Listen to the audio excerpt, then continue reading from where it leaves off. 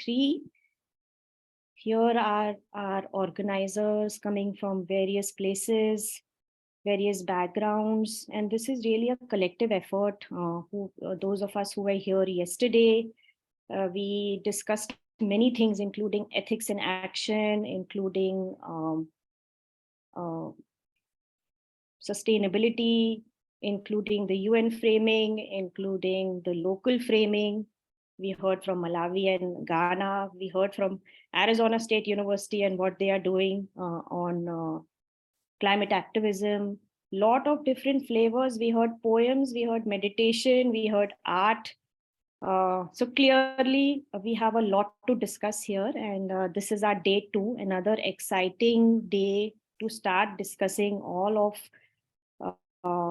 what we have been working on so far.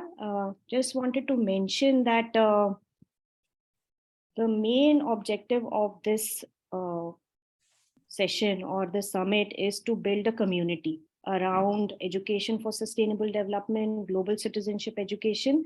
We may call it different things, but the idea here is to at least know one other person who you didn't know before, and have those discussions and create a network, create some partnerships going. And yes, we will be hearing from lots of amazing presenters, but I think the main idea here is to really focus on building a network and creating more partnerships as we go along.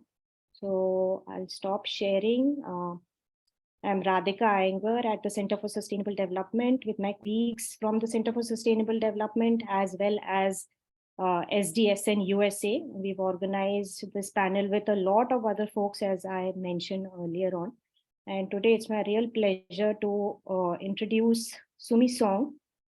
She's the Director of Strategic Partnerships at the GREEN Program, an award-winning experiential education abroad program focused on the world's most pressing sustainable development issues. As the director, Sumi works with universities and oversees corporate engagement and DEI initiatives to promote the development of a diverse workforce in the field of sustainability. She is currently co-chairing NAFSA International Educators Sustainability Special Interest Group. Prior to joining the GREEN Program, Sumi was an associate professor in the Humanities, Arts, and Social Sciences and director of global education at North Park University, where she oversaw study abroad programs and international student and scholar support, helped found the university's Council for Diversity, Equity, and Inclusion, and taught courses on post-colonial criticism, medieval fantasy literature, and self-inquiry. She has a subject matter expertise in institutional planning, assessment of student learning, and accreditation, and for the past 7 years has served on the peer corps of Higher Learning Commission. Sumi's interest is in climate justice issues, and she's been focusing this over the past 15 years. Experience at a Chicago-based grassroots organizer who continues to fight with those in her community for housing, health, education, racial and economic equity, and immigration reforms. Sumi has a BA in comparative literature from Williams College and a PhD from Duke University in German studies. Thank you, Sumi, for joining us. I'll hand it over to you for the moderation for our first panel. One last note from my end: we are recording the session. We will be posting it on our YouTube channel. So if you are uncomfortable, we can have our videos. You can have your videos off. But I hope that we will get to see everyone's faces and see who we are talking to. It's not a summit where everyone can be quiet. So please. Whenever you can, it will be nice to see faces as well. Thank you. Sumi, over to you. Thank you so much, Radhika. It is my honor and privilege to introduce today's opening keynote speakers, Drs. Noah W. Sobey and Aaron Benevote. Dr. Sobey is professor at Loyola University, Chicago. From 2019 to 2022, he worked as senior project officer at UNESCO on the Future of Learning and Innovation team, where he helped to lead the research and drafting of the UNESCO flagship report, Reimagining Our Futures Together, a New Social Contract for Education. Professor Sobey is a past president of the Comparative and International Education Society and co-editor of the journal European Education. Aaron Benavote is professor of global education policy at the University at Albany, SUNY, with interests in comparative education research and international education policies. Aaron worked at UNESCO for 8 years, first as senior analyst and then director of the Global Education Monitoring Report, an independent, evidence-based report analyzing progress towards international education targets. Aaron has written extensively about education for sustainable development and global citizenship education, key aspects of SDG Target 4.7, which encapsulates global commitments to transforming education. Aaron also serves as lead of indicator development for the MECCE, a 6-year study on monitoring and evaluating climate communication and education, which seeks to inform intergovernmental negotiations and policy discussions involving climate change education. The title of their presentation this morning is Transforming Towards Utopia, Redefining and Repurposing Change in Global Education. Just a word before we begin on the structure of this session. Dr. Sumi and Benavote will present for about 20 minutes. The next 20 minutes will be dedicated to questions that I will pose to our presenters, and then we will have 20 minutes for discussion, for questions, to take questions from all of you, all of the audience. You are invited to use the chat or raise your hands and ask questions directly of our presenters. And you're welcome to start writing questions in the chat as soon as Dr. Sumi and Benavote have concluded their presentation. So without further ado, I will hand it over to you, Aaron and Noah. Thanks. Thanks so much, Sumi. Also, Radhika. Good morning, good afternoon, good evening, depending on where you're joining from. Thanks for taking the time out to join the session today. So Aaron and I have been struck by the rise in conversations about transformation. So we want to spend our time today talking about what we see possibly happening and some of its implications. So if you could go to the next slide, Aaron. Great. So as you'll hear in a second, our paper is going to be paying considerable attention to the UN and the work of UNESCO in particular. But we want to start by noting that we sense a shift in language being employed by a number of organizations that are active in global education policy. Here, for example, is a December 2021 piece from the Global Campaign for Education, Transformative Education Meanings and Policy Implications. And we want to start with some proposals for what seems to be at stake in the transformation agenda. So people in education and in the policy world have long recognized the difference between the individual and the social or societal outcomes of education.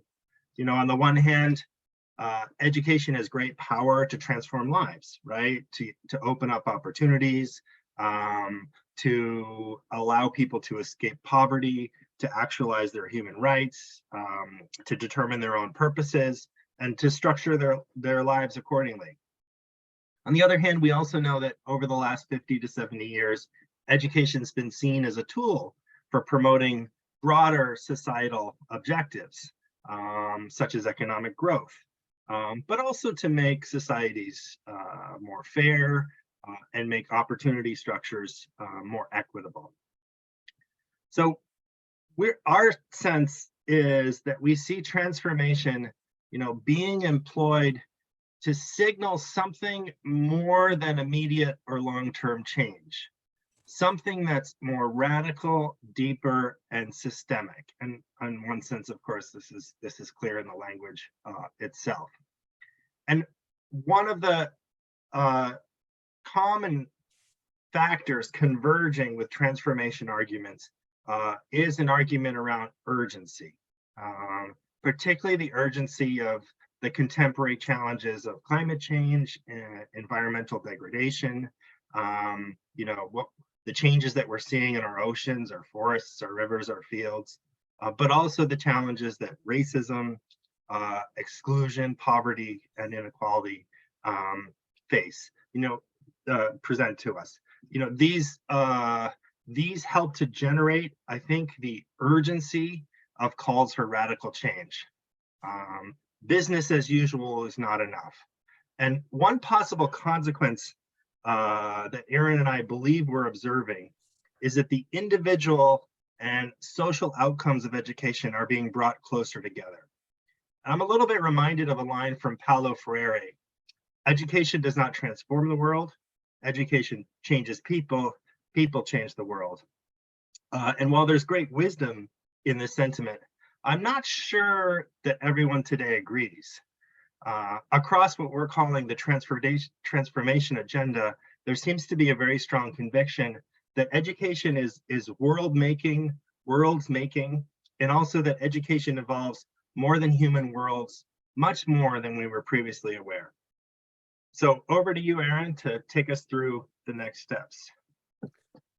Thanks very much, Noah. So part of our attempt in some sense beginning an archaeology of this idea of transformative education or transforming education, one can, on the one hand, look at the academic literature, the scholarly journals and books that have been written, and there's much to be seen in how there's been an increased interest in the usage of the term transformation. But in particular for this presentation, and given the subject matter that we're looking at here, we're very much interested in how the global education discourse, or the global discourse around education, has come to embrace this idea of transformative education or transforming education. And I think one of the first places that we can look is a decade ago, when the former UN Secretary General Ban Ki-moon set out an initiative. This was prior to the SDGs, what he called the Education First Initiative. And one of the three priority areas was the area of global citizenship. And the quote that I put here is, I think, indicative of a very different kind of a language than we had seen previously, that talks about, as Noah said, the world faces global challenges that require global solutions. These interconnected global challenges call for far-reaching changes in how we think and act for the dignity of all fellow human beings. It's not enough for education to produce individuals who can read, write, and count. Education must be transformative and bring shared values to life. It must cultivate an active care for the world and for those with whom we share it. Education must also be relevant in answering the big questions of the day. Technical solutions, political regulation, and financial instruments alone cannot achieve sustainable development. It requires transforming the way people think and act. And in a nutshell, that's a very apt kind of opening to the shift in the discourse. The document that we're making reference to was not a document that had any buy-in or support by the international community of nations. It had not been voted upon in the UN, but it was part of an initiative, and an initiative can, in some sense, sow the seeds for changing the way countries view the role of education. And indeed, when you look at the document that nations did have to sign into, which is the document that established the SDGs, the 2030 Agenda for Sustainable Development, it uses the word transforming, our word in the title, but the terms transformative education, transforming education, or even learning were not mentioned at all throughout this kind of document. And perhaps, there's something to be considered here, because this was voted upon not by educational experts, but by representatives, official representatives of the countries, often from ministries of foreign affairs. However, in the international education community, the key document here is the document that they agreed to at Incheon, at the Republic of Korea, and later the framework for action that was agreed upon in November of that year. And here we can begin to see seeping into the language the use of the words transforming, transformative, even transformational, occurring a total of 10 times, and keeping in mind that a lot of the drafting of this document was done by international agencies, in particular UNESCO, in conjunction or in consultation with member states. They did have to vote on it, but it was not exactly, it had a feature to it that of an international document. And then, as Noah made reference to in his own work at UNESCO headquarters, this very important flagship publication that was that came out 2 years ago about reimagining our futures together, the use of the word transformative is, I wouldn't say ubiquitous, but certainly we see it happening on many, many different occasions. And beyond that, beyond the use of the term, I think it's instructive to see in the last year or two also the willingness to put the notion of transformation or transformative education as a theme or as part of a theme.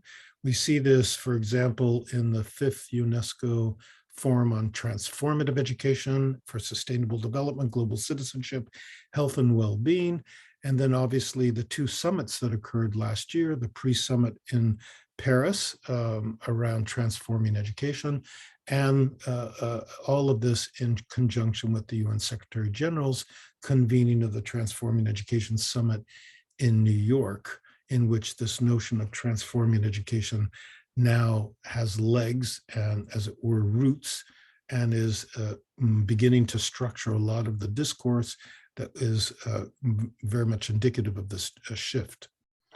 Over to you, Noah. Thanks very much, Aaron. So, I mean, we're struck when we read the literature by the frequency with which one encounters the notion of transformative education connected to a wide range, maybe a coherent range of curricular content areas and pedagogical approaches. I'm not going to comment on each of these, but we see education for international understanding and peace education using notions of transformation at the core, human rights education, multicultural education, also quite frequently indexes a notion of transformative learning and education being transformative for the learner. And then, of course, that same sentiment carries through into ESD, education for sustainable development, climate change education, in many instances has a strong transformative element to it. We also see sexuality education, comprehensive sexuality education, health, well-being, and even a really significant concept, in gender equality-oriented work around the notion of gender transformative education. And I'm sure there are people in the meeting today who are quite familiar with that. So, I mean, it's significant, we think, that a lot of these areas of curriculum, are thinking about a particular kind of change making, bringing individuals and social outcomes together, I think. We want to go on to why don't we go to the next slide, Aaron? We want to go on to 2 examples of recent ways that the transformative and transforming have been put together. And we want to present the argument that the notion of transforming education really seems to be providing a call to action to bring a lot of different players together around a shared objective. So here I want to talk briefly about a second piece released by UNESCO's International Commission on the Futures of Education. So this was a group chaired by the president of Ethiopia, Sahle-Work Zewde, formed in 2019. And then, as Aaron mentioned, and Sumi in the intro as well, released the report, Reimagining Our Futures Together, a new social contract for education in November of 2021. Then, as part of the the test, the Transforming Education Summit process. UNESCO was charged with leading in collaboration with other UN agencies, a pre-summit in advance of the September 2022 New York summit, and decided to reconvene the International Commission in Paris in June to weigh in on and offer some thoughts on the applicability of its report to what the Secretary General was calling for in transforming education. Sorry, I'm hearing some interference. The Commission released a June 2022 two-page document, Transforming Education for Just and Sustainable Futures. And I think it's worth pausing for a second to think about the ways that transformation was conceptualized and defined. You know, the piece begins with a recognition that education has always had to adapt and respond to a changing world, but urges that the education community today recognize that education needs to not just respond, but needs to change the world. And the concept of change that's enlisted is the notion of transformation, right? Fundamental changes to educational processes and opportunities worldwide. The Commission added its own spin. This is less an overturning than a metamorphosis. It issued the call that this be an intergenerational project that leads to something that's both new and a renewal. And I think this next bit of these are quotes from this two-page piece, which I recommend you look at. You know, transforming education means going beyond reforms, right, that improve our existing systems and practices. And rather than better visions of existing systems, transformation results in education systems different from today. And I think, you know, our time is limited, but if you look carefully at the UN Secretary General's outcome statement and some of the other documents produced around the test, this notion of education systems different from today, of going beyond reforms, is one of the themes that carries through and is kind of coherent across. I'll finally just mention that this Commission's report also speaks of transformative education, defining it as education that empowers as it connects people to each other in the world, exposes them to new possibilities, and strengthens their capacities for critique, dialogue, knowledge creation, and action. All right, over to you, Aaron. Thanks. So part of the point that we wish to make is that up until now, a lot of the usage of the terms transformative education and transforming education are put onto the page or in various documents and reports without necessarily a clear-cut buy-in or commitment or an explicit vote by representatives, official representatives of governments. And one of the first times in our view that this is going to happen is in the coming months. Some of you are aware of something called the 1974 recommendation concerning education for international understanding, cooperation, peace, and education related to human rights and fundamental freedoms. This is a very interesting and in some ways prescient document that was established or negotiated in the late 1960s and then eventually voted on in '74.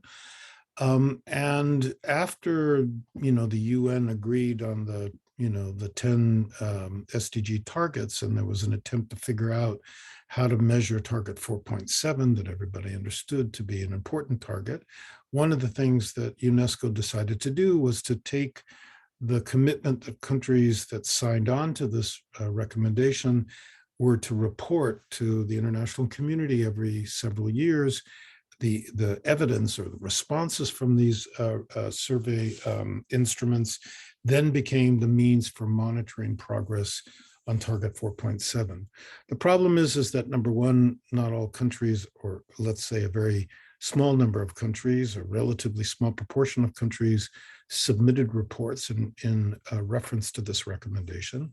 Secondly, most of the evidence that they provide or the responses that they provide are, let's say, self-reported progress. It's very difficult to validate and to get a real sense that progress is being made beyond the words that they place. So in my view, and I've been writing about this, the current monitoring infrastructure based on this recommendation is not really fit for purpose as an instrument for monitoring progress on 4.7. Be that as it may, the interesting thing that has occurred is that UNESCO has embarked on the revision of this recommendation. It's gone through a series of different stages. And what I've taken here are some quotes from the new document. And again, one of the key points is that the notion of transformation and education as a transformative process are strewn throughout this new revised 1974 recommendation. And just so you can see, it's, I've quoted here, persuaded that to shape peaceful, just, equal, equitable, inclusive, healthy, and sustainable societies, education itself must be transformed and expanded for the benefit of all. Among the aims of education, it should be to be transformative, seeking to prepare, motivate, and empower learners to take informed decisions and actions to promote peace, human rights, and such. It's part of the guiding principles embedded in the document, and also in the action areas, both in terms of governance and in teacher preparation or educator development, and even included in terms of part of lifelong learning. So it's clearly a basic kind of foundational dimension of how education is being embedded in this new document. Countries are now in the process of responding and commenting and editing various parts of the text. I would venture to say that when it comes to a vote at the General Conference in the fall of this year, by and large, most of this language would continue to obtain, and that we will see for the first time the international education community, at least in its formal representation at UNESCO, as it were, buying into and embracing this idea of transformation. So this brings us really to the end of our presentation. And I think the insight that Noah and I would like to leave you with is that both of us have been very much informed by the work of a very amazing social historian of American education, David Tyack, and one of his students, Larry Cuban, who wrote, I think, insightfully about how much of the education reforms and ways to transform education in the US are more basically incremental attempts to bring about certain kinds of changes on the edges, and that really deep structures about schooling in the US, what they often refer to the grammar of schooling, don't change very easily and often are immune to many of the reform waves over the course of decades, right? And so what we see, or what we would like to characterize, is that much of the global discourse has also had this aspect of tinkering, or at least trying to bring about change, but more on the edges, because much of the infrastructure of education worldwide is fairly well instantiated or established.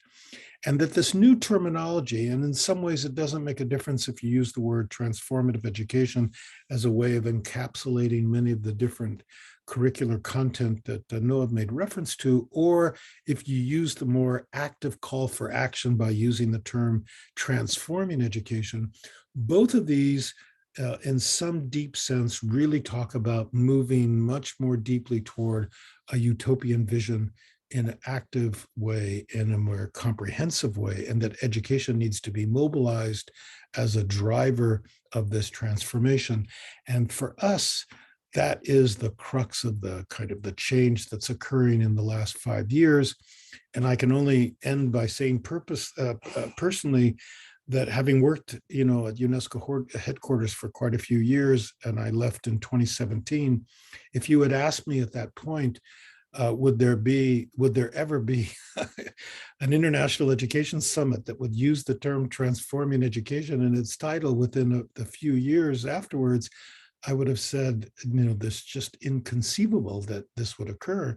And yet, partly due to the pandemic, partly due to the urgency around the global challenges, that indeed has become the language. And whether or not it brings about the kinds of changes that are envisioned is another issue, but certainly the language and the intentions and the policy kind of main policy documents have put forth these kinds of arguments. So with that, I think I will stop sharing my screen, and we're delighted to invite our moderator to ask her questions. Thank you, Aaron and Noah. This is fascinating and also encouraging. Especially encouraging, I found, is the inclusion of a call for education to be transformative, to be transformational in the UNESCO revisions. And that they mentioned things like teacher education and lifelong learning.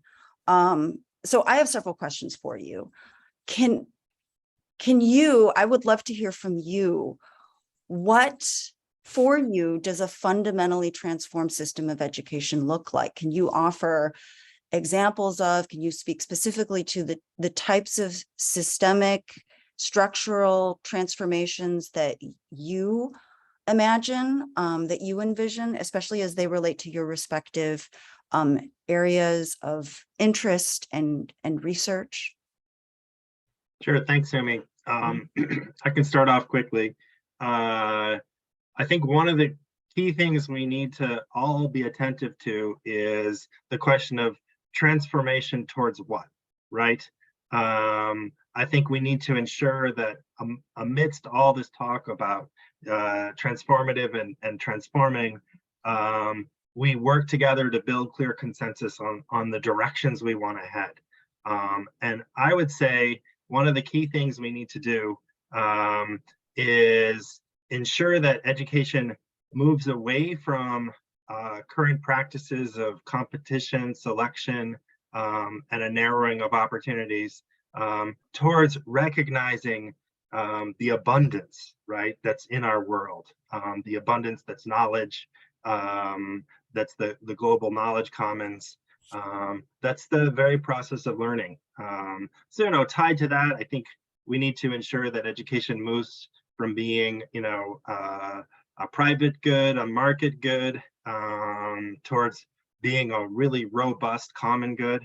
So I think that the major transformations we need to make are to ensure that schools, other educational institutions are not places of competition for scarce opportunities, right? That they broadly distribute knowledge and expertise and not concentrated in the hands of the few, right? And there you probably caught me going right back to the Ban Ki-moon sentiment that Aaron opened with. Aaron? Yeah, I would suggest two possible ways to think about this. One is how the education systems position themselves vis-a-vis the external environment in which they are embedded. And we should all be aware of the fact that most education systems are national education systems. In other words, they're creations of nation states that have very particular purposes, that have very particular priorities, economic, political, cultural, and otherwise. And yet, we, all of us now understand that for the education to be a driver of fundamental change, it needs to go beyond thinking only in terms of the national priorities, but to think about issues that transcend national boundaries, that speak to regional priorities, international, global challenges. And so the question is, is the education system up to it, especially given the very heavy hand of national governments in determining what gets taught and how it gets taught and how teachers are prepared and so on and so forth. So I think that's one way, is to think about it's the repurposing, reimagining to what purposes, what Noah talks about, but especially transcending this long historical kind of national embeddedness of the education system.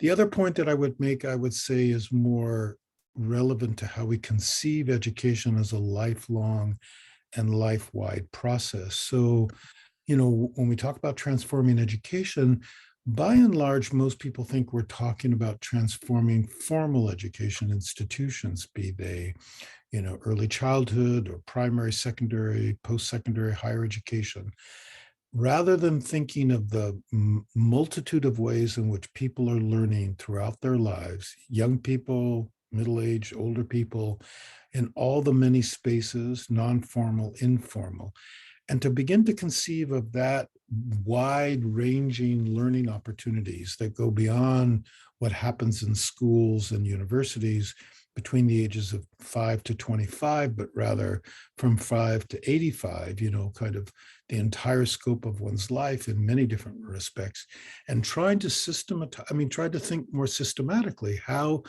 what are the multitude of pathways in which people move from formal, non-formal back again throughout their lives in a very seamless way. But our models and our understandings and the way in which we develop policy is very much inhibited by the fact that we have so little information about the ways in which people do learn outside the formal system. We have this incredibly elaborate structures to help us to know in precise details how many kids are in school or out of school, and how many kids, young people are learning or not learning, and gauging all that, and even in universities.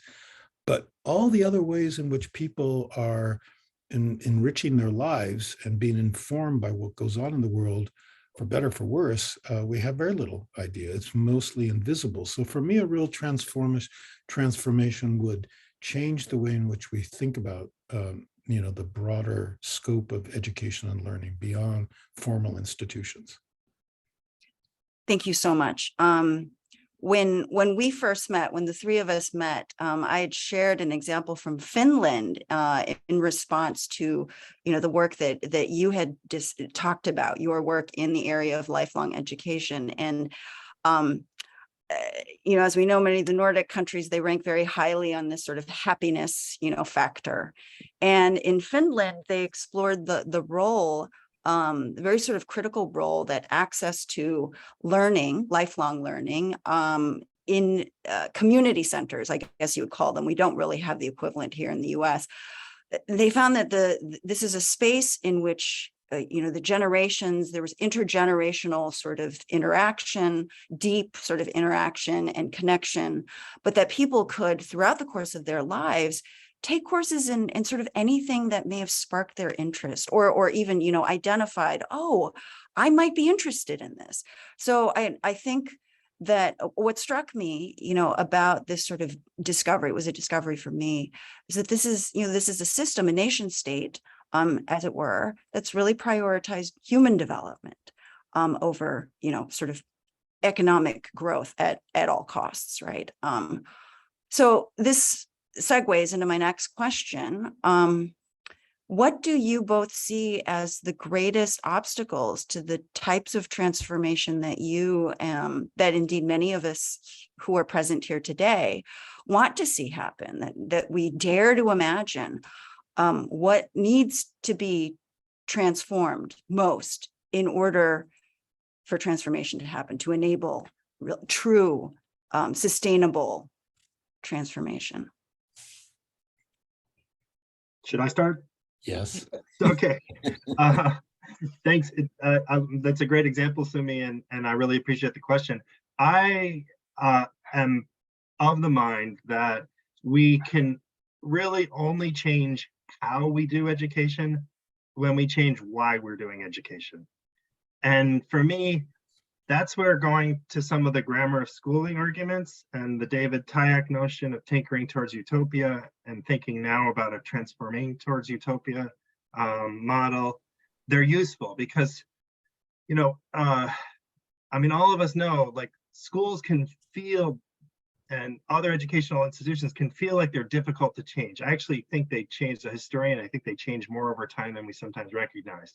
But one of the points that people who study the grammar of schooling, or then there's other concepts, la forme scolaire, other ways people have conceptualized this. But one of the useful ones is this idea that schooling needs to be both doable and worth doing, right? It needs to be like bureaucratically, organizationally possible, right? And there needs to be some larger purpose that makes it worth doing. And I think that for much of let's say the second half of the 19th and much of the 20th century, in many parts of that world, it's been the ideal of meritocracy, right? That's made schooling worth doing. And that's what's backed the organization of schools as these places of parceled out opportunities, as these places of competition. So I think we need a fundamental shift from meritocratic ideals towards a different set of values. And I think, clearly we, what in some sense, the beauty, and I'll just close with this, the beauty of meritocracy, right, is that it recognized that in our societies, in modern societies, we need highly specialized expertise and we need highly competent leadership, right? We still need those things. We just need them to be much more broadly distributed, right? And we need schools to open that up as opposed to close that up. So I think changing why we're doing schooling is the key piece to changing how we're doing it. Over to you, Aaron. So I would again make 2 points, and I don't want to take too much time because I know there's some questions out there that also we should respond to.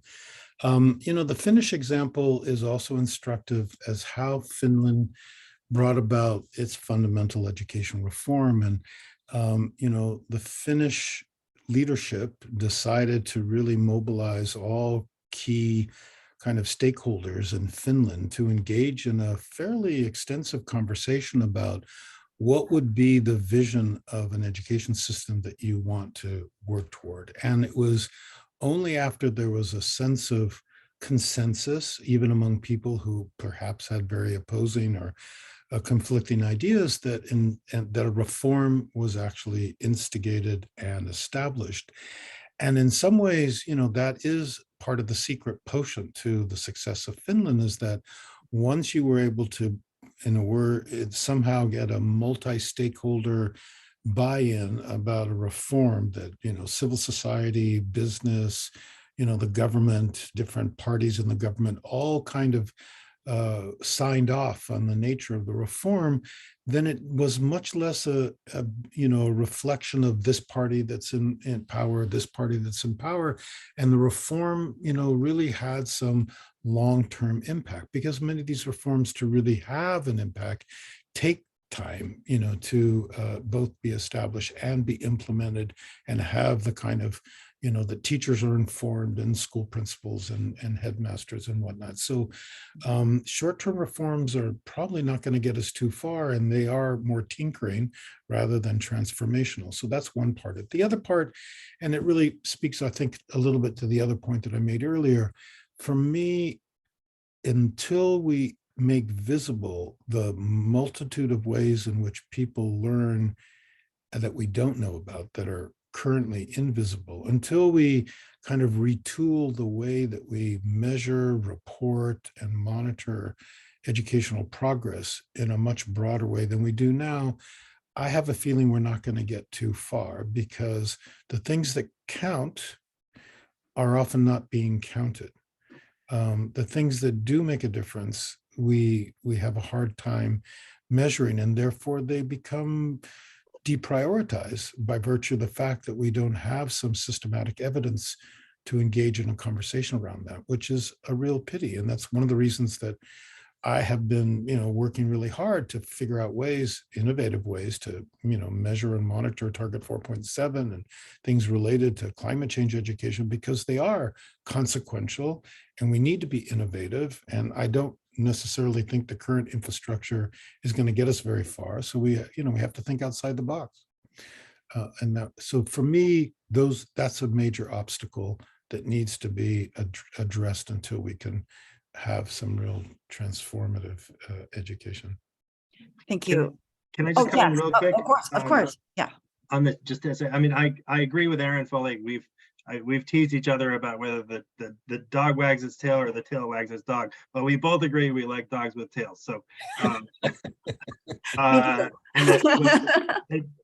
at heart is kind of a conversation about purposes. I just want to say, that there's a UK organization, Big Change, that's doing really good work on this. And I think what Aaron's describing is the same sentiment that's embedded in the International Commission on the Futures of Education's call for a new social contract for education. Right. Sorry, just wanted to throw that in. Over to you. Thank you. Thank you very much. Okay, I'm going to open it up now. We have a series of really great questions. So the first, how can education transformation be more understandable by regional level and country level to integrate it to a country's, a nation state's educational curriculum and curricular policies? So I'm just going to say a brief comment. I always go back to the synthesis document that the UN Secretary General put together in December 2014, just before the SDG agenda was put forward. And he made it very clear at that point that, for example, there could be, there should be a kind of a series of indicators at the local level, at the national level, at the regional level, at the global level. So, and these don't necessarily have to all say the same thing. Part of what would need to happen would be a kind of contextualization or an attempt by different regional groups to kind of agree on a particular set of priorities and move forward with those. So I think it's enormously important that people see that there is legitimacy even in these global documents that, kind of provide the basic foundation for a lot of this movement. There is opening for this idea that there are multiple levels. We're not talking about isomorphism here. We're not talking about everybody has to get in the same boat. There needs to be a commitment, to drive the agenda forward, but the ways in which that commitment kind of become meaningful in a local or national or regional setting could be actually quite different and should be. Thank you. Yes, Noah. No. We can go on to the next question. Okay. What are some tangible changes that you think should be made in today's classroom? So if you walked into a middle school classroom today, what would you like to see and hear happening while we wait for policies and the curricula to change? What can teachers do now, in the here and now, today? I'll start off. I think one of the most concrete things we can do is teach children about connections rather than categories.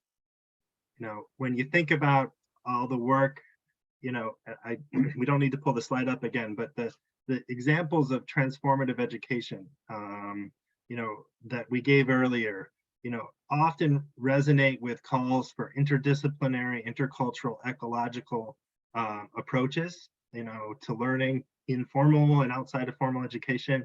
And I think that what brings those together most clearly is the invitation to think about connections rather than categories. And that leverage, right, that comes from understanding relationships and interconnections and interdependencies, also dependencies, that's going to give people the critical leverage to bring transformative change into the world. Quickly, I would say there needs to be, we need to undermine the incredible, powerful, summative, high stakes assessments that drive so much of what goes on in classrooms, that cast a long shadow, even if they take place at the end of secondary education. They can have an impact down to kindergarten and first grade. So that would be one thing, would be to undermine the authority and power and consequences of such assessments. Secondly, I would restructure the way that cultural content is embedded in schools. I don't think that you can have a 45-minute, kind of period in which to kind of slice and dice the content.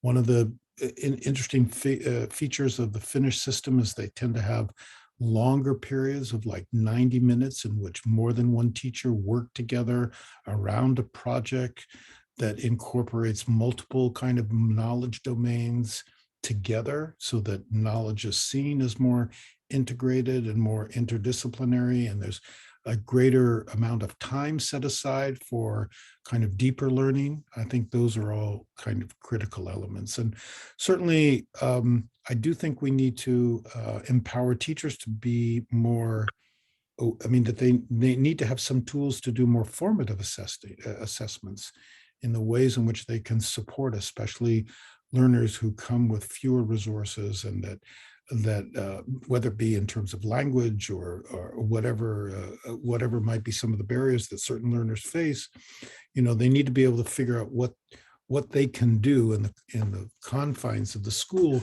to support some of the weakest or most challenged learners. Thank you so much. Stacy Alvarez de la Campa, you had a question. Would you like to ask it directly? Sure. Thanks very much. It's great Of to be course. here. This is very exciting to join. So I'm based in Barbados, and I have the question regarding the whole concept of foundational education, because I'm currently writing an article to submit to NORAG about foundational learning and foundational education, traditionally only encompassing basic numeracy and literacy. But I think it's really important, even in terms of climate change education and a connection to the environment and a holistic view of us becoming part of this world and our community, to include aspects of climate change education at a foundational level, because children, it's so easy for us to look down on what they encompass in their inner world and their inner lives and what they do. But some of the most magical people in the world are children, and education, I think, should seek to hone that intuitive connection to the environment, which also reflects a lot of traditional or indigenous beliefs about education and our connection to the world. So to what extent do you think we should include that idea of climate change education and the environmental learning in foundational education, more than just numeracy and literacy? Thanks for the opportunity to ask the question. Of course. Go ahead, Noah.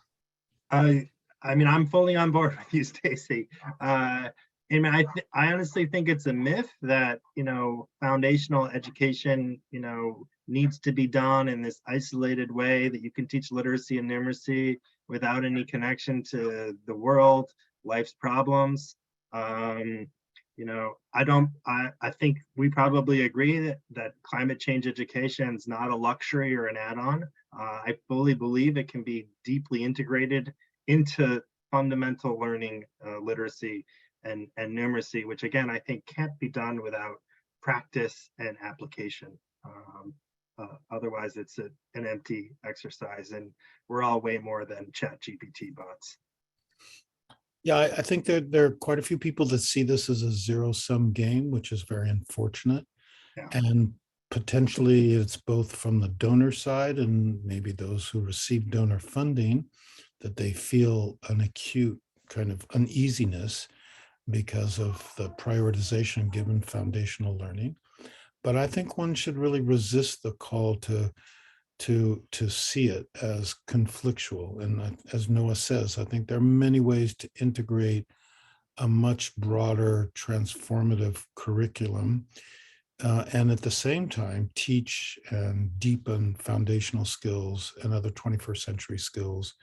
Both basic skills and others that are very relevant to the 21st century. So yeah, we need to rewrite textbooks so they can help teachers. We need to, prepare teachers to be able to find ways to do this kind of integration. It's not seamless. It's not self-evident necessarily. And so teacher training programs, teacher preparation needs to help in that regard.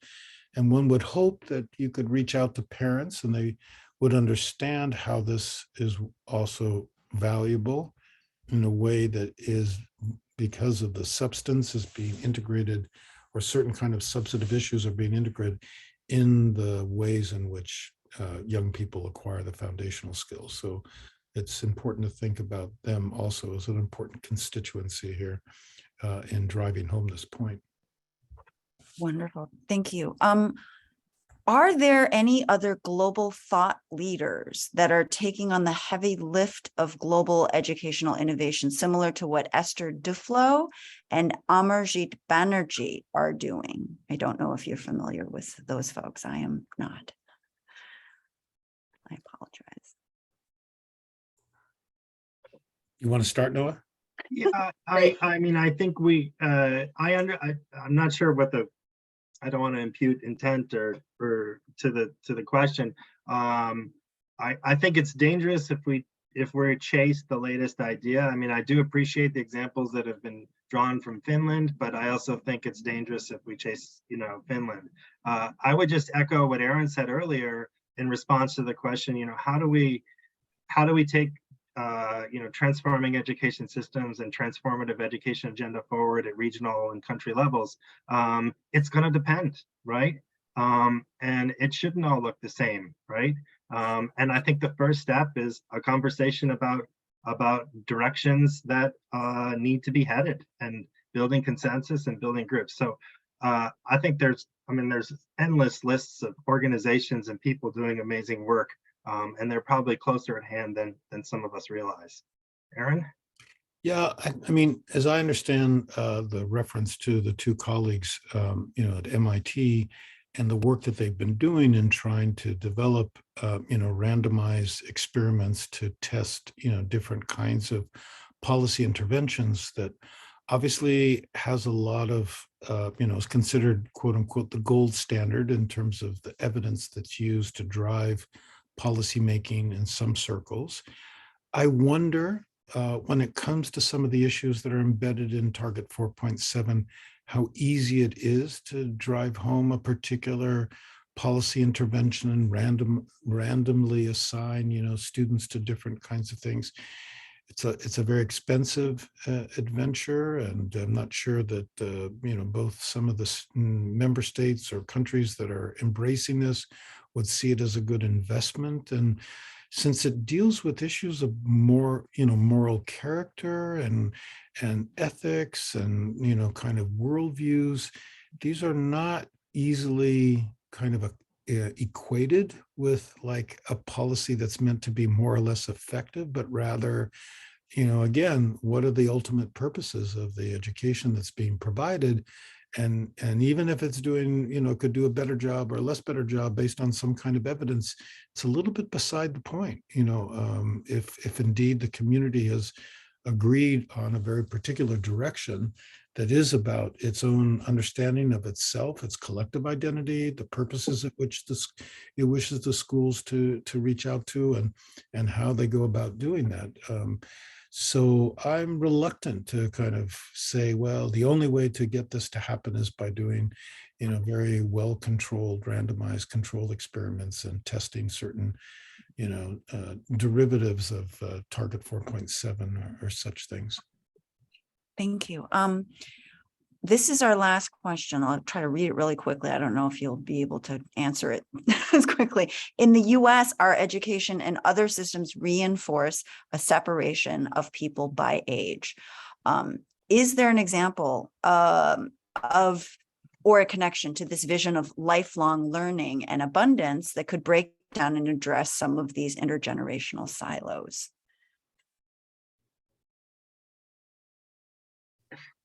It's one of these forms of the grammars of schooling that are not easily, the 1930s brought about the standardization of schooling, and much of that standardization had to do with age grading and bringing, separating kids by the moment that they came into the world.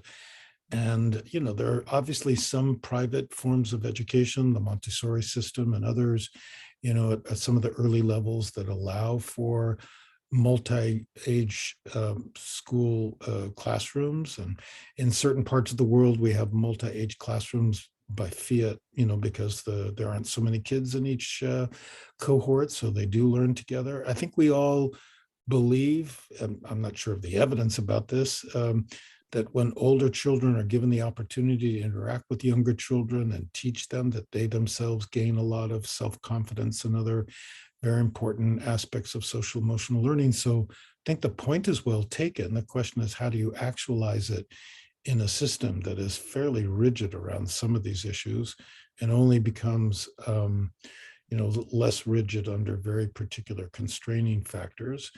And just one final comment, that even though I've just now stated how rigid it is.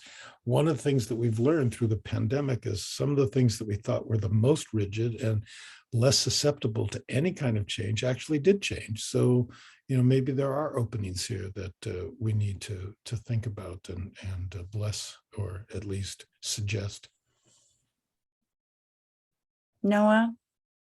I mean, I agree. I think Erin put it well. I mean, we need to open up educational opportunities at all levels.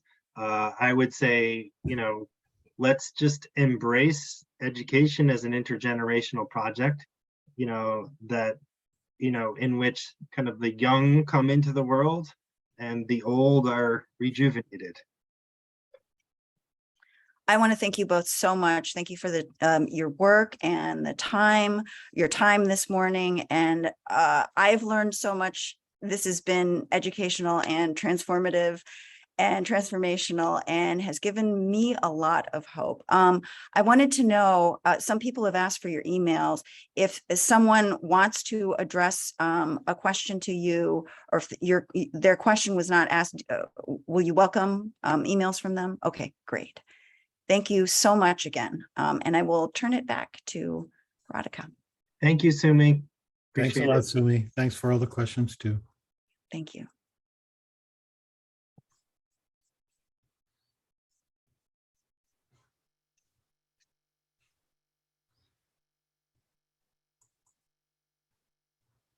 Thank you, Sumi. That was wonderful.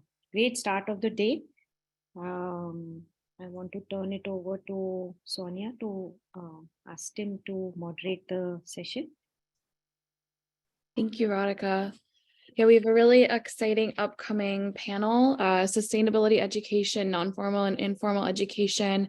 It's going to be moderated by a member of our organizing committee who I've gotten to know a little over the last few weeks, Tim Mahoney. He is a Peace Corps response volunteer in St. Vincent and the Grenadines.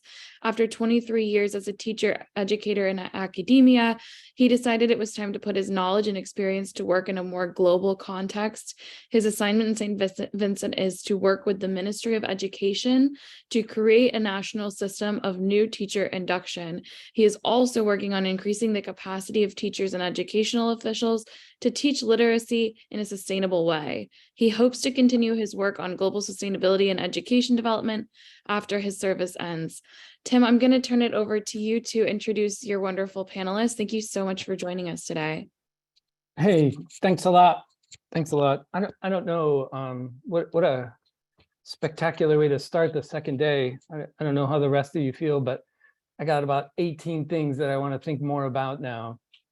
But we're going to try to focus on just one of them.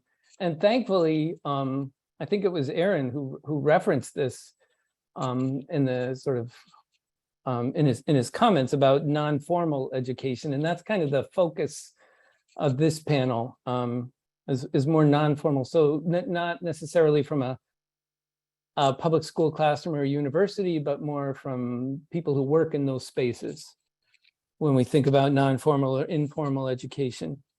So just some logistics about how I'd like this session to work. I'd like everyone to introduce themselves rather than me read their introductions. So I think people would like to have a little bit more ownership about how they present themselves. So I'm going to allow them to do that. That'll take hopefully about a minute. Then they'll have about 10 minutes to talk about their work. That'll bring us to about 40 minutes. And then we'll just have some questions, right? I may have one or two questions. I may just open it up to everyone else. I think it would be easier and more interactive if you raise your hand, and then we'll ask you to ask your question in person rather than put it in the chat and have me ask it. But we'll see how that goes, right? We'll just see how it goes. So I guess that's what we want to talk about. So raise your hand after all these things and after all these presentations, and we'll see how it goes. Cable, you're up first, so you got the floor. Great, thanks, Tim. And hi, everybody. It's a pleasure to be here. I'm going to share some screens, or share my screen. And let me just get that. Oh, whoops, wrong button. slideshow. Tim, can you just tell me, is that coming through okay? Yep, we got you. Great. Oh, hi, everybody. My name is Cable Green. I'm the Director of Open Knowledge at Creative Commons. Creative Commons is a global nonprofit organization that makes it easy and legal to share, and specifically to share copyrighted stuff. So we help, we are the kind of legal public infrastructure for sharing open educational resources, for sharing open access research, for sharing open science, open data, anything that can be copyrighted that people want to share freely and extend permissions to the public while retaining the copyright for themselves and receiving attribution. That's why they use our licenses. I think many of you probably already use CC licenses. But I'm not going to talk about that today. I'm going to talk about sustainability from the climate perspective, and how is it that open intersects with sustainability against not just climate change, but all of the SDGs. And so we have recently launched something called the Open Climate Campaign that I'll talk a little bit about. So at Creative Commons, we're now 20 years old. We are looking at what do we do in the next 20 years. And part of the answer for us is to focus on the world's greatest challenges. What are the biggest problems in the world that need to be worked on? Of course, we're all very familiar with the SDGs. This is the list that we use at Creative Commons to decide where should we be focused, where should we have programs, where should we be teaching people where and how to share. We start with the SDGs. Specifically, when we look at climate and biodiversity preservation, one of our first analyses was to look at the research. Of course, if the research is closed on climate change, on biodiversity preservation, it's very difficult for scientists to work on those problems. It's difficult to solve them. When the educational resources are closed about climate change, which, by the way, UNESCO did a big study on this. Roughly half of the world's primary schools don't have any climate change curriculum in them, open or closed. And so this is a real challenge. And so we, roughly speaking, right now, about half of the world's research on climate change is closed, which is a real problem because it looks like this, right? We've got scientists all over the planet who are collecting data, who are doing research, who want to contribute research. But with the existing structures that we have in science, it's largely the wealthy, and in particularly the wealthy in the global north, which have the means and the access to not just to read the research about climate, but also to contribute. We increasingly, those of you familiar with the research establishment, know that we've moved from high-priced subscription journals where you had to be very wealthy to read the research. We've shifted largely to what are called article processing charges, where you have to pay to contribute. So when your article is accepted, if you want your article to be open access so that people can actually read it, you have to pay high article processing charges to do that. And there are other barriers that are in the way. And of course, all these barriers, all they're doing is slowing down the spread of knowledge. And so our thesis is very simple, and that is if we're going to solve the world's biggest problems, the knowledge about them must be open. And when we say knowledge, we mean the educational resources, the research data that's necessary to replicate and validate the study that's being discussed. We mean other large data sets. We mean, whatever it is, oftentimes the culture about these challenges. If these things are closed, it's very difficult to learn about them, to understand them, to communicate about them, to do additional research about them. But when the knowledge is open, we at least have a fair shot at working on these problems.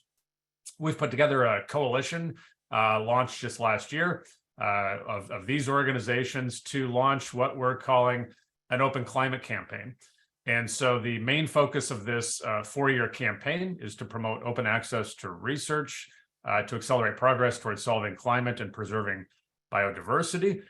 We also will be working on opening up educational resources and other forms of knowledge. We just are launching now a new part of this project to open up the largest climate data sets and not just legally open them, but to look at what better sharing looks like across multiple variables, including format and ease of download and the ability to federate your search across multiple climate data sets.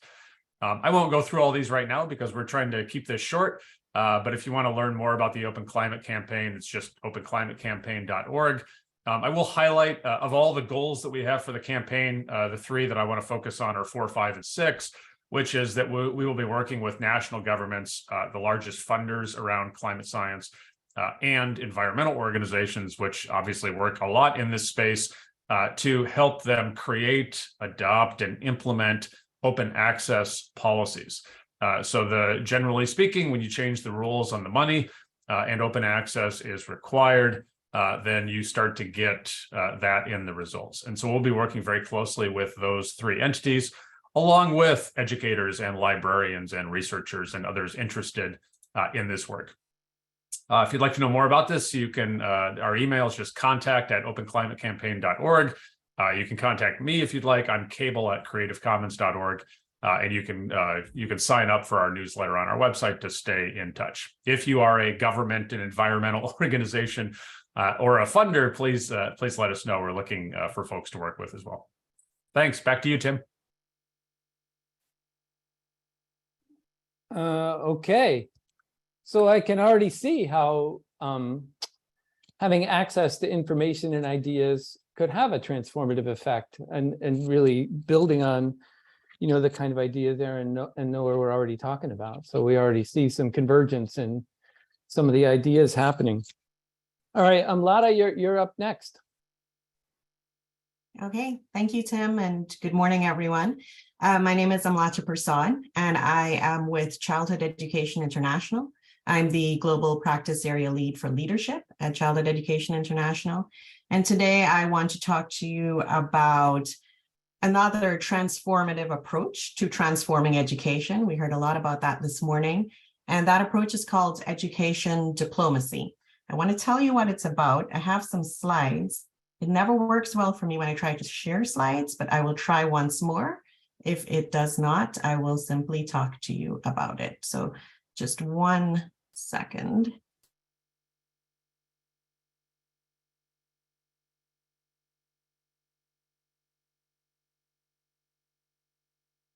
Okay. We see them. You see them? Yep. I think you should launch. You could launch the slideshow, but I did. Do you see them now? We see probably what you see without launching the slides.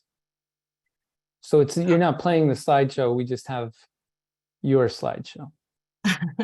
Okay. If you can see these pictures, the pictures. Well, you can see the pictures well enough. That's all you need to see. Yeah. Okay. That's good. Thank you, Tim. So the first thing I wanted to tell you about a little bit was Childhood Education International, and our mission is really and it's written there, to develop and amplify innovative solutions to education challenges that affirm children's learning and development as the pathway to sustainable futures for all. So emphasis on the innovative. I think that's where we all are right now. We all want to think of new, innovative, creative ways of supporting young children and supporting education at large.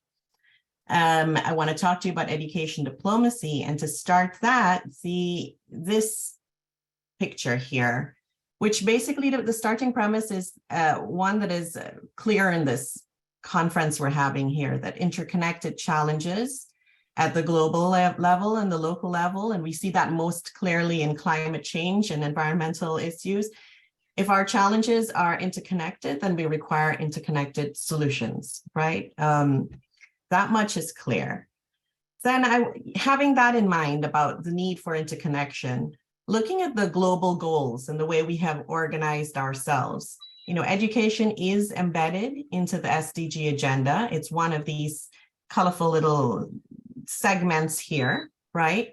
But as we were saying in the keynote, and as we all know, increasingly we understand that education is really central to development. And, you know, it's not a matter of bias, but education really should be in the center here. Earlier, Erin was talking about how transforming education is growing legs and roots. And I think that's true. We've really come to understand that education is not just part of development, It is absolutely central to all of our approaches in doing so. And I feel like there's increasing recognition of that, and it's a good thing. So if we understand that education is related to everything else, and we're all trying to come together, then, I think that one of the key tasks we have is the need to build bridges to those other sectors, to the other stakeholders, to everyone who is working in development. We need to work collaboratively, and we need to reach across boundaries that currently exist. And we are doing that in many ways, and we're trying to build bridges here. And what I think and hope is conveyed by the picture of how we're building bridges with others is that it's not always easy to do that, and I think that more attention needs to be placed on the mechanics of how we build these bridges. What works, what doesn't work, what can we do better? Because as we ourselves are in one individual little part of our work, and we're all coming from various vantage points and organizations and interventions, and we're all thinking about how do we connect with others? What are those spaces in which we can learn together and grow together and act together?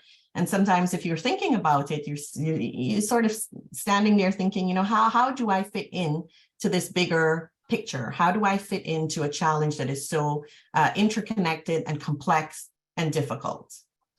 And that's what education diplomacy is about. It's sort of coming up with an approach to dealing with this complexity. Because what has happened as we've come together, and this convening is like a microcosm of what's happening. We're all coming together to share bits and pieces of information, and that's a good thing.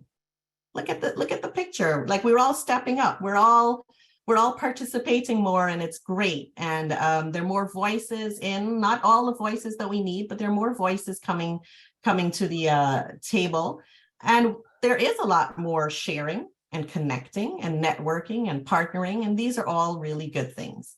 But at the same time, the space is quite crowded, and there are a lot of voices, and it can lead to a lot of confused messaging sometimes and lack of clarity.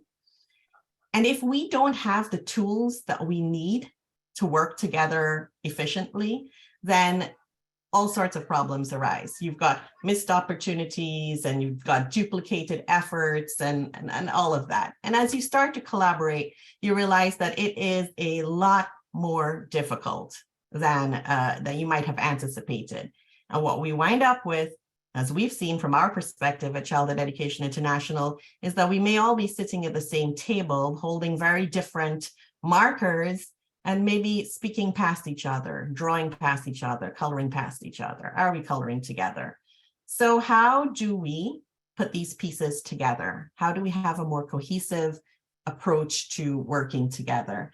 And that is, our contention is that we can learn a lot from this field of diplomacy, and we can infuse our approaches with insights and practices from the diplomatic field. And so we created this concept and this practice that's called education diplomacy. It's a new field of practice. We're taking the skills from the diplomatic field and infusing it into our efforts to work collectively as education actors towards shared outcomes. Now, to make that more concrete, so education diplomacy is not just floating up here as a concept, we're asking ourselves, well, what skills do we actually need to be an education diplomat, to build those bridges with others? What are the tangible, concrete skills that we all need to hold as individuals to work with each other? So we spent a bit of time on this, and we came up with this model, which I think is very effective. We call it the 6C model. It's shaped in a nice C there. If you read it from the top right, our contention is in this model, you're always starting with communication and finding common ground. You really need to have a shared vision for what you want to accomplish together, which itself is a difficult thing to do when we're all coming with different agendas. And then you have to work to build consensus and work collaboratively. And then when you're actually implementing things together to achieve collective impact, there another range, that's another phase of the work that you will do. In the purple circles that we have here, we've tried to extract those concrete skills that we feel that all of us as education stakeholders should hold.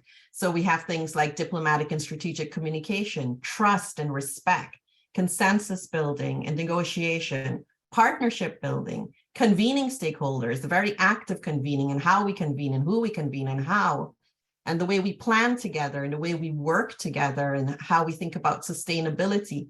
Those are some of the really key skills that I think we should all examine within ourselves and seek to build so that we can work more effectively together. That's our model of education diplomacy. Associated with this model, we've developed a course that can be that you can take online to build those skills. Just a sort of peek at the course. It's organized around those skills because we wanted it to be a really useful approach. And so each unit really tackles skill building in some of those key competencies that I mentioned. So that is a really quick overview of the education diplomacy work that we do at Childhood Education International. I'd love to talk to you all about it more. Feel free to get in touch. We really do believe that a collaborative way forward is the way forward, but let's put a little more focus on how we collaborate and our abilities to do so. Thank you. Wow, super work. That's really interesting. And I definitely have a couple of questions I want to ask both of you so far. Okay, so Karen, you're up. Yep, thank you so much. And I have notes all around because that first session was so incredible. I kept checking things and I'm like, oh, what about this? Yeah. So let's hope I can stay on track and not be distracted. Let's see. All righty, can you all see this? Yep. Okay. So good afternoon for me, but good morning, everyone. My name is Karen Robinson. I'm the program director for human rights education, the Speak Truth to Power program at Robert F. Kennedy Human Rights. Robert F. Kennedy Human Rights does a number of different programming, including government accountability, workplace dignity, business responsibility, social business responsibility. My area is human rights education. So I want to share a bit of our work. While our primary focus is formal education, human rights education pedagogy and what I'll share with you today in this presentation can certainly be used in both the formal and informal setting. We, in our models, work really hard to think about the school and community partnership. So where there are shared learning opportunities and where learning can happen both in the school and outside of the school. So we'll get into that in just a little bit. But Karen, I'm sorry to interrupt. We lost your screen. So all we see is loading. We saw it for a second there, but now it's gone. Okay, because I see mine. So you don't see anything? We see loading. Let me try again. Oh, no. I know that I shared it also with, maybe it's not going to work here. Since you started sharing.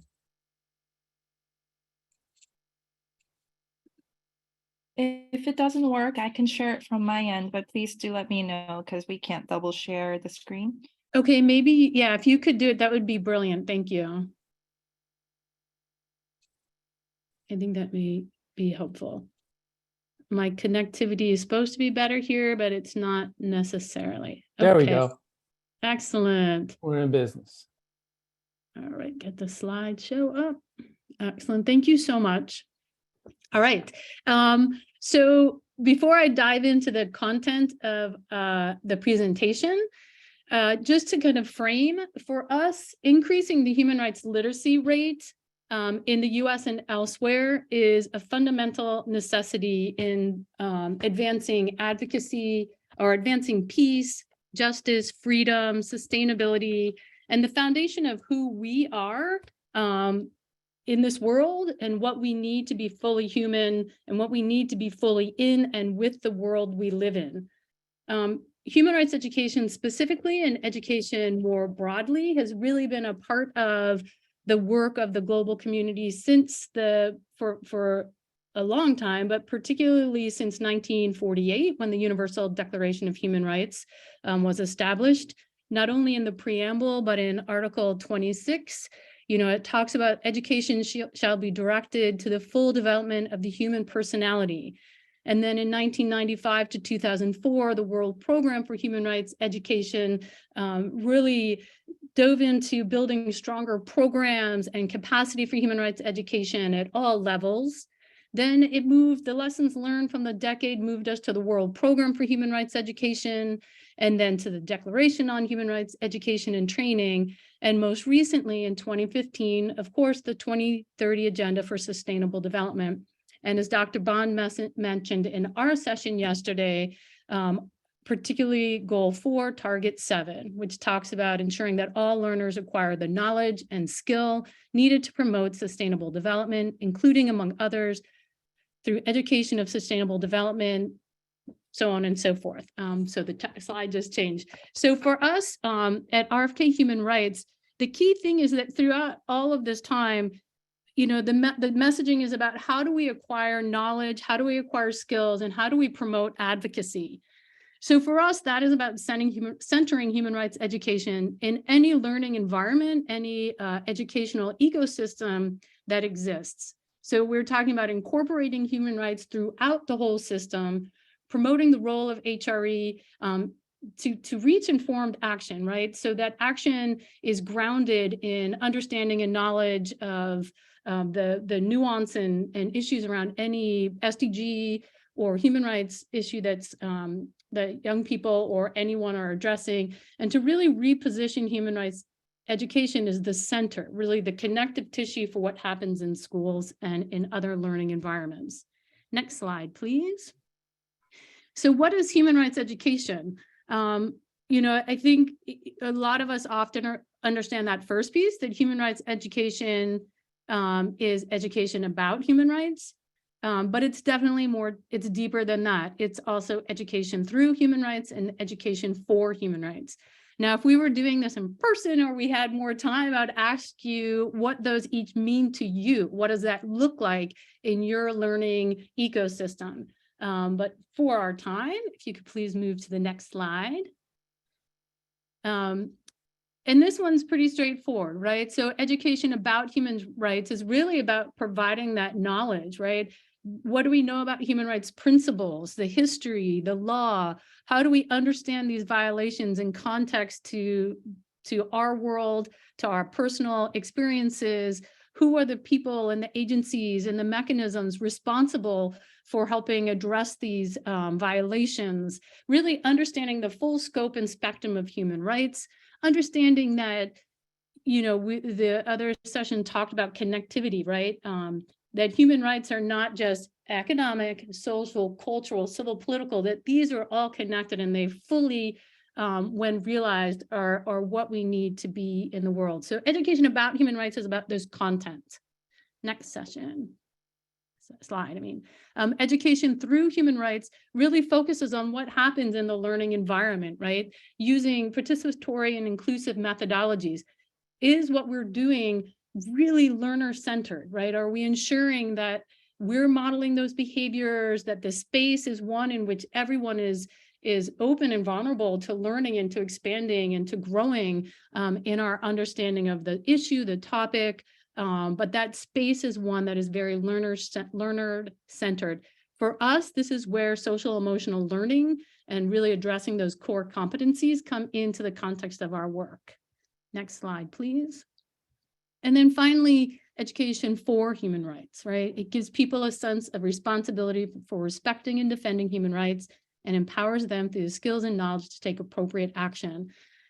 This for us has become really key, right? Because so often we have not only young people, but plenty who will do performative actions, right? Take a quick little thing on their phone and I did it, right? I'm stopping climate problems because I just did something on Instagram. We want to move them beyond that, right? And that is a lot of that will really come down to kind of this informed action and really promoting and defending human rights and understanding the intersectionality of all of this and recognize the importance of diverse opinions and viewpoints and how we bring that all collectively to change these systems and structures that have been oppressive for too long. Next slide, please.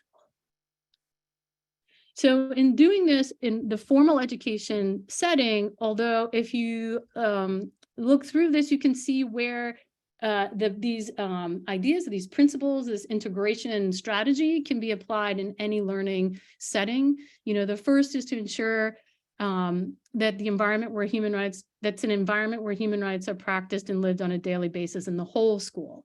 It's not just about the cognitive learning, right? The knowledge that we're acquiring, but how do we develop socially, emotionally, and morally with one another in our school? That the curriculum and what's being covered is holistic, rights-based. Next slide, please. Being aware of time. Really understanding the multiple layers of centering human rights education with, again, any ecosystem. For us, a really key important part of this, and I know one of my colleagues is on here, so hopefully you'll get to meet her at some point, but is professional development and how we work with teachers and educators, again, regardless of the setting, to ensure that they are really prepared, both in and pre-service education and training, working with schools of education, but really investing in educators so that not only are they comfortable with the education about human rights, but probably as importantly, the through human rights piece of it, really understanding for any of this to be sustainable, that we need to have at all levels, right? So we need policy, we need budgets, we need ministries of ed or boards of ed to really understand this and commit to this. And really being cognizant of where you're working. Is it top down or bottom up, or how do we find that good mix of both? And whether that's a school or the YMCA or any group we're working with, but recognizing that for this to be sustainable, it needs to really hit at multiple levels. Next slide, please. And so why should we use or care about human rights education? For us, as we engage in this work, we really see that human rights education can hit and does hit and relate to citizen education, peace education, global education, social emotional learning. If we really care about our students and our learners, we care about how they are oppressed in society, then we can't be complicit in contributing to those abuses. We need to advance this work. Often people will say, well, isn't this political? And I mean, education is not neutral, as Paulo Freire taught us, right? So any education is about change. I think the question always is, what is the direction that we want that change to go? One of the quotes we often use in our trainings is the fact that, or a quote about the architects of the Holocaust, right? Many of them had PhDs. So knowledge and acquiring knowledge in and of itself isn't enough. And I think all of the people on this call are here because we want to understand how we can better transform education, transforming education. How do we ensure that the work we're doing is focused on bending the arc of justice toward a sustainable environment, a sustainable climate, and justice and peace and freedom for all people. Next slide, please. We got about a minute left, Karen, okay? Okay, so let's go to the last slide, please. Sorry. Next. Okay, so I just wanted to share briefly how we really envision this. And while, again, this is more formal education oriented, it certainly can apply to other settings. So we really think about how does human rights about, through, and for hit key stakeholders in any learning ecosystem: the learner, the educator, the school climate, the learning environment climate, and also how does the community come together in all of this to create kind of this whole school. So I'll leave it right there. Sorry, I ran over. That's okay. Thanks a lot. So again, I'm seeing all these threads that are connecting everyone. This is fascinating stuff going on. Thanks for sharing, Karen. All right, so Tolland, you're bringing it home. All right, thank you, everybody. I will share my slides in a second. My name is Toland Kister. I am an environmental educator working for Hudson River Park. Let me just share my screen real quick. All right, is everybody able to see my slides? Excellent. Oh, hold on, let me just move some stuff on my screen really quick. Awesome. So as I said, my name is Toland Kister. I work for Hudson River Park, which is located on Manhattan in New York City. We're on the lower west side of Manhattan. Our park is about 4.5 sorry, next slide. Our park is about 4.5 miles long, and we are a waterfront park. We include 150 acres of land and piers that are publicly accessible for recreation, play, and our park also includes 400 other acres that are not clearly shown on this map because they're actually all of the water that extends to the end of the park's piers. This is a 400-acre estuarine sanctuary. An estuary is the meeting point between rivers and oceans. They're incredibly productive, interesting, cool environments, and it's the kind of environment that we have in our waters in New York City. We have 87 species of fish, many other species of marine invertebrates and other organisms. We often get marine mammal visitors, and we of course have other species above the surface of the water in our park too. In addition, we have millions of annual visitors, and all of the people and organisms I just mentioned rely on accessible, healthy waterways. So one of the park's jobs is to help protect that resource. This slide we won't dwell on too much. It is basically an introduction to why our park wants to work with plastics and specifically plastic reduction. A lot of these facts are scary. They mention the scale of plastic pollution and some of the origin points of plastic pollution. But one fact that I want to highlight here is how much of oceanic plastic results from land-based activities and purposes. Approximately 80% of that plastic is coming from stuff that we are doing on land, things that we're buying and using on land, and then of course discarding.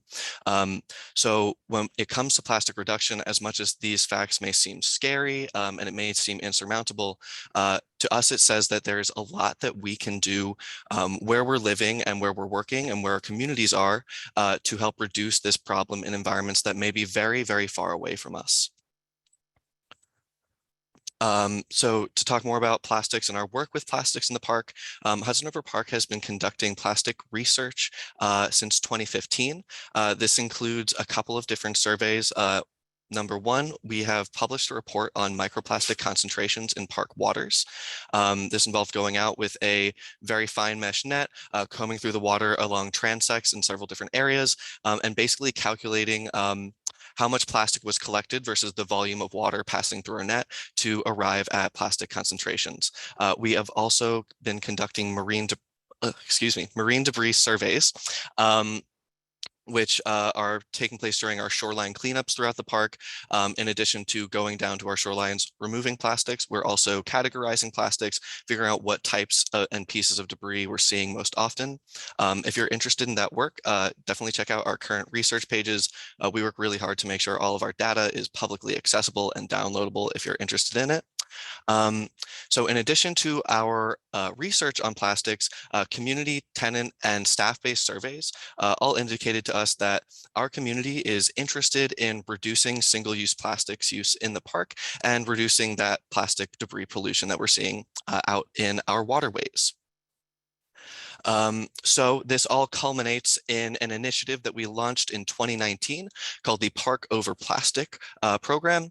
We're going to learn about all the different facets of this program. There's a lot of different ways that we are attacking this issue. This is an excerpt from the Park Over Plastic Toolkit, which I'll detail a little bit more later, but this is a graphic that demonstrates our model of approach to this issue. Park Over Plastic specifically wants to help different organizations, including parks, businesses, and other institutions to work to proactively reduce waste and specifically create a meaningful shared message around positive low plastic behavior change. This includes arms about shifting behaviors, building community with our tenants and other organizations, education, of course, we'll talk about some of the education programming we do around sustainability with students and the public. And of course, we are also always assessing the environment and our impact. So both looking at what's happening in the water, what's happening in our waste bins, but also how people are reacting to this and what kinds of changes they might be making. So Park Over Plastic, as I mentioned, contains a lot of different arms, but one of the resources I just mentioned, the Park Over Plastic Toolkit, is a resource that is publicly accessible through our website. It details our methodology to approaching plastic reduction as an organization on a community level, so that this methodology can be replicated in other communities and organizations looking to jumpstart plastic reduction efforts.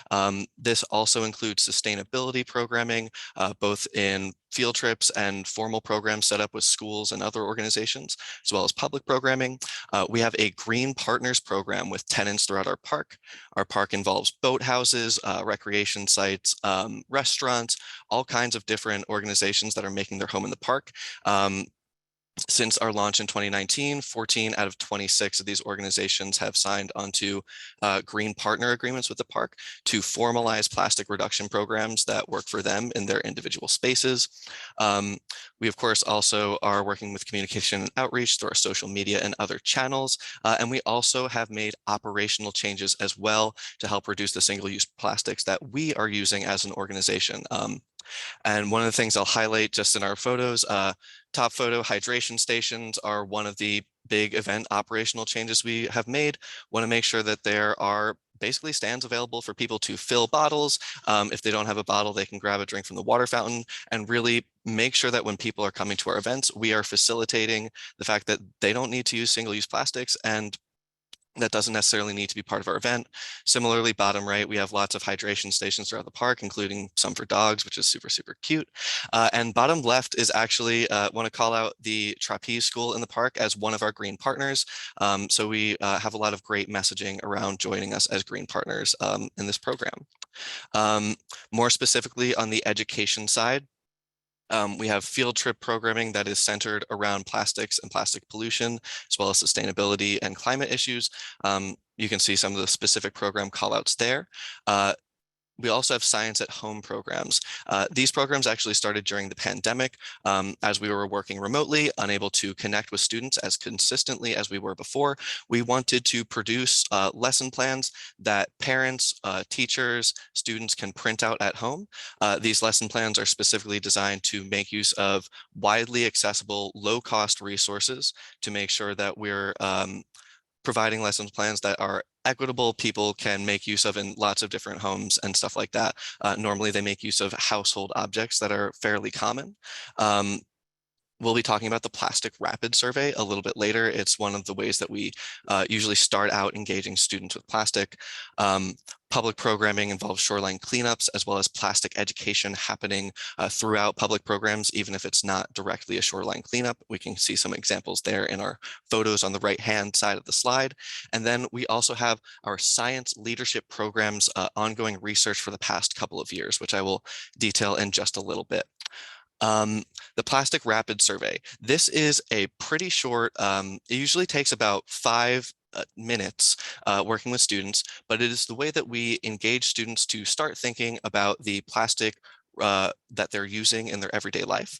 The program starts out by introducing the concept of multi-use and single-use plastics, and engaging students to think, basically tallying up their plastics, what kinds of plastic items they have, so that we can start to engage on discussions about where we could potentially sub out single-use plastics for multi-use plastics, where we could find some more sustainable options.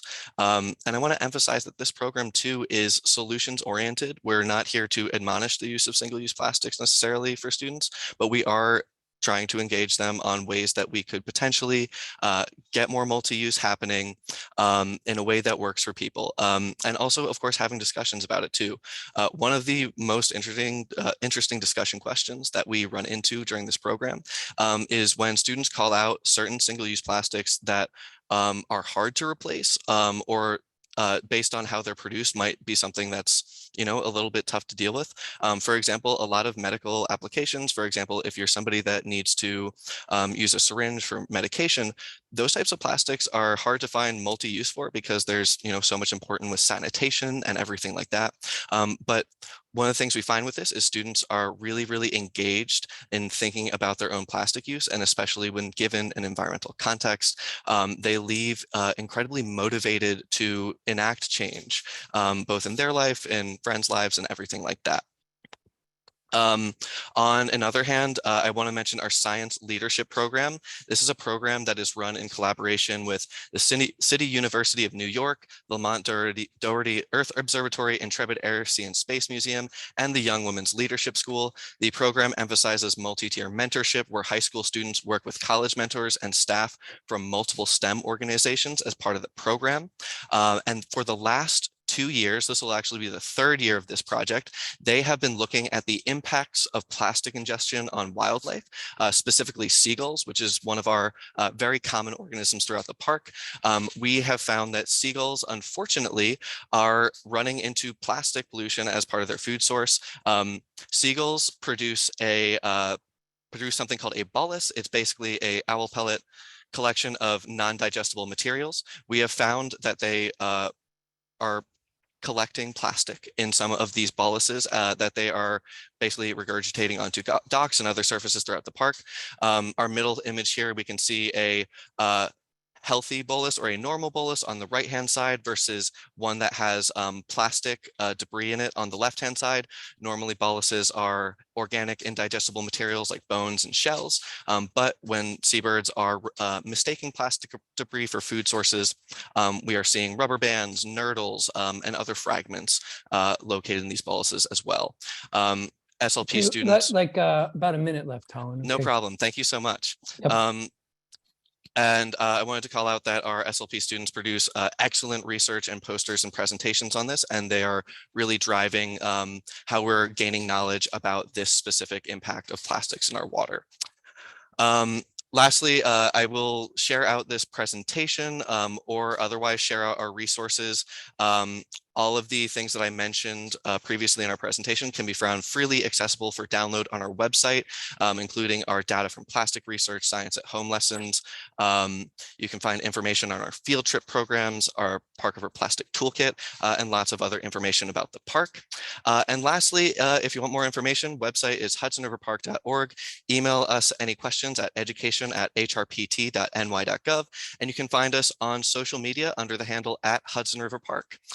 So thank you all so much, and thanks for letting me be part of this panel today. This has been great. All right, super work. So, I mean, I didn't know what was going to happen today, but what a brilliant illustration of the SDGs, because 4 people from pretty divergent areas really have funneled into this one idea where transformation depends on a multi-perspective kind of convergence on how we can communicate with other people. So here's one question that I had that really connects all 4 of these presentations. And then please, if you have something to ask, we have enough time for a few questions, but raise your hand. I'd rather hear from you than try to sort through a couple hundred chat messages and figure out which ones to ask.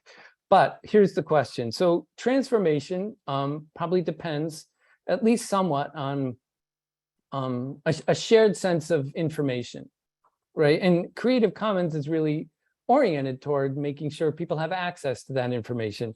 But as Amlata said, those spaces can be crowded, right? And those can have mixed messages, especially when we're talking about things like human rights or plastic.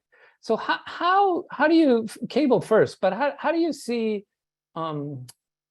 open source ideas as being able to filter through some of the nonsense and some of the stuff that's important, so that we can build a sort of collective understanding of what our obligations are to each other, to society, to the natural world, so these efforts at transformation can kind of stick, right? So what do you think about that, Cable?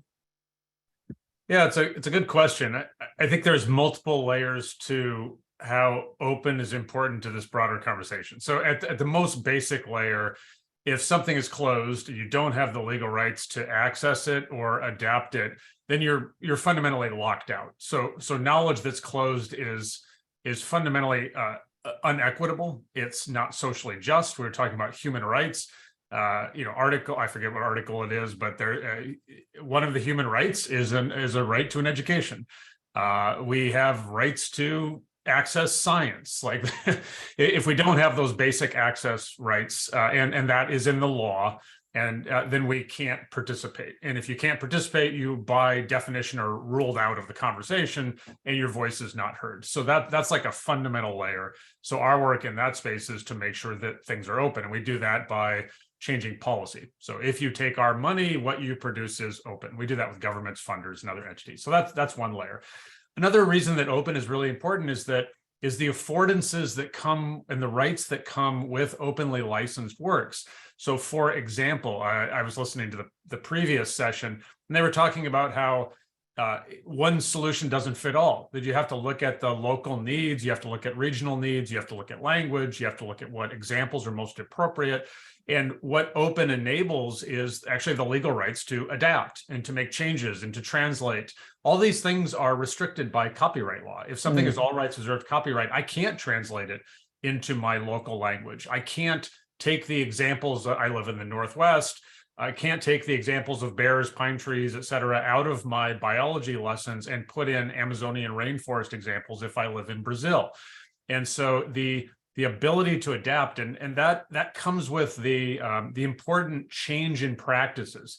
So when I went to school, you kind of sat in rows and you listened and you took tests and you kind of spit back the knowledge. Now with open educational resources and with open research, we can actually invite in educators, librarians, and yes, students who are learning this information to become co-creators of knowledge, which is a really important thing. So my doctorate's in education psychology. The field boils down to essentially people learn better when you engage them in authentic tasks that are real and where they have a stake in it, if they believe it's meaningful to their lives. And so when we're talking about the SDGs, I think it's relatively easy to engage students and say, climate change matters, and it's going to affect your life. And by the way, clean water matters, and so does education and gender equality, et cetera. Students get that.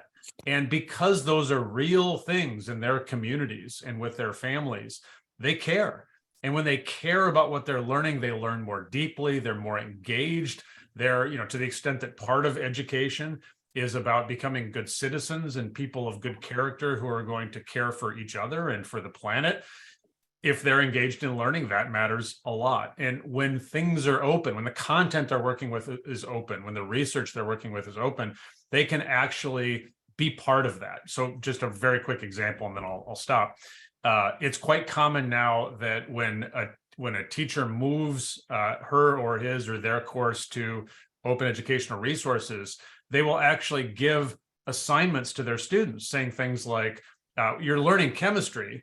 Chapter 2 is now out of date in our openly licensed textbook because this new research in these open access journals just came out. Your assignment is to go read this research and then actually write and update a new chapter 2. And now the students are getting resume hits. They're actually becoming publishers as they're learning, and they're doing something that matters, right? Their colleagues are benefiting from them improving and updating knowledge, and the cohorts of students that come behind them also benefit. That's a much more engaging space. And if we want people to become actors and not just do something on their phone saying, oh, I did something for climate change because I liked this Instagram post, we need to, the foundations of our knowledge need to be open so that people can fully participate. That's great. Thanks, Cable. So Karen, I wonder if you'd take a crack at this too, particularly in light of what Colin's talking about with those sort of efforts at something tangible and real, like, plastic in seagull bolus, which is fascinating. But how does that translate into the human rights framework? Sure, thank you. And Cable, I'm just going to say you speak my mind on all of that. Like that was spot on. Spot on. Yeah. So, essentially, if we do not have a clean and healthy and safe and sustainable environment, we will not enjoy our fundamental human rights. Full stop. Right? We will not have an adequate standard of living. We will not have our health. We won't have it. And whether that's plastic in our water, mountaintop removal, refineries by neighborhoods, like any environmental issue, if our environment is not clean and safe and healthy and sustainable, we will not have our fundamental human rights. I mean, it's that simple for me. Yeah, it's that simple. So we need to take care of our planet and ourselves. I mean, taking care of our planet is taking care of ourselves and our human rights. Yeah. So, Amlata, you're not off the hook, but Talland, I wonder, because I do want to ask you a question too, but Talland, do you use sort of a framework of human rights when you're talking about your work? Absolutely. Yeah. I think How one of the big, how does that look? yeah, so one of the big things is that we basically agree with what's kind of been mentioned before, that humans have the right to a safe, healthy environment. They also, when we talk about the environment, like we also think about things like aesthetics and like how you're going out there. Like if you're next to a waterway, but the waterway is full of combined sewer overflow, or the waterway is full of plastic debris and things like that, that is, you know, essentially not only not meeting the need of having green space, of having access to a waterway, it's also something that could potentially be deteriorating the environment that you're actually living in as well. Right. I will also add, for education programs, we operate on a model where we waive fees for quite a lot of our students. All Title I schools have fees waived, and we have a policy not to turn away students and programming based on any inability to pay. So that's something that we are really conscientious of, especially in New York City. As big as this city is, the distribution of resources, particularly education resources, is unfortunately not uniform across schools and organizations. So at Hudson River Park, we do our best to make sure that the resources that we produce, the field trips that we're running, are accessible to everybody. And another part of that too is, I think one of the big motivators behind Park Over Plastic, as Cable was mentioning before, when resources are contained, when they're not publicly accessible, they're not something that can be acted on by other people, whether it's science or whether it's, you know, methodology. So we have made sure that so much of the work we do is just a click and a download away if it's something you're interested in, if it's something you're interested in running. You can kind of see an example of that through the Park Over Plastic page, that we have like all the resources that we have put together is something that you can download, like signage, the actual methodology, education programming, all that kind of stuff is represented there. So yeah, that open access and the idea that we are making sure that there's not a barrier to entry for the work that we're doing is incredibly important in all the work that we're doing. Yeah, that's great. Okay, so Amlata, you gotta help us understand this last idea. And no one's raising their hands, so I'm just gonna monopolize the questions. So just speculate, if you will, for a moment about how educational diplomacy and this 6C model, which is brilliant, that is really cool, kind of synthesis of a lot of different ideas.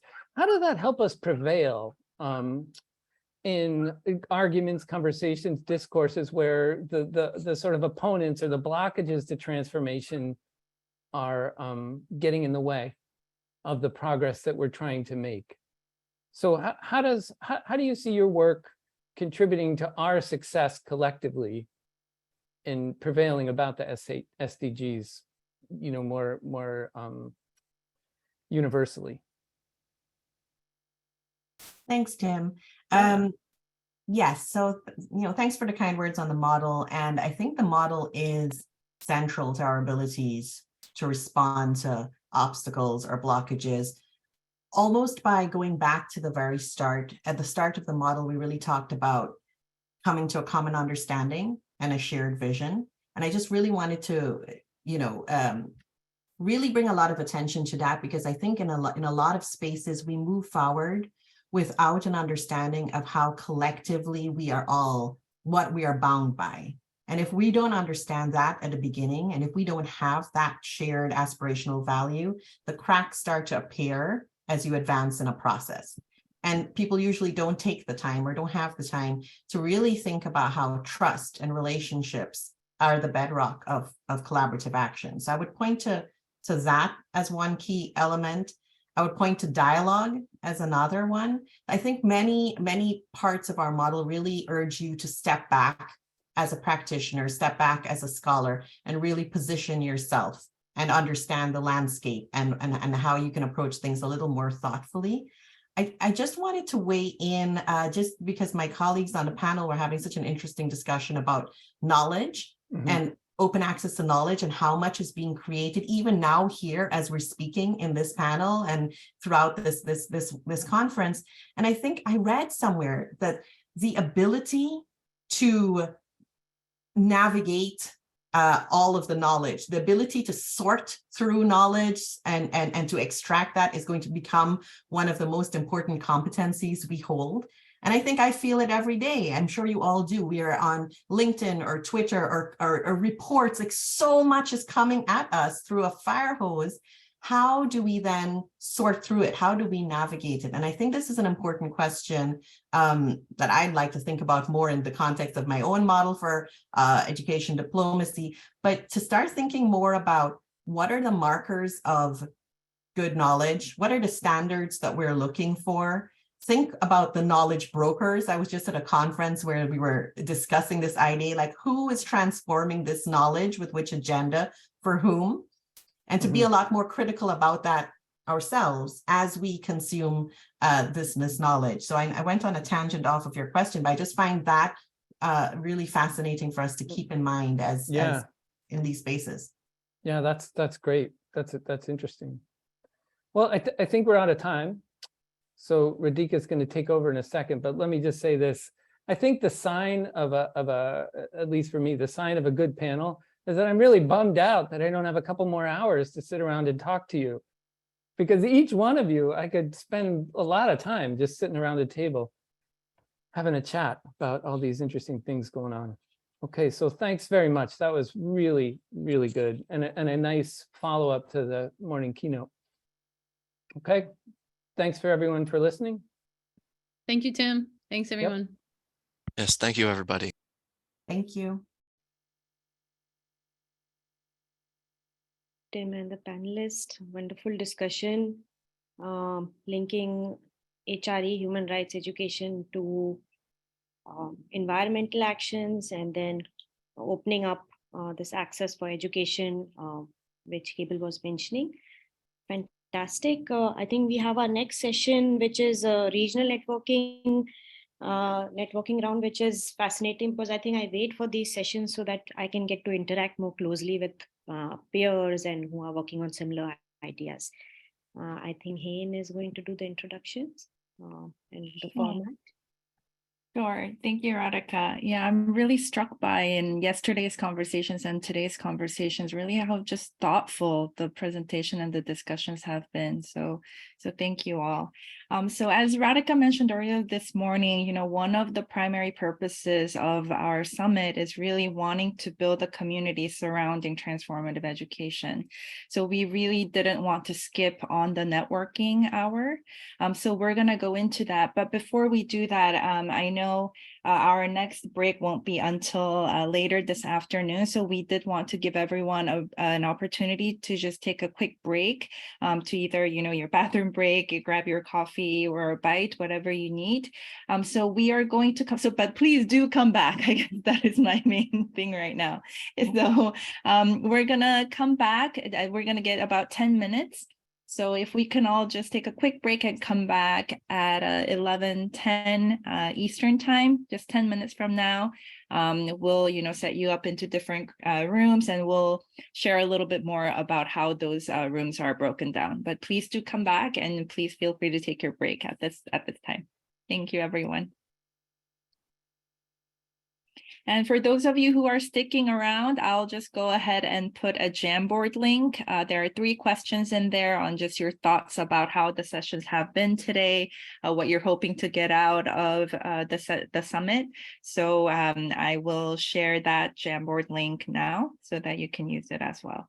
If you do come back earlier, or if you're sticking around on your computer, please feel free to add to the Jamboard. Thank you, everyone. Thank you. Thank you. Hello, I'm Alphonse with Microsoft from Bangladesh. I am Bangladesh. Wow, thank you so much for joining. What time is it right now? Yes, I am a AGC member. My membership number 21514. Thank you so much for joining our summit. You're in a different region. So yeah, if you can stick around, you will be putting you into different networking rooms. So please do stick around, and we'll come back in just about 5 minutes now. Thank you. Thank you. It's okay. Thank you, everyone. Let me go to break and then we come back. Wonderful. Thank you. Yes.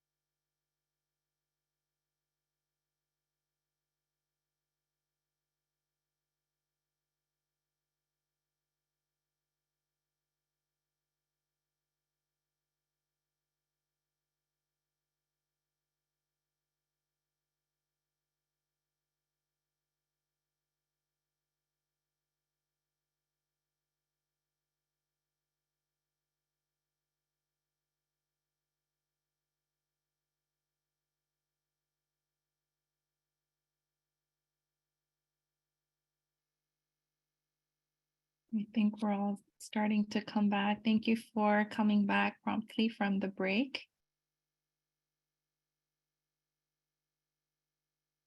Let's just maybe give it just one more minute until, if you are back, we would appreciate if you can be on your camera or just let us know that you are back in the chat so that we can proceed with the breakout groups for the regional sessions. Let's see.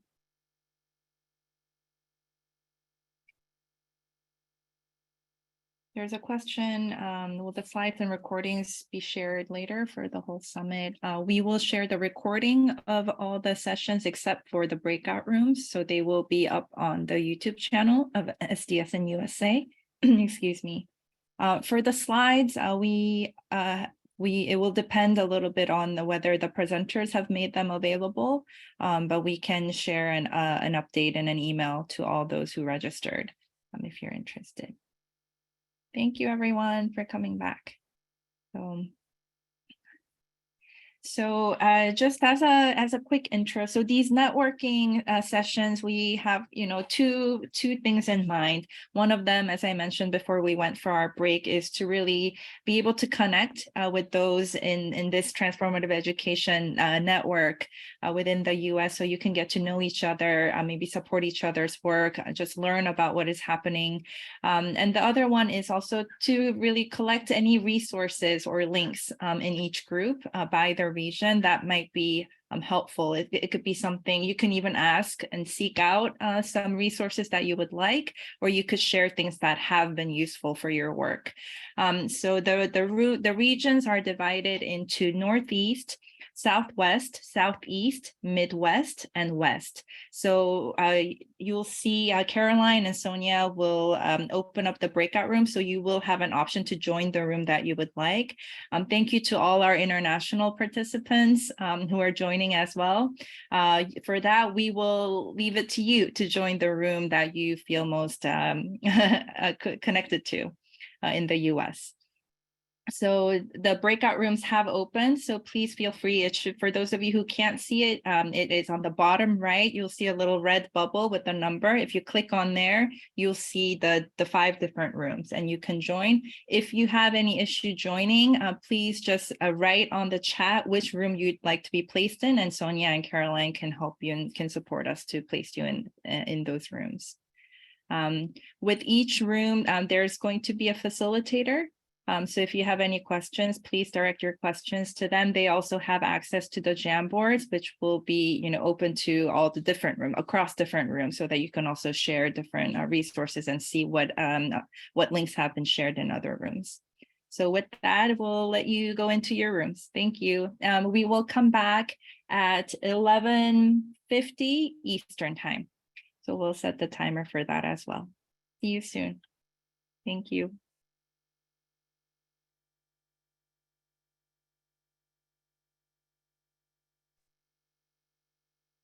I see there's still a large number of people in this room. Just a note that we will not have any programming in the main session. So please let us know where you'd like to go. If you're having trouble with the chat, just unmute as well and we can help you verbally. Hi, my breakout room says Northeast, Southwest, Southeast, Midwest, West. Yeah, so you're welcome to pick whichever. It's a regional breakout session. So people expressed interest to connect, sort of geographically across the US. So wherever you feel most inclined, please that room or tell us which one and we can put you in directly. I would like to hear more from, right now anyway, Gable Green. Is he, or is this just open, many different speakers? This is Lucy, I mean. So is it?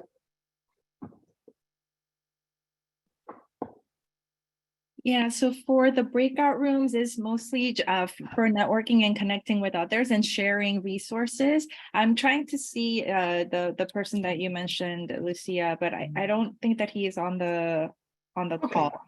Okay, no problem. Thank you. Let me see, I'll go to North, South, East.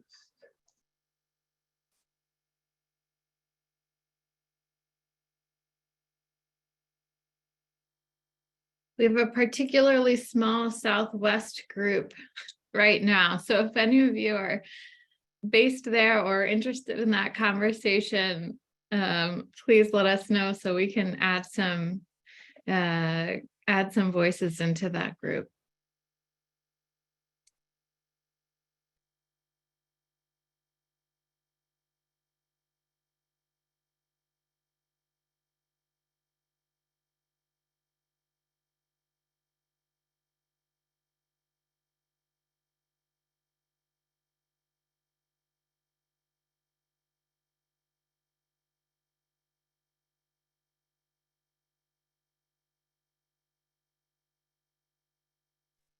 Dan and Sonia, if you want to join groups, I'm happy to take point here. Great, thanks, Caroline. And maybe we should join that Southwest group. Sounds. I'm gonna join that Yes, one. yes. How are you? How are you, everyone? See you there. Yes. Thank you. Good to see you, Caroline. Hi, nice to see you. Yes. Everyone's How are you currently in doing? breakout rooms, so Long time. I'm joining from South Sudan. good to see you again. We're Yes. currently in regional breakout rooms. The regions are based on the US geography since the summit's focused on the US context. So for those of you who are joining from elsewhere, please just feel free to pick a region. As I mentioned, the Southwest room is a bit small at the moment. Southeast also has, and West are also fairly small groups. So I encourage you to consider joining those. If you're having trouble picking or getting into the room, again, you should be able to click on the breakout rooms with the little red circle and just pick which one to enter, or you can just unmute and let me know, and I can put you in a room directly. Peggy, did you, had you unmuted for a moment there? I believe my volume was on when I logged in. Okay. Would you like to join one of the breakout rooms? They're going to be on for about a half an hour, and there will be no more programming in this room during that time. Sure, thank you. Do you have a preference of region? We have Northeast, Southwest, Southeast, Midwest, and West. How about West? Great. Thank you. One moment. West for me too, please. All right.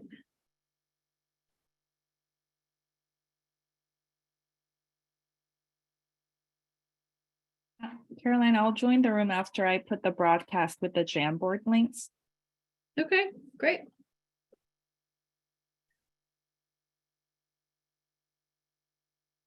Southeast is now our smallest room if you're looking to spread the Southeast. Southeast. Would you like to go?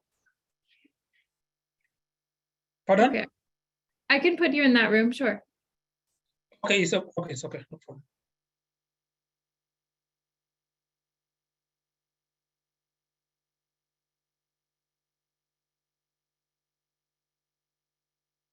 Irina, Aaron, Tobias, Scott, Nancy, May. There are many of you still here. If you'd like to join one of the breakout rooms, I encourage you to do so. It's a great way to meet different folks, which is really at the crux of why we're holding this summit. Again, if you're having trouble getting into the room, just let us know.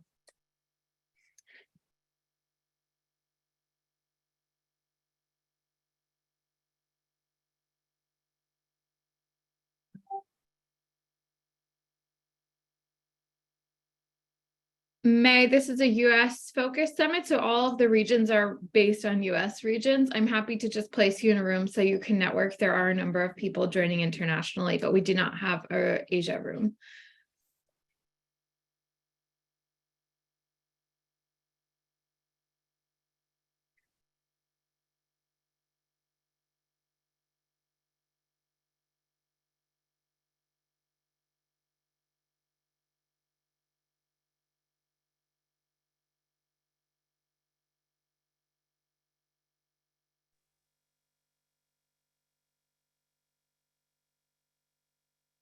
There is no room for Northwest. Northwest US, that would just be considered in the West. Okay, thank you. I can direct you there. Yeah, yes, please. Okay, sure.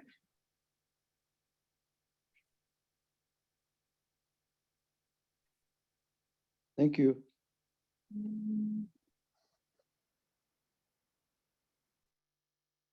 Yeah, it looks like you're already considered a part of that room. You just need to, it says you haven't joined yet. Do you see a prompt or something that says breakout room somewhere on your screen? You mean right now? Yes. No, I don't. I'm not sure what it looks like without co-host, but I believe if you go into the Zoom software application, you should see a small breakout room section that then has a little red circle on it.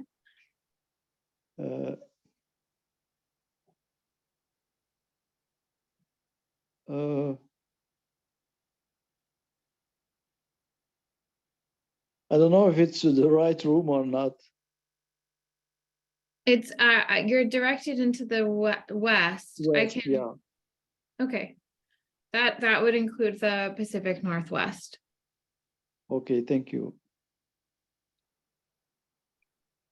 For those of you who just joined, we're currently in breakout sessions for the next almost half an hour, and this main room will not have programming. So I'm happy to help you find a breakout room. They're regionally based on the US geography, or if you're having, you can access the selection yourself as well through the breakout room area of Zoom.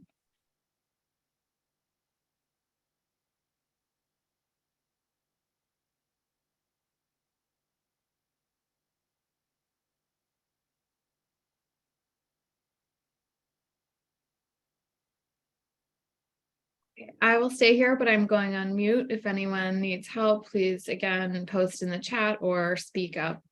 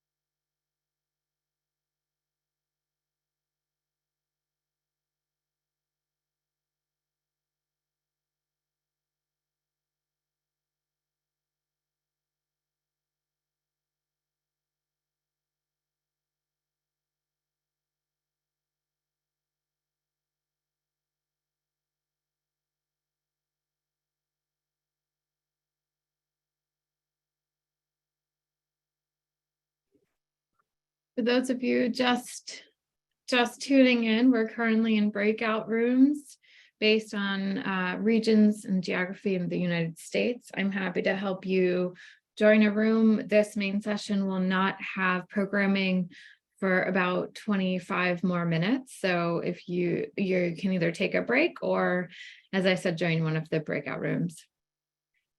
Stephanie, happy for you to join a room. Do you see the breakout? You should be able to select it yourself using the breakout room functionality, or if you tell me if you have a specific room you'd like to join, I can direct you there manually.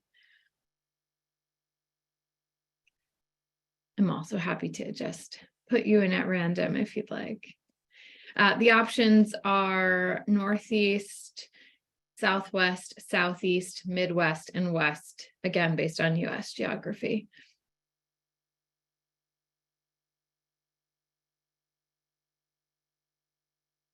Okay, great. I will direct you there. Thank you.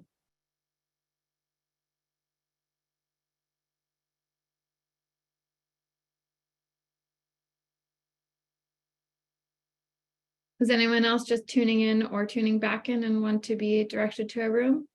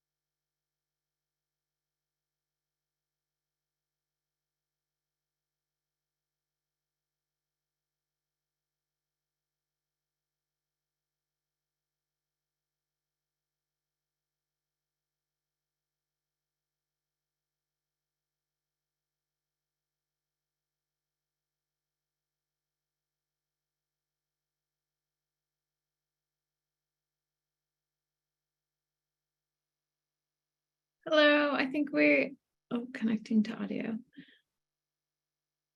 I'll wait.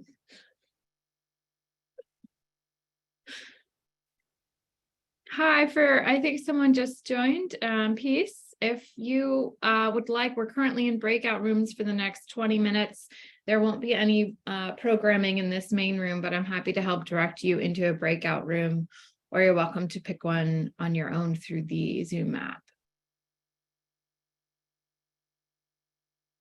You can just unmute and speak or put a comment in the chat if you'd like any support.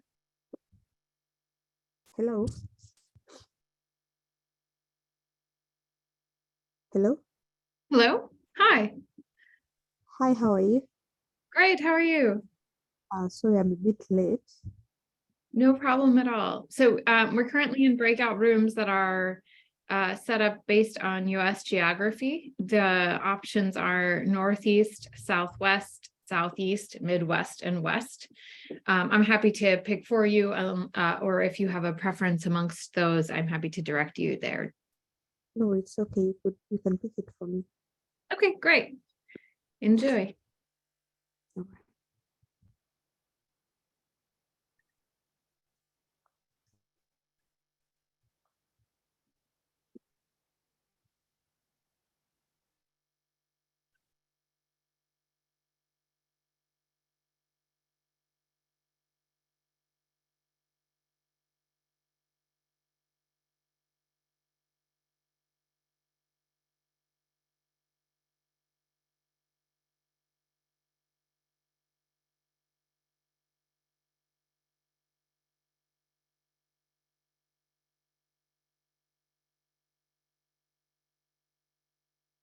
Hello, welcome. We're currently in breakout rooms for the next almost 20 minutes. If you'd like me to direct you to one, please let me know. I'm happy to help you. You can just unmute and speak if so, or put a comment in the chat.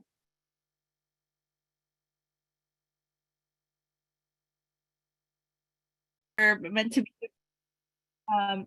to be doing for the next 10 minutes. So please do share more. If something that struck you from your breakout room, or yeah, any of the resources you want to share, just any reflections, any connections you made. I'll open that up now. So Lucia, if you wanted to share more. No, I just, this is so needed because, and not just for the US, even though this is US summit, but, I'm hearing the voices of different participants at this conference. They're coming from Thailand, they're coming from Sudan, and they all are looking for, materials, resources, assistance with this topic, sustainable development, broadly speaking, transformative. I mean, the SDGs is just incredible, and I love it. So there's a lot of work to do, but this is the forum that allows for that. It's really allowing us to connect with each other and hopefully continue these conversations afterwards. So anyway, I speak a lot, let others speak. We love it. Thank you, Lucia. So actually, this summit really came about. I don't know if Radhika had shared in our prior sessions, but in September, where there was the UN's Transformative Education Summit that had the global education as the scope, there were some US educators and organizations there that said, how come we don't have these conversations that's more US centric? So we did this, and then now we have international educators and organizations joining. So it's really just wonderful to see that that those initiatives, the effort, the excitement, and the enthusiasm, from all over. Just really seeking that connection and also more information, just more sharing. So that's really great to hear. Thank you for that. Mercy, yeah, I see you have your hand up. Would you like to share? All right. Yeah, thank you so much. I've actually learned so much, and I realized that just as much as, sorry, my name is Masibet, and I'm from Kenya. And yeah, so just as much as we have worlds apart, I realized that we're going through the same issues, we have the same problems. And for me, I usually feel like, since I'm in a village, I'm in a bad place, but listening to the conversations, I've learned that they cut across, and clearly we have the solutions, yeah? And we can, if we support each other, definitely the world will be a sustainable place in terms of education, climate change. So all these solutions are with us, and there's no different problem than the other person is facing. Yeah, so this is amazing. Thank you so much, and thank you for being a part of this conference. I don't want to repeat what you have done in your breakout rooms, but if you do want to share more about your organization or share email to stay in touch and to follow up, please feel free to add your contact in the chat, any links to your organizations and resources you have that you may not have had time to do in the breakout rooms. Please feel free to use the chat room so that the connections can be sustained even after the summit. So I invite everyone to do that. Any other? Yes, I think it's very important for all of us. Whatever we discussed in our previous group, these are something reliable based on what we have been discussing here. And it's a good idea for us to keep sharing our idea in order to sustain the world and also take the education forward in terms of transformation. So one more thing that, as I can say, that I'm Elijah Luke from Africa Child Care Nation Organization in South Sudan. And we have shared a lot of information regarding the education challenges that we are facing in South Sudan. All in all, we need to understand that the education system in the world is not the same equally, are not going the same way. We have a different education perspective, and we also have a different curriculum, and also we have also a different education manner that people are going differently. One of the things that are affecting us in South Sudan is a climate change. Climate change typically is caused by almost two major things. One, we have an oil production, and this oil production is usually leaked in the area and is affecting the people a part of the country. One of it is, the second one is flooding, which is caused by the climate change.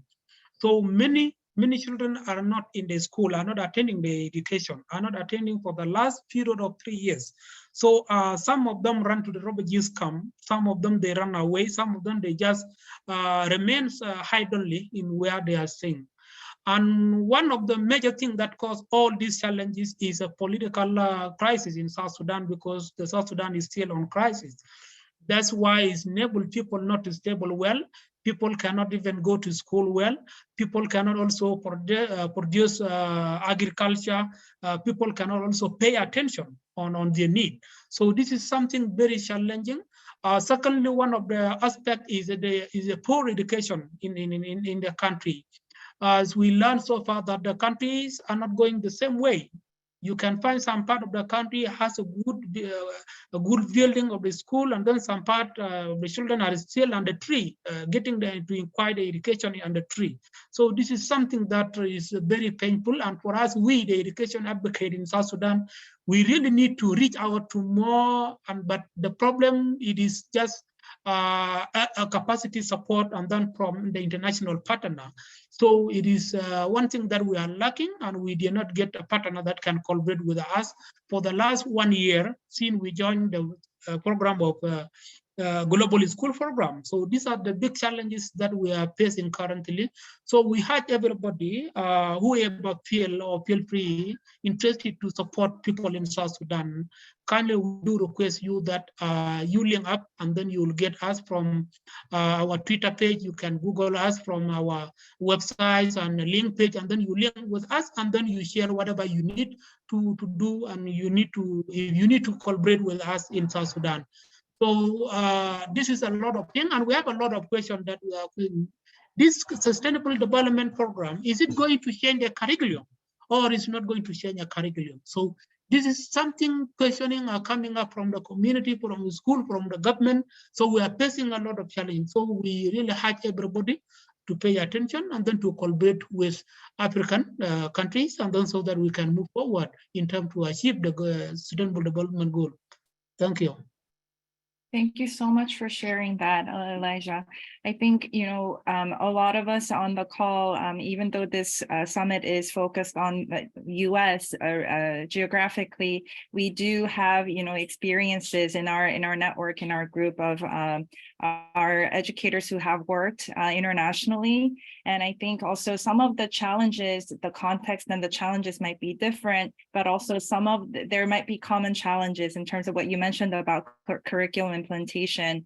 That actually of sustainability education in the US has not actually been widespread, although there are a lot of academic institutions and organizations that work toward incorporating and integrating them. Hence the reason for conferences like this. So I think there is a lot of room to share different experiences and learn from one another, even though some of our challenges might be different. So please, do share, just based on what Elijah shared, if anyone has any other resources or connections that they would like to make, please feel free to put them in the chat or connect with Elijah by the personal chat function in Zoom as well. I know we're getting to time, but is there any other last thoughts? Radhika, would you like to share? I think no last thoughts in, but just as our discussion was proceeding, I think there were a lot of themes that were coming up. So, and we shared emails. I think please continue to use the Jamboard, because I think that's where all the connections will carry on. There are emails, and we will not have time to focus on specific things that came up in our group. Northeast, we had a discussion on disaster, curriculum, climate related curriculum. So I think those are topics. Please continue to use the Jamboard as we proceed. I think we have some more. Do we have any more questions? I don't want to miss any questions from anyone, or anyone wants to report back. Radhika, very quickly, are you referring to the regional Jamboards, or yes, is there some way? Okay, how might we potentially also? Is there an opportunity for pulling all the Jamboards together to kind of look at cross-regional initiatives? Yeah. That's such a brilliant idea, Deepak. I think we will work on I'm looking at Caroline and Sonia here. Maybe we can create like some sort of a link online with all the Jamboard information. There are emails there, there are details there. So if you are uncomfortable with us putting that information online, in the hope that there will be more collaboration, please feel free to delete things that you don't like to be online. But I think it's a great idea. Or maybe we can send those instead of the website, we can send those Jamboard links on Google Drives and send it to the listserv that's based on the people who registered for the summit. So I think that will be a little bit more appropriate than putting it up online for anyone else to see. Okay, and Radhika, I volunteer to help out on this. So I'm sure all of you as organizers are like crazily swamped. I'm more than happy to volunteer and help out. Perfect. We like these answers, Deepak. You are on board and you are on part of the organizing committee. So please, I think that will be wonderful. Thank you so much. Avrin has his hand up. Avrin? Can you hear me now? Yes. Okay. We're in a great space here, collectively, and collaborating and coming together. I feel one of the things that could help our work and all of us be better is creating spaces and opportunities for the people that we're trying to help to be a part of these type of events. So bringing more students on board, if we're working with people in poverty, getting those people to be on these conversations and being real hands-on. One of the things that I found was a huge disconnect was when I lived in DC and lived in New York, was working in impoverished communities. And then the people that were at these conferences never lived in poverty. They never experienced these things, so they couldn't empathize or relate. And so we have to get to a space where these people are being seen and these people are being heard from their perspective, and being okay with them showing their emotion, being okay with them showing their frustration with the status quo. And people, feathers get ruffled when that happens because they feel like it's a personal attack. It's not a personal attack on us and our work. It's a personal attack. It's an attack on the slow progress. And so if we can create those type of spaces to meet people where they're at, instead of forcing them to be on these platforms where, quite frankly, I think some people will feel intimidated. They'll feel belittled just by using our regular vocabulary. Sometimes big words can seem intimidating. And so being able to shrink things down, and, I relate everything because I have an 11-year-old daughter. If she can't understand it, then nobody can understand it. And so I try to relate conversations, whether I'm talking in any space. She's a great reference point for me to be able to have these conversations with, to empower her and build her up. So if I can't make it make sense to her, then I won't be able to come to you guys and be able to make it make sense. So being able to have those spaces is something that I think we as educators need to collaborate and open up those spaces. And when we're talking about education, let's not just look at young people and students. We have to look all across the spectrum. I know just from my community in the inner city of Rochester, which is the second most impoverished district for Black people in America, we have a high functioning functioning illiterates.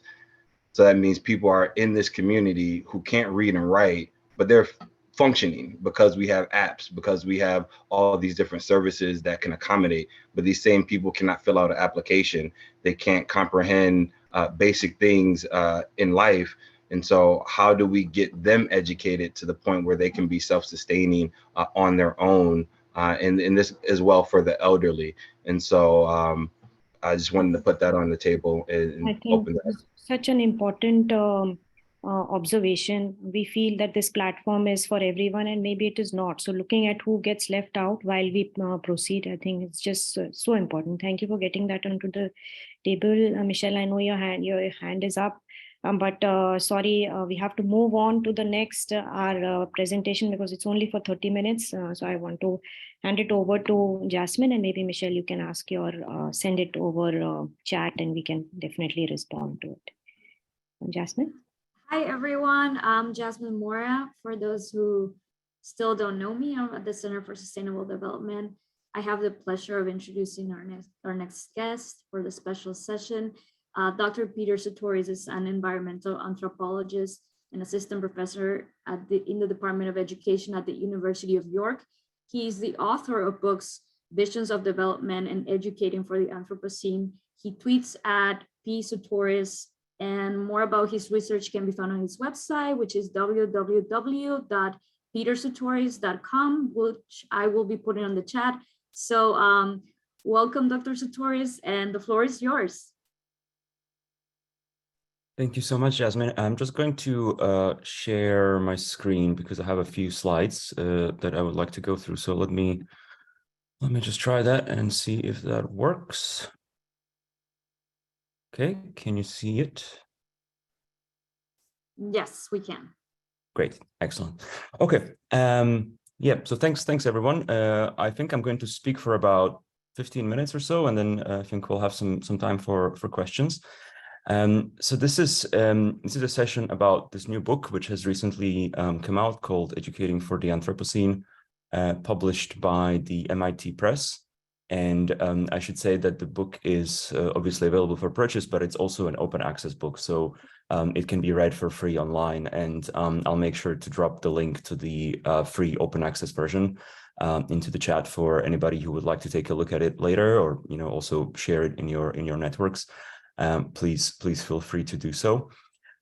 These initial quotes just give you a little bit of a taste for the framing of the book and some of the ideas that the book is drawing on. This is what it looks like. Let me just start by saying a little bit about the title and the word Anthropocene, which I would imagine probably a good number of people on this call has seen before, but I use it in a fairly particular way. So I want to just say very briefly what I mean by it. The word comes originally from geology, and it refers to a new geological era, which some scientists believe we are now living through, which is characterized by human influence on the planet. And if you look at the ways that some of the previous eras started in geological history, one of the most famous ones is the Paleocene 66 million years ago, when a large asteroid fell on Earth and caused the extinction of dinosaurs, among other things. Basically, the idea of the Anthropocene is that humanity is now the asteroid, right? That we have this level of influence over the planet. So it's a sort of a metaphor for our collective influence over the Earth and the ways that we are altering our natural environment, which of course is not an unproblematic idea. Humanity as a kind of homogeneous category, is not something that necessarily works particularly well in this context, because we know that some groups of people are much more responsible than others for environmental decay, and also other, some groups are more affected than others. But the way I use it, I use this concept in the book, is more to do with the future. It's sort of forward-looking, thinking about what is the role of education in this new era. Sort of looking towards the future, which is not to say that figuring out who is responsible is not important. So in that sense, the book tries to articulate a alternative way of thinking about education that responds to the historical moment that we are living in, to say something like 21st century education. So I put the idea of 21st century education very much in contrast to this idea of educating for the Anthropocene. And hopefully by the time I'm done talking, it'll be clear what the differences might be. So let me just tell you a little bit about this book. It's an ethnography, which means that it's a book that tells stories of people in communities, two communities in particular. The first community is in northern India, in Uttarakhand. What you're looking at here is the Tehri Dam, which displaced about 100,000 people. And one of the communities that I worked with in the course of the research that led to this book is one of the rehabilitation sites to which people were forcibly moved after this dam or before this dam was built. They were sort of dumped quite literally in the middle of a sort of undeveloped space. This is, you know, what you're looking at here, what it looks like now. It's very different from what it looked like 20 years ago when people first moved here. It's a place called Pashulok, sort of in the vicinity of the dam. And it is a really sort of impoverished place. This is a shopping center that is sort of abandoned and where the local school is squatting on the second floor. And that's where I did my research for the Indian side of this book, which is in some ways similar, but also different from the South African side. So the other community is in South Africa, in South Durban, which is a place where, by some estimates, about 10% of South Africa's GDP originates. And it's a place of tremendous industrial pollution. You're looking at a view of an oil refinery from the corridor of a school. So literally just a stone's throw away from the refinery, the residential areas, you know, being built up all the way to the fence line of this refinery, which hasn't been upgraded since the 60s, really. You know, the rates of asthma, of thyroid cancer, of other air pollution-induced public health issues are really sort of skyrocketing in this area, and it's considered really one of the most sort of industrially polluted places on Earth. So you could ask, you know, why go to places like these two communities to ask questions about what education's role is in the Anthropocene? And really the answer is that in some ways, I think of these places as almost a bit of a time machine, you know, spaces that give us a preview of the level of environmental degradation that perhaps not all of us are experiencing, but that, you know, sooner or later, many areas around the world might, in one form or another, experience. And in that sense, I was curious to find out how the local populations, how these communities respond to these threats, these environmental threats that they're facing. You might have noticed in the subtitle of the book, I refer to the concept slow violence, which is another book by Rob Nixon, which came out about 10 years ago now, that I would also highly recommend. You know, the idea that a lot of environmental decay, environmental destruction happens quite slowly, almost imperceptibly, which makes it particularly challenging for educators to address. How do you educate somebody about something which is difficult to perceive in real time? So part of the argument of this book is that places like these communities are actually spaces where slow violence accelerates. It turns into fast violence. It becomes much more visceral, more visible. It is something that people have to really contend with in their daily lives. So this is no longer an abstract threat that might affect us in the future. It's a very concrete, immediate threat that is posed by environmental decay. And so I was interested in how young people make sense of life in these kinds of spaces, and how education might help them make sense of this condition. I relied quite heavily on visual methods borrowed from visual anthropology in trying to understand this. So I worked with young people on various visualization exercises.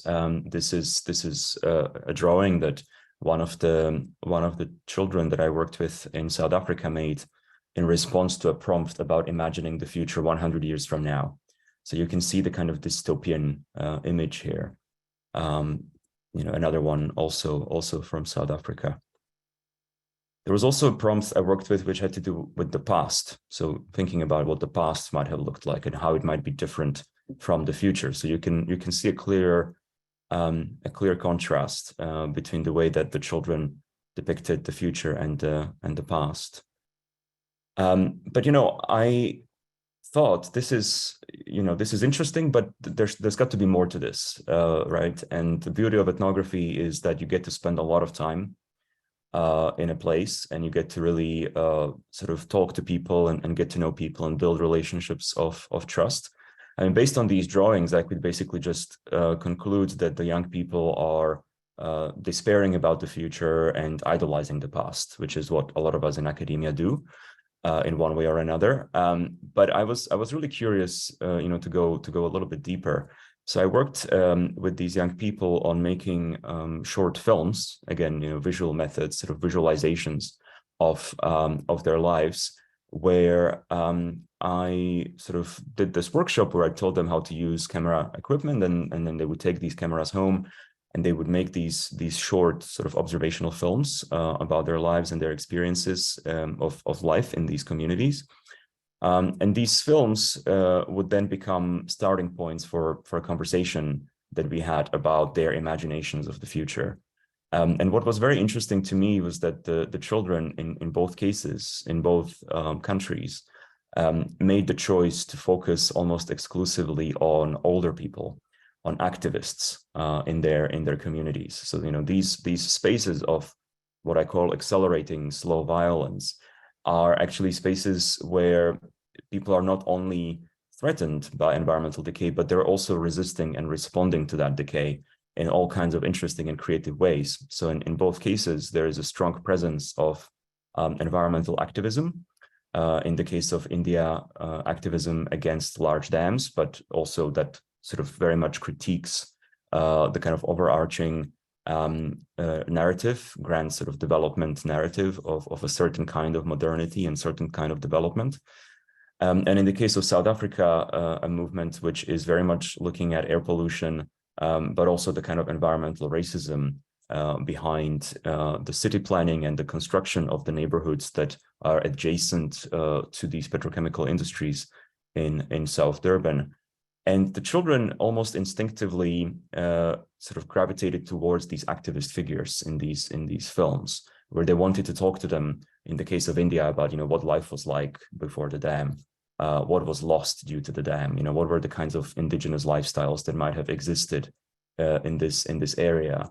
And in the case of South Africa, about the rights that people in this community have, environmental protection rights that are actually anchored in the South African Constitution.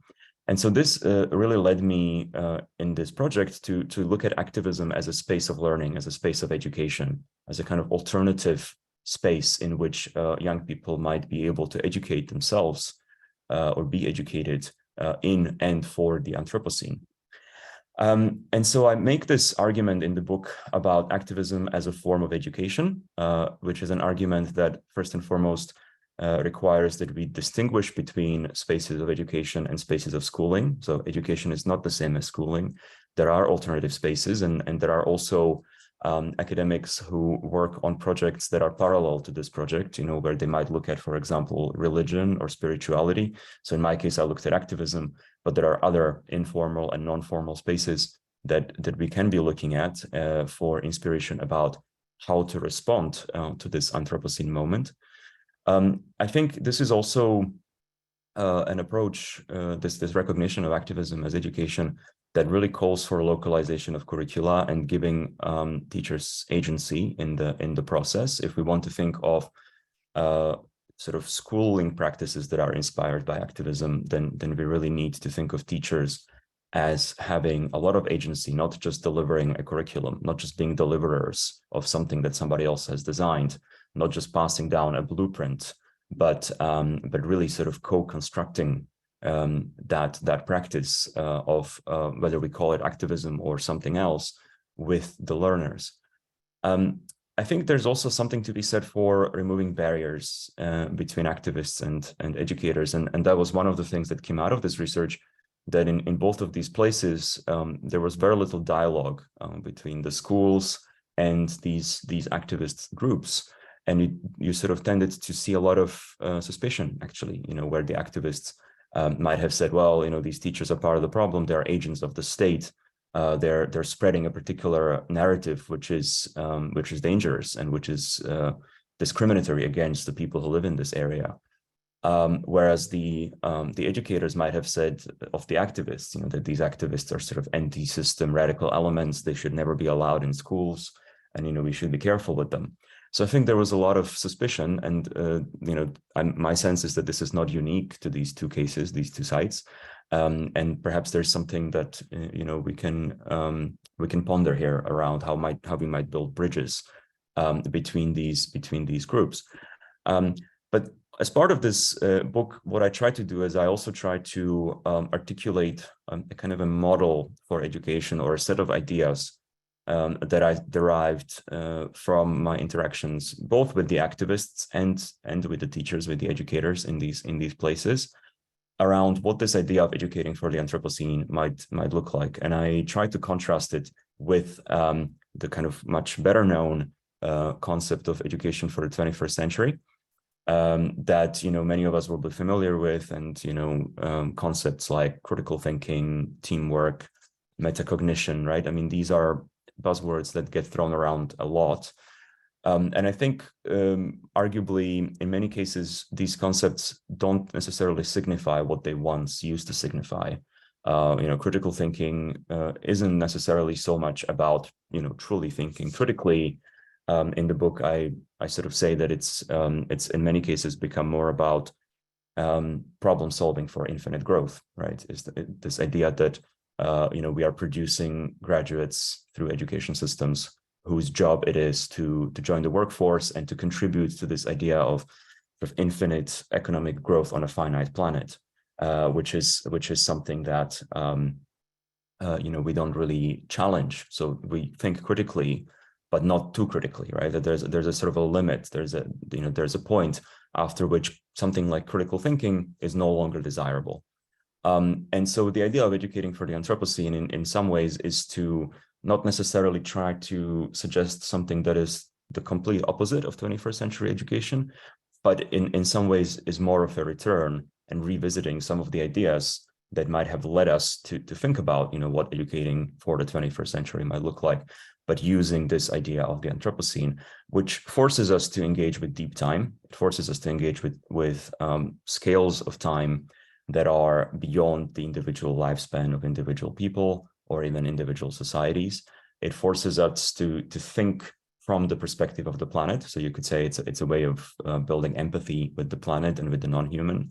It forces us to think about planetary boundaries and stewardship.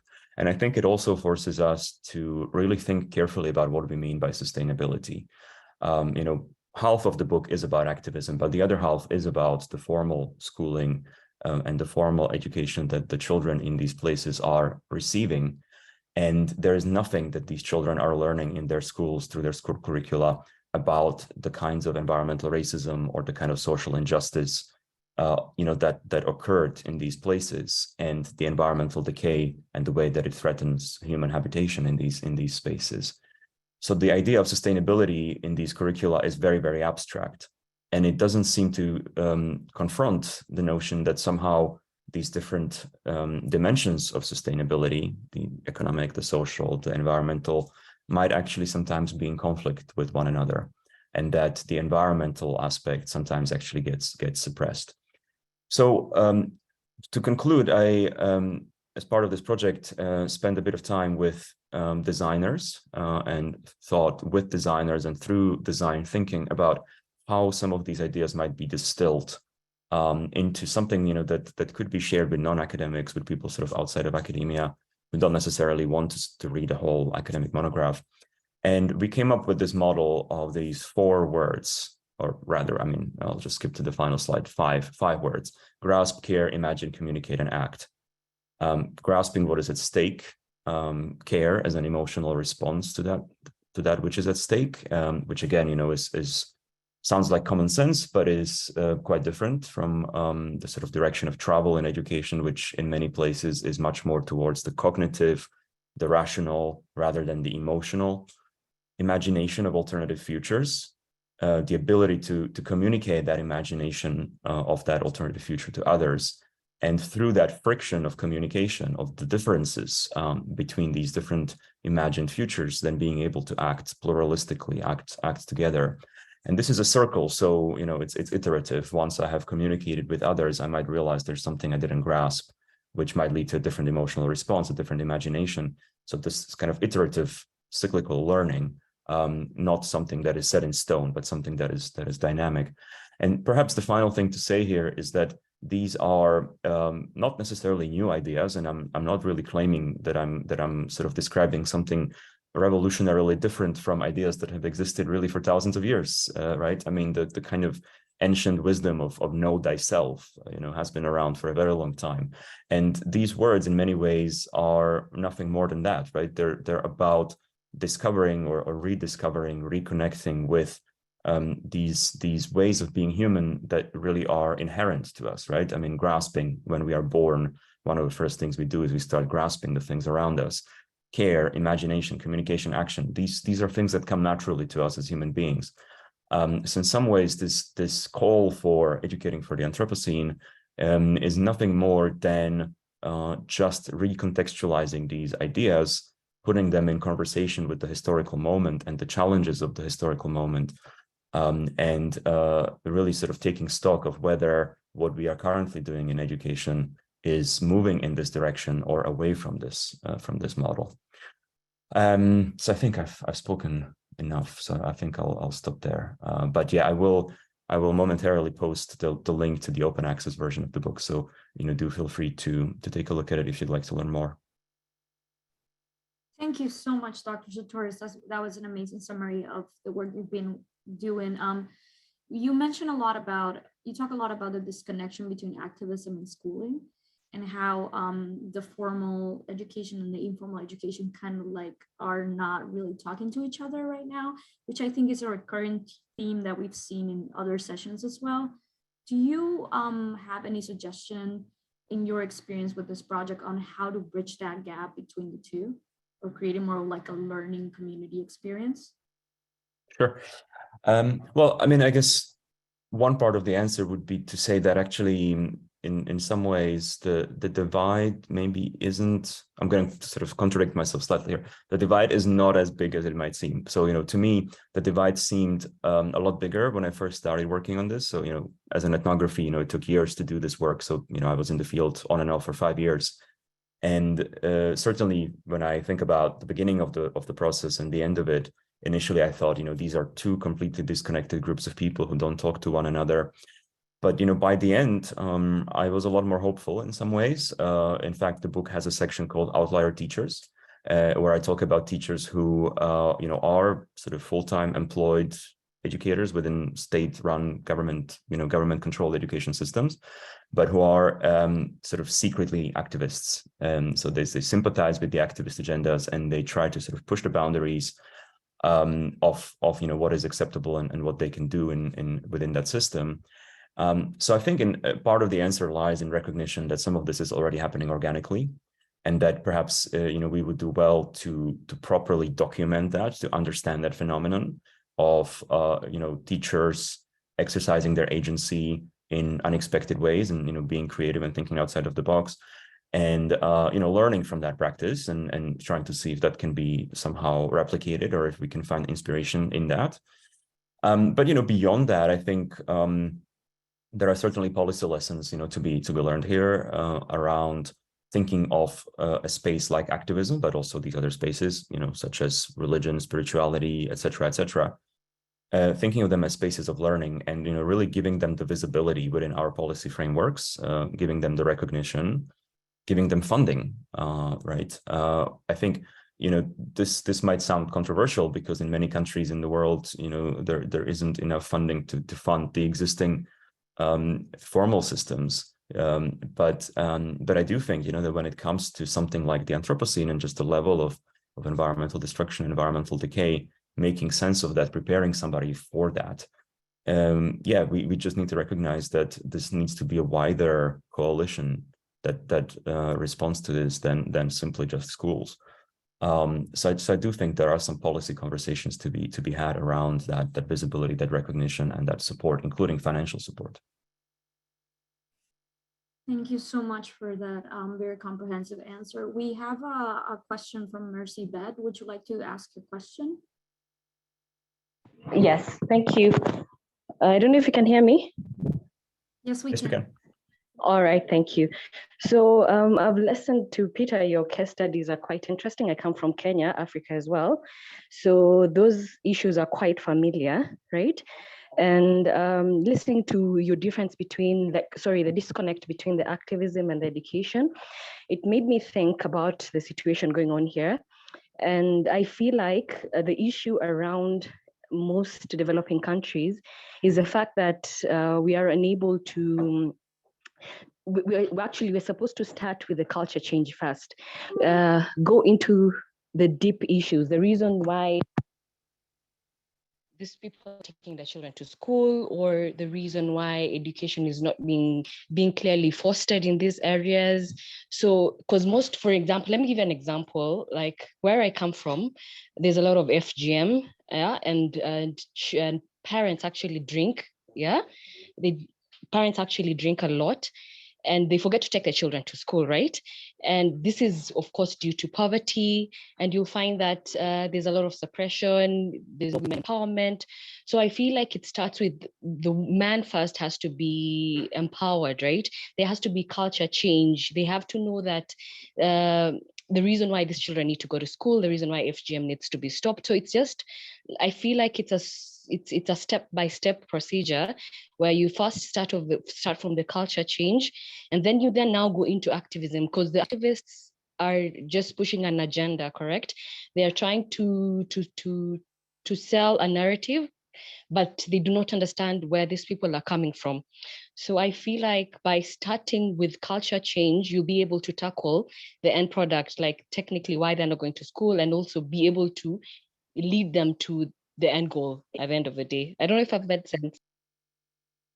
Yeah, no, I mean, you're definitely getting at something very, very important there. I mean, it's a sort of a chicken and egg question, right? I mean, what comes first, educational culture change? Because education also can create culture change. And maybe that also goes back to, again, what we sort of mean by education.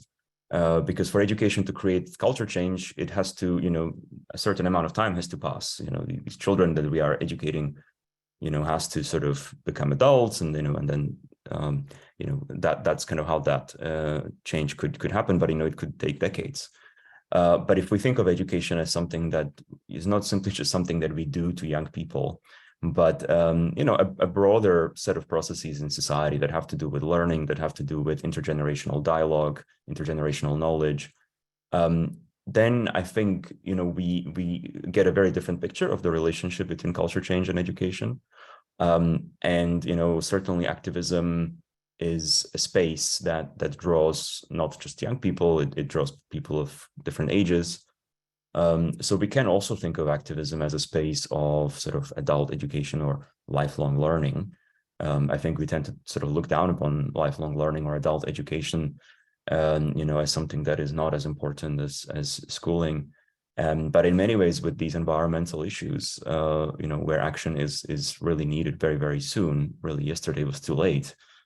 We do need to find ways to sort of reach adults, right, and to not just kind of dump all the responsibility on the shoulders of young people. So I think in that sense, again, maybe challenging the definition of education a little bit and thinking about it a bit more holistically, a bit more broadly might be a good idea. If I may ask, please. We have 1 more minute, so if you can make it quick, that'd be great. Thank you. Please, are environmental education programs integrated in the curricula of the American schools? I mean by that, not the universities, but the colleges and under.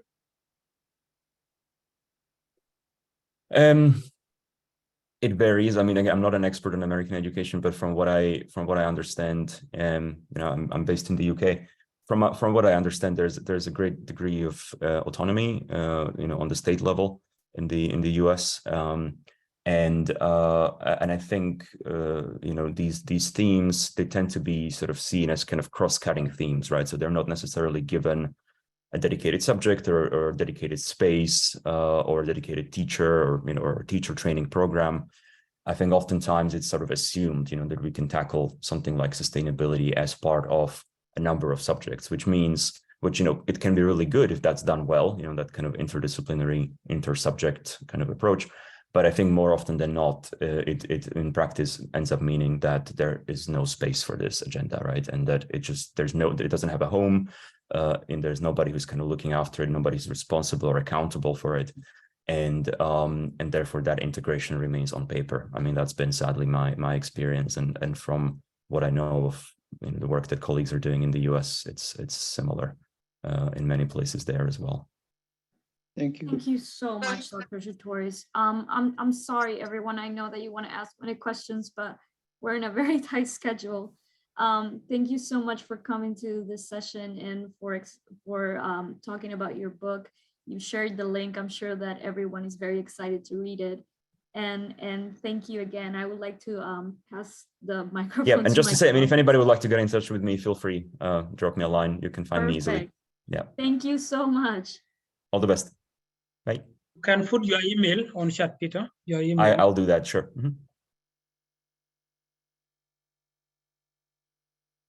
Well, in the interest of jumping forward to our next wonderful session, I now have the honor of reintroducing Aaron Benevot to lead the next session. He's a professor of global education policy at the University of Albany SUNY, an expert on comparative education research and international education policies. Aaron worked for 8 years at UNESCO on the Global Education Monitoring Report, which is an independent evidence-based report analyzing progress towards international education targets.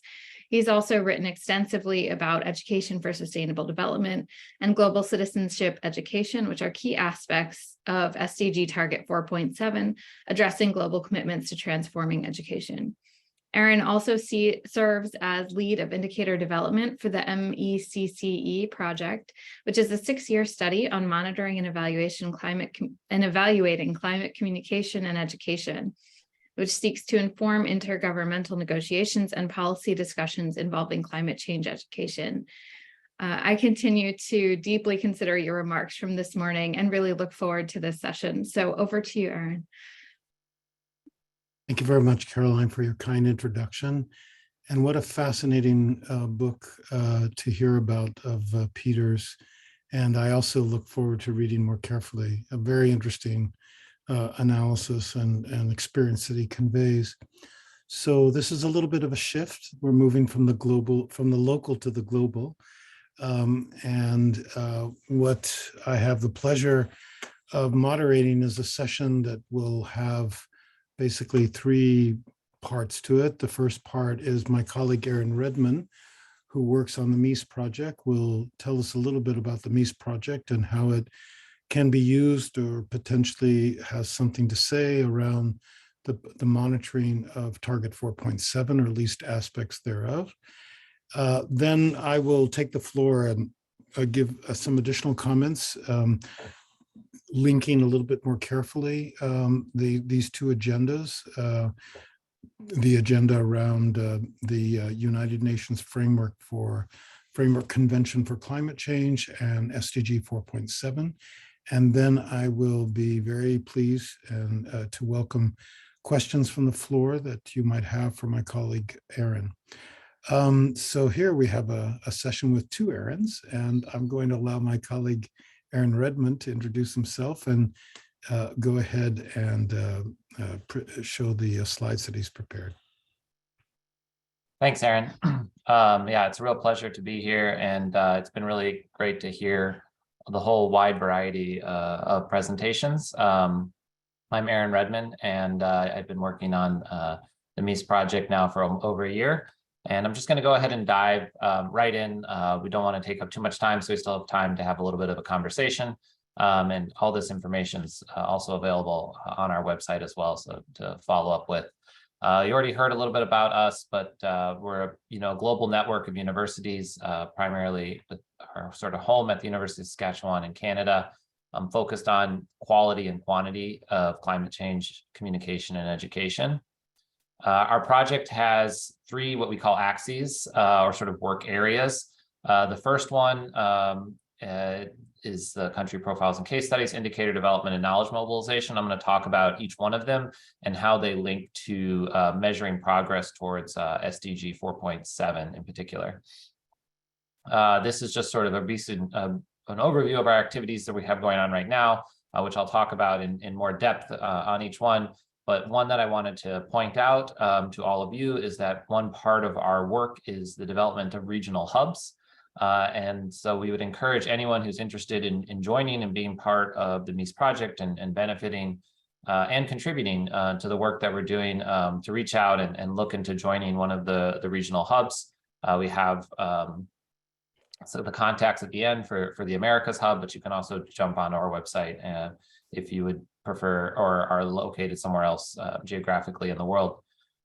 So the first axis consists of case studies and country profiles. And so in this one, we're really, especially in the case studies, we're interested in developing evidence around the quality of climate change education. So when we're talking about measuring things, we oftentimes end up, just looking at the quantity or amount, but part of our project is to look at both dimensions and how we can measure both the quantity and the quality. And so the case studies are trying to create rigorous evidence around the quality. So we're funding these case studies and funded 12 of them last year. We actually have an open call out for more case studies right now that's wrapping up in 2 days. So if you are interested potentially in submitting a proposal for a case study, you still have time, and we would welcome that. Right now. We have ones from all over the world, and we're really excited to build this body of evidence around the types of really high level and quality climate change education that's being done. The next thing that I wanted to talk about was the country profiles that we're doing. And we've so far developed 50 country profiles for countries all over the world. This is one of the work that we're doing in collaboration with the UNESCO GEM report. And we're working on rolling out another up to 30 more this year as well, in time for COP28. And you can see from this slide here, the sort of outline that that each country profile has. We have with the country profiles a sort of coherent and similar structure. So, providing this in-depth thing, but in a way that you could read through each one and learn similar things about how each country is doing in terms of their climate change education and communication. Just to give an example, since we are sort of focusing a little bit here on the US case, we have a country profile for the United States. And to do that, as for all of them, we sort of have a similar set of data that we collect. We look for self-reported data. Aaron mentioned earlier in his talk this morning, that there is issues around self-reporting that we have experienced with measuring 4.7 and just in general. But at the same time, these self-reports such as NAPs can offer a lot of information. We go out there looking for things like national curricular frameworks for each country. And in some cases, we can find all these, they've already been collected in one place, and other times we're out there searching ourselves. We try to find sort of a similar set of documents for each country. So for example, for the US, the country profile includes a description of a law passed 2 years ago, requiring the National Oceanic and Atmospheric Administration to establish a federal climate change education program. We have evidence from both what government and non-governmental entities are doing. And I think one of the other interesting things about the US case that we begin to run into when we talk about measuring here is the US, as I'm sure most of you are aware, has a federalized, non-centralized education system. And so, how can we measure at the country level, which is the way we do, reporting under the SDGs and as well as under, COP as well. And so we've been exploring that. We had an opportunity partnering with the NAAEE to look at how different states are doing and try to measure it at the subnational level. And we're hoping that the sort of lessons and learning that we can take in terms of measuring at the subnational level can begin to be applied in the many other systems that are non-centralized that exist around the world, whether that be Germany or India. Or other countries where, it's important that we get below the subnational level, because otherwise, for example, the US has no, national curricular framework because such a thing doesn't make sense in our bottom-up K through 12 education system. So here's some, like I said, one of the other things we're doing besides this in both the case studies and the country profiles is, while they're focused on, really the in-depth knowledge in each place and case and country, we also, by building up this big database of things that are collected in with the same format and the same template and the same types of data, we're going to be able to do some really interesting cross-country and cross-case comparisons. We're beginning to be able to do that now with our first 50 profiles of the countries. And as we expand that, then we hope to find some really robust results about patterns that we see between countries in terms of measuring their progress on climate change. Moving on to axis number 2 is focused on indicator development, which is the main area that Aaron and I both work on within the MEIS project. Is this illustration here, which I'm not going to get into in detail, lays out the process that we used and the framework that we used for developing the indicators. And in terms of this, may be the more traditional way in which we think about measuring things like the SDGs and as well as climate related things.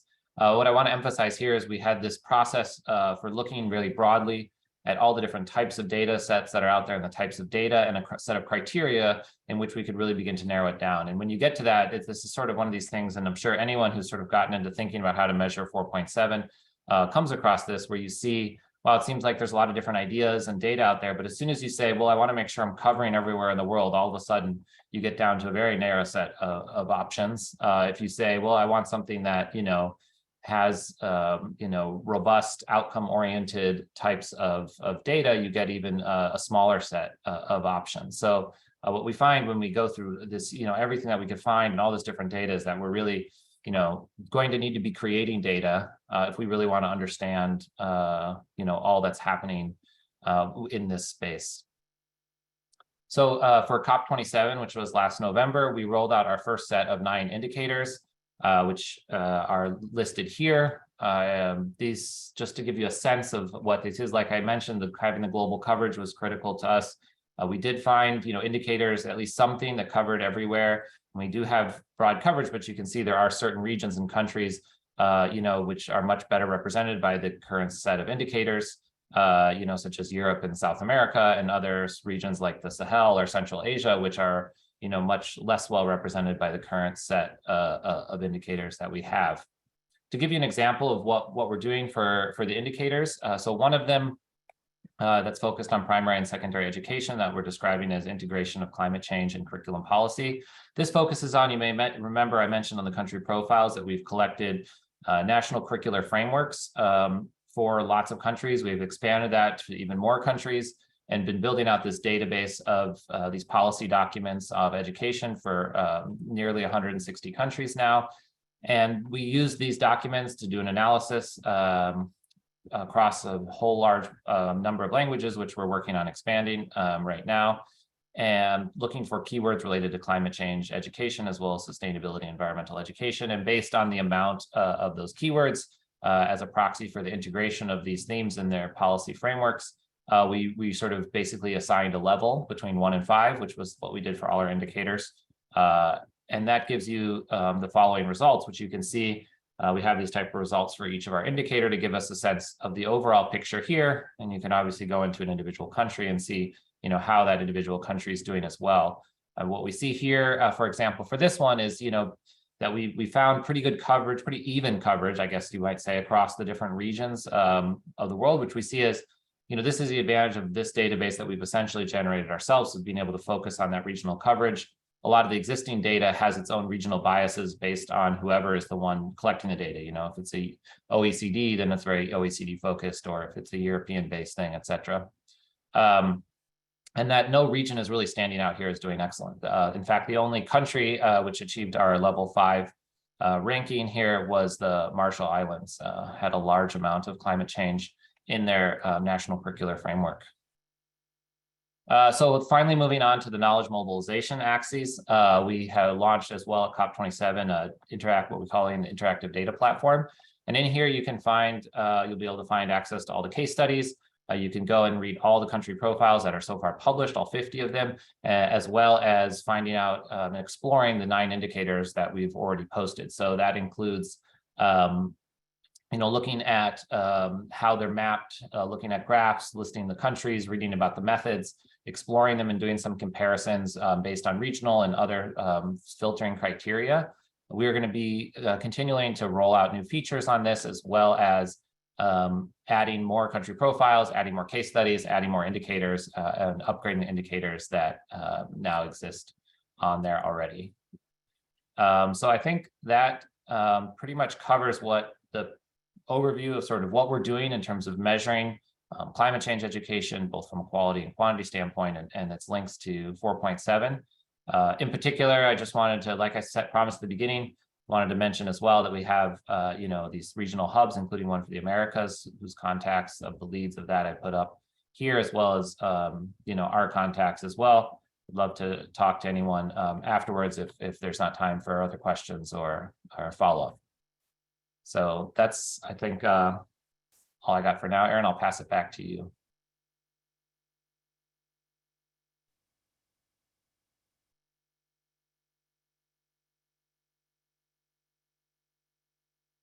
You're still muted, Aaron. So for a few minutes, I'd just like to make more explicit the possible linkage between the work of the MEIS project and the monitoring of 4.7 and all the challenges that involves, and also maybe speak a little bit more about the limitations, and there certainly are many. It's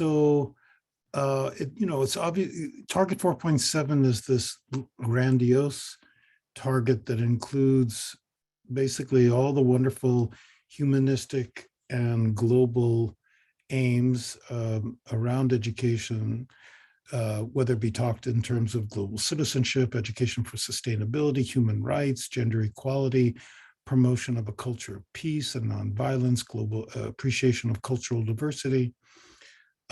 Everything but the kitchen sink was added here in 4.7. In some ways, I always think of 4.7 in kind of in contrast to some of the other targets, which tend to be either focused exclusively on foundational skills or on learning outcomes that are much more instrumental in their relationship to the labor market or the economy.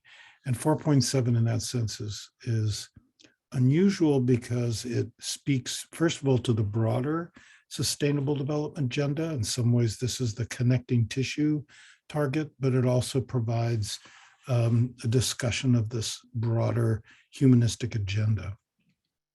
There is an indicator that's been articulated by the folks in New York as to how it could be measured, which you also see here on this map and on this graph. And it can be found here, the extent to which global citizenship, education, ESD are included in national policies and curricula and teacher assessment in teacher education and student assessment. So I think the first point to make very clear is that the MEIS project speaks to one aspect of target 4.7 and tries to provide a new kind of monitoring infrastructure to tap into that one aspect. Clearly, there are other dimensions to target 4.7 that are not being measured. The other point to be made is that there's a separate target in the climate action target, which is 13.3, that also speaks about the importance of climate change education.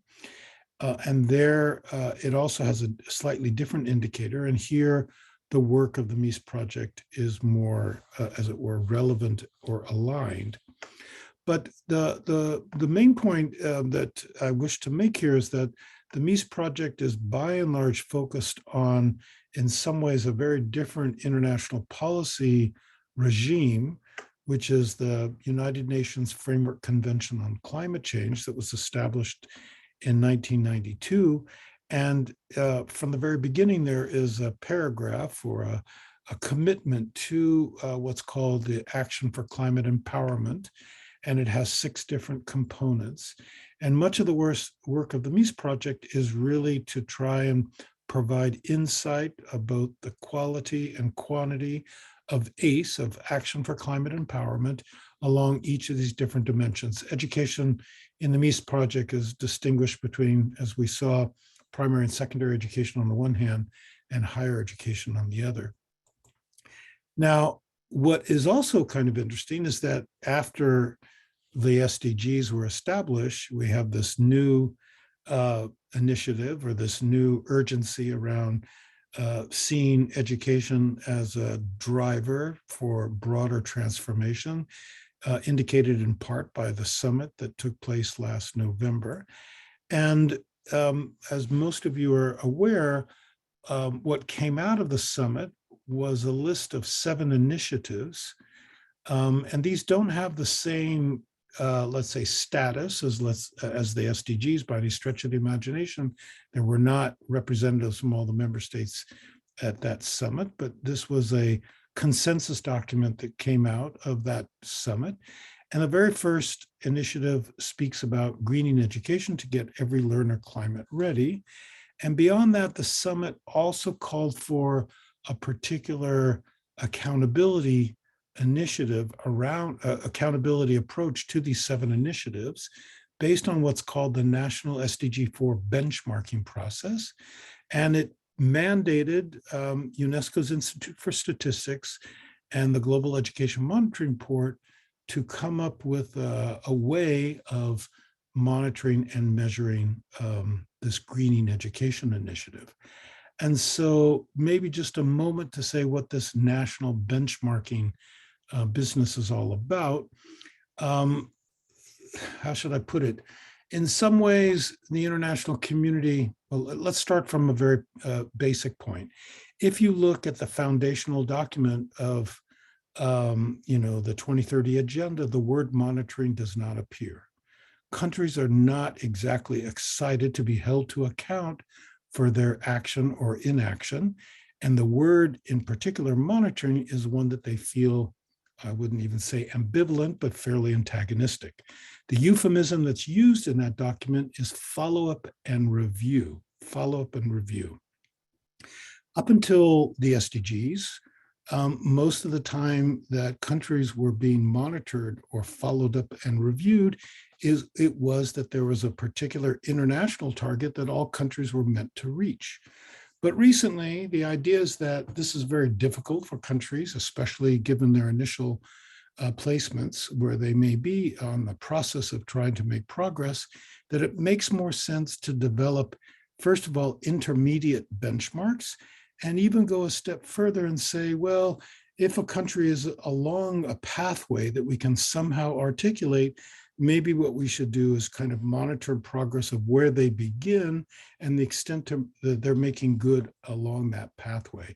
And in some ways, that's what these national benchmarks are all about, is setting up pathways for certain kinds of educational dimensions and trying to use country documents to establish where they are and how much progress measured could be indicated through existing data. So the UIS, the UNESCO Institute for Statistics, and the GEM report have been working hard with countries to develop these national benchmarks. And this is what it looks like. By and large, there are 7 benchmark indicators for SDG 4, but notice for 4.7, no such benchmark has been developed. That's also true for the one on learning. And so in other words, these benchmarks were selectively chosen partly because of how well they were developed previously. But the target that we've been talking about, no such benchmark was developed. But now, based on the summit, there's this initiative on greening education, and as it were, a certain urgency placed both on the GEM report and UIS to come up with a potential indicator around the greening education indicator. And here, the work of the MEIS project provides not the only approach that could be taken, but a approach that says this is one way to develop potentially a benchmarking indicator for the greening of education or for green education, looking at the extent to which countries make good on their commitments in basic policy documents. And recently, the leadership of the MEIS project has also won a bid through UNESCO to collect subject syllabi in science and social science subjects for up to 8 subject areas for about 80 countries in different SDG regions. This too can be analyzed like the policy documents and provide a more complete, not necessarily entirely complete, but certainly the syllabi subject documents tell us a little bit much more, tell us in much greater detail. They're typically written by curriculum specialists, and they're meant to be for teachers and so on and so forth. They provide a much more accurate depiction of some of the content that is meant to get into the classroom. So this is an article that my colleague and I are writing about how the current monitoring of 4.7 is unfit for purpose. I'm happy for you to take a look at it. It'll be coming out very soon. But the main point that I wish to make is that the MEIS project not only wishes to provide information that would be relevant for the UNFCCC, but at least an aspect of 4.7 and 13.3, and potentially a way of monitoring this greening education initiative. So we do think that there's some multi-purposes there. Again, this not to say that this is the only approach that could be taken, but I think there is a sense that in the current state of affairs where so little activity at this level has taken place, it's worth making an effort along the lines that we articulated. All right, so shall we open it up now for some questions? I realize this is a very different kind of activity than some of the work that we've heard during the course of the day, but I'm sure both Aaron and I would be very keen to hear colleagues' thoughts about the approach and some of the work that's been undertaken. If you could raise your hand, or maybe I'll take a look and see if there's some things here, but is there anyone who would like to ask a question about what has been described?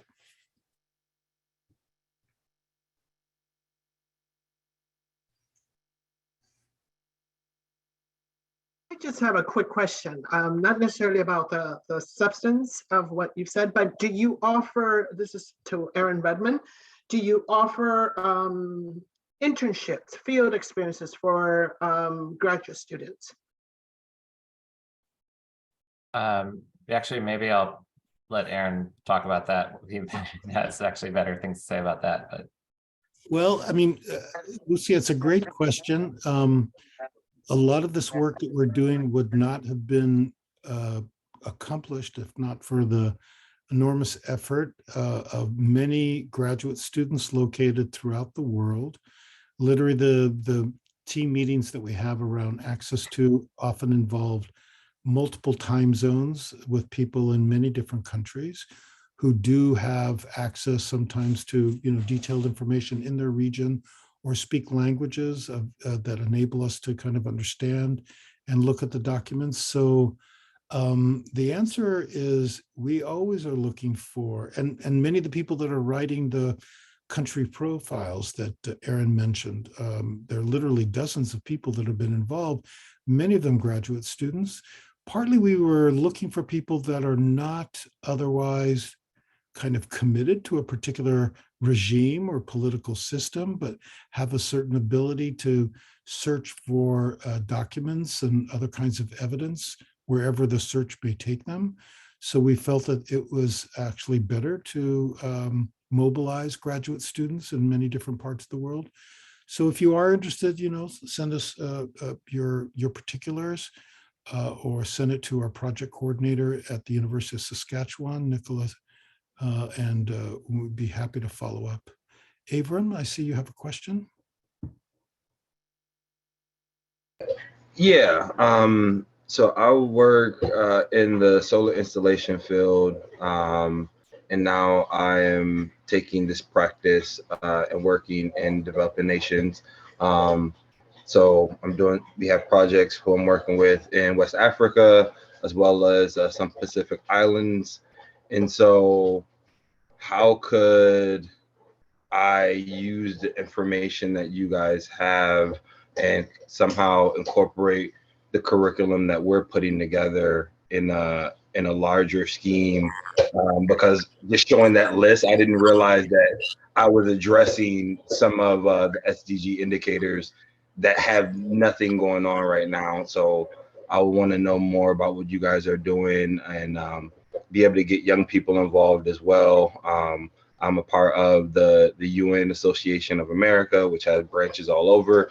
And my organization, we encourage kids to join in because it's free for anybody under 25, and it gives them access to UN publications as well as to UN events.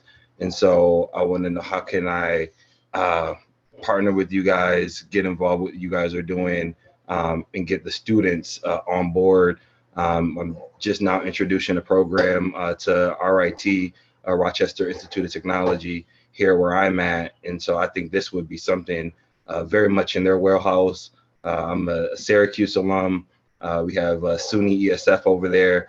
So I want to do some work here. I'm a New York guy, so I gotta shout out to and call out our universities.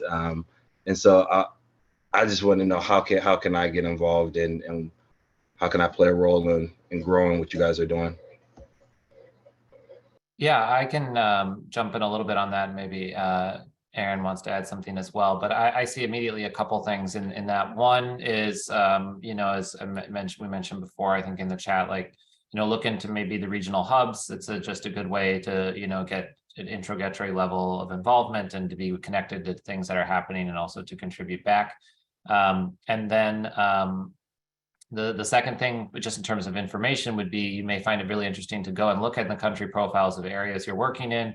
You can get a really good overview of the types of, there may be policies or activities or things happening or other organizations that you didn't know about that could connect you to that as well. And then the third thing would be, especially as this case study database gets built up, there likely will be, some cases in there that might really inform the work you're doing as well. I'm going to pass it back to Aaron, and we're going to wrap it up. We need to conclude now. I would say that, the other thing that's available, and again, it's very different from the SDGs, is that there are ACE focal points in each country around the world. And oftentimes they're developing policy documents to help the government and NGOs and civil society move forward with respect to their climate change educational plans. So in my view, there is an ACE focal point for the US, and I'm sure that informing that person about the work you're doing would be a great way forward. And in our particular interest, we also are trying to keep tabs of countries or even states that are developing monitoring and evaluation systems around climate change education. So to the extent that there is an aspect of that, that would be very interesting too. I think we're going to have to leave it at that. We're very, first of all, let me give my thanks to Aaron Redmond for the presentation and for all the kind people in the audience for listening. And I'll send it over to, I believe it's Caroline, to move us forward. Thank you so much, Aaron and Aaron. Really appreciate that presentation, and I'm just enjoying how the common threads between these very distinct approaches to the content are connecting so well. And with that, I'm just going to hand over to Radhika to introduce the next session. Thank you so much again. Thank you, Caroline. Next session is primarily focusing on something that just gets missed in the mission in SDG 4.7. We keep talking of climate education. Of course, it needs the much deserved attention, but we also need to be discussing human rights, equality issues, gender justice, and many other things that peace education that is hardly discussed in platforms that are focusing on SDG 4.7. So with that note, I'll ask Matthew Wittenstein to moderate this discussion with Dr. Helen Bond. Just a brief bio of Professor Wittenstein. Matthew Wittenstein is an assistant professor in the Department of Educational Administration at the University of Dayton. His US work focuses on immigrants in higher education and international educational experiences, while his international comparative education research focuses on higher education, education quality, organization, and governance issues. He is a co-editor of the Palgrave Macmillan book series, South Asian Education Policy Research and Practice, associate editor of journal Diaspora Indigenous and Minority Education, editorial board member of the Journal of Diversity in Higher Education, Journal of Student Affairs Research Practice, and of Perspectives in Education. Wittenstein is the author of numerous peer-reviewed journals, including Teachers College Record, International Review of Education, Journal of Career Development and Ethics and Racial Studies, and many book chapters. Matthew currently serves as a secretary and executive board member of CIES, Comparative International Education Society, and he's taken many roles, especially in the higher education area at CIES as well. He's been an invited speaker at higher education institutions, ministries, and government agencies throughout the US and South Asia. And Matt greatly enjoys watching tennis as many times a week as possible, and deeply engaging with the world through his travels and making friends. I think that's not added in the bio, but I want to say that he's so good at making friends, and he's such a fantastic person to be with. And I'm one of his friends. I'm lucky to be one of his friends. Over to you, Matt. My goodness, that's way too nice. I'm very privileged to be your friend, for sure.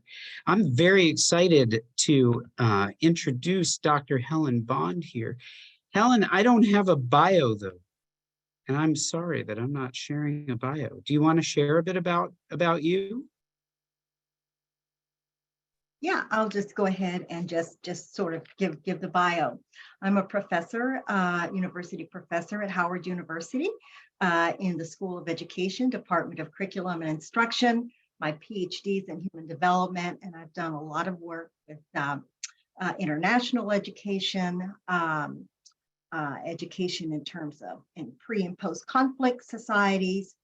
I was part of a team with the United Nations Development Program, working on a model of a teacher licensing system in East Africa. I've worked with refugee teachers near the border of Somalia, did work on human rights education in West Africa, Fulbright Nero Scholar to India.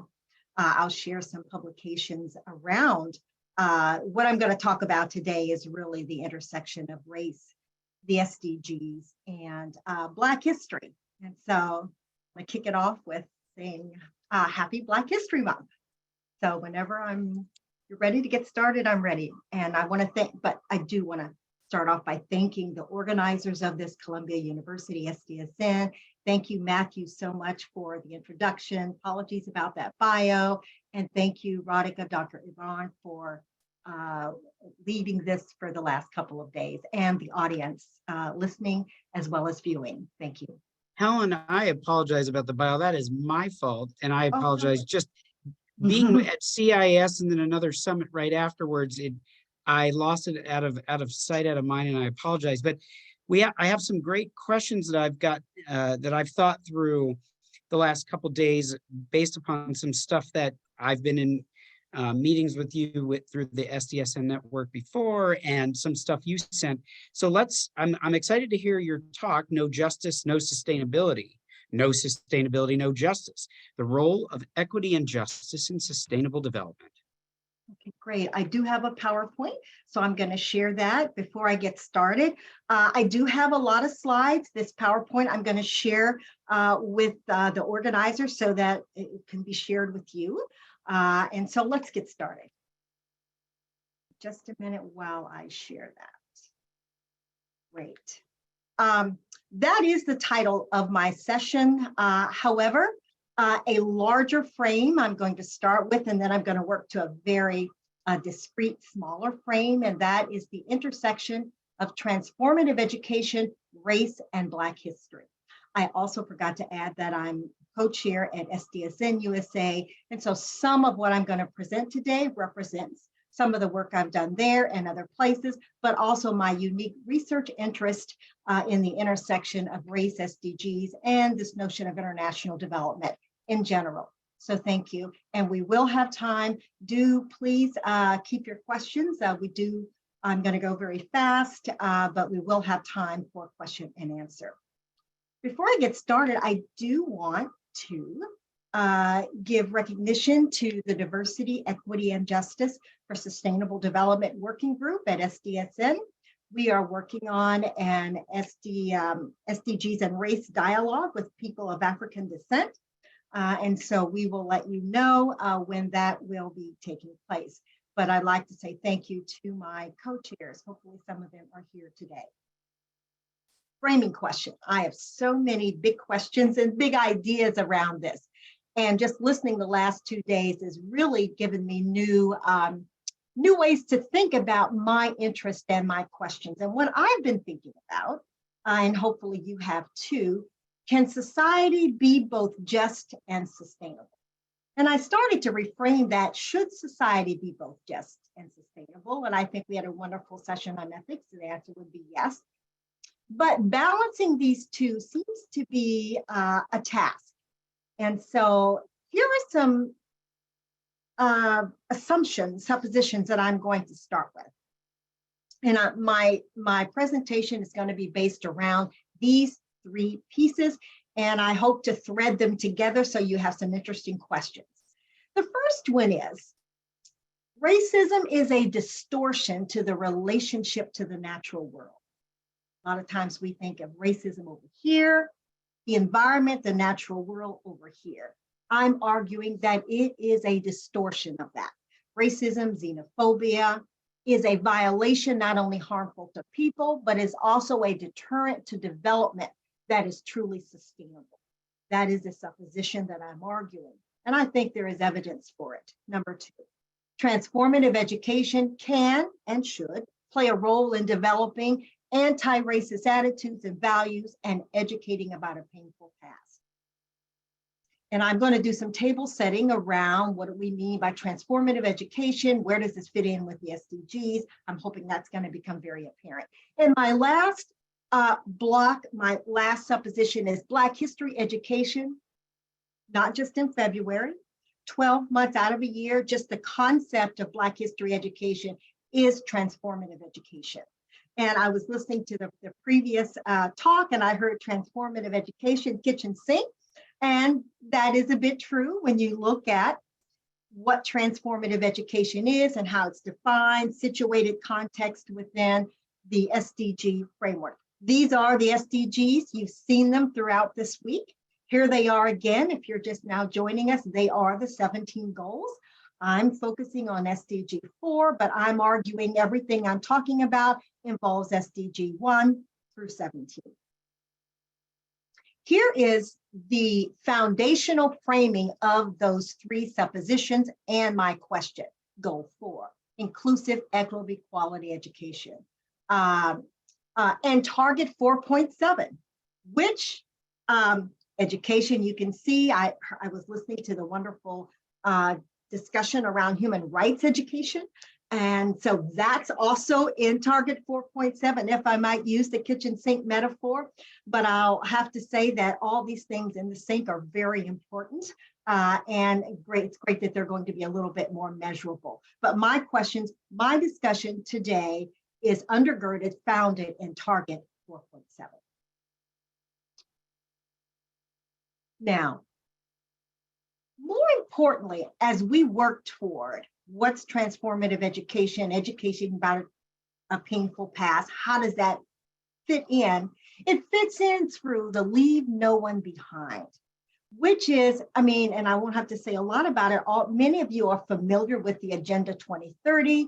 You're very familiar with the SDGs. This is a friendly audience, a familiar audience in that way. We don't hear enough about leave no one behind, because leave no one behind really, even though there's an argument that the SDGs doesn't do as good of a job in some of these areas in terms of race and discrimination, but leave no one behind is really a mechanism in which it can do a better job. And what is that? LNOB and part of the Agenda 2030 framework endeavors to reach the furthest behind. In other words, the development must reach back, and those that are the furthest behind are the goals are implemented first.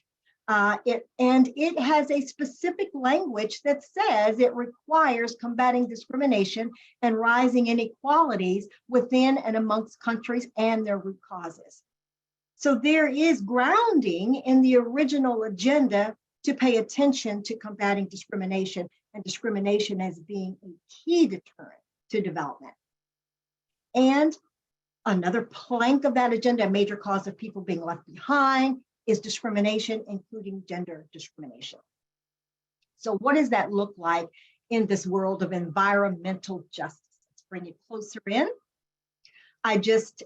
Some really quick studies. I have a citation list, and you can read more about these studies. Some of you may be familiar, but this one from Nature, Racism Drives Environmental Inequality, but most Americans don't realize. And what that particular study was about is that they found that this notion that people living in areas where there are the higher level of heat index or higher levels of pollution index are typically disproportionately poor or minority. But most people, when surveyed, thought that the defining factor wasn't necessarily people were there. Race didn't have anything to do with it. It was mostly people making decisions to live there, or they didn't work hard enough, so they ended up having to live in areas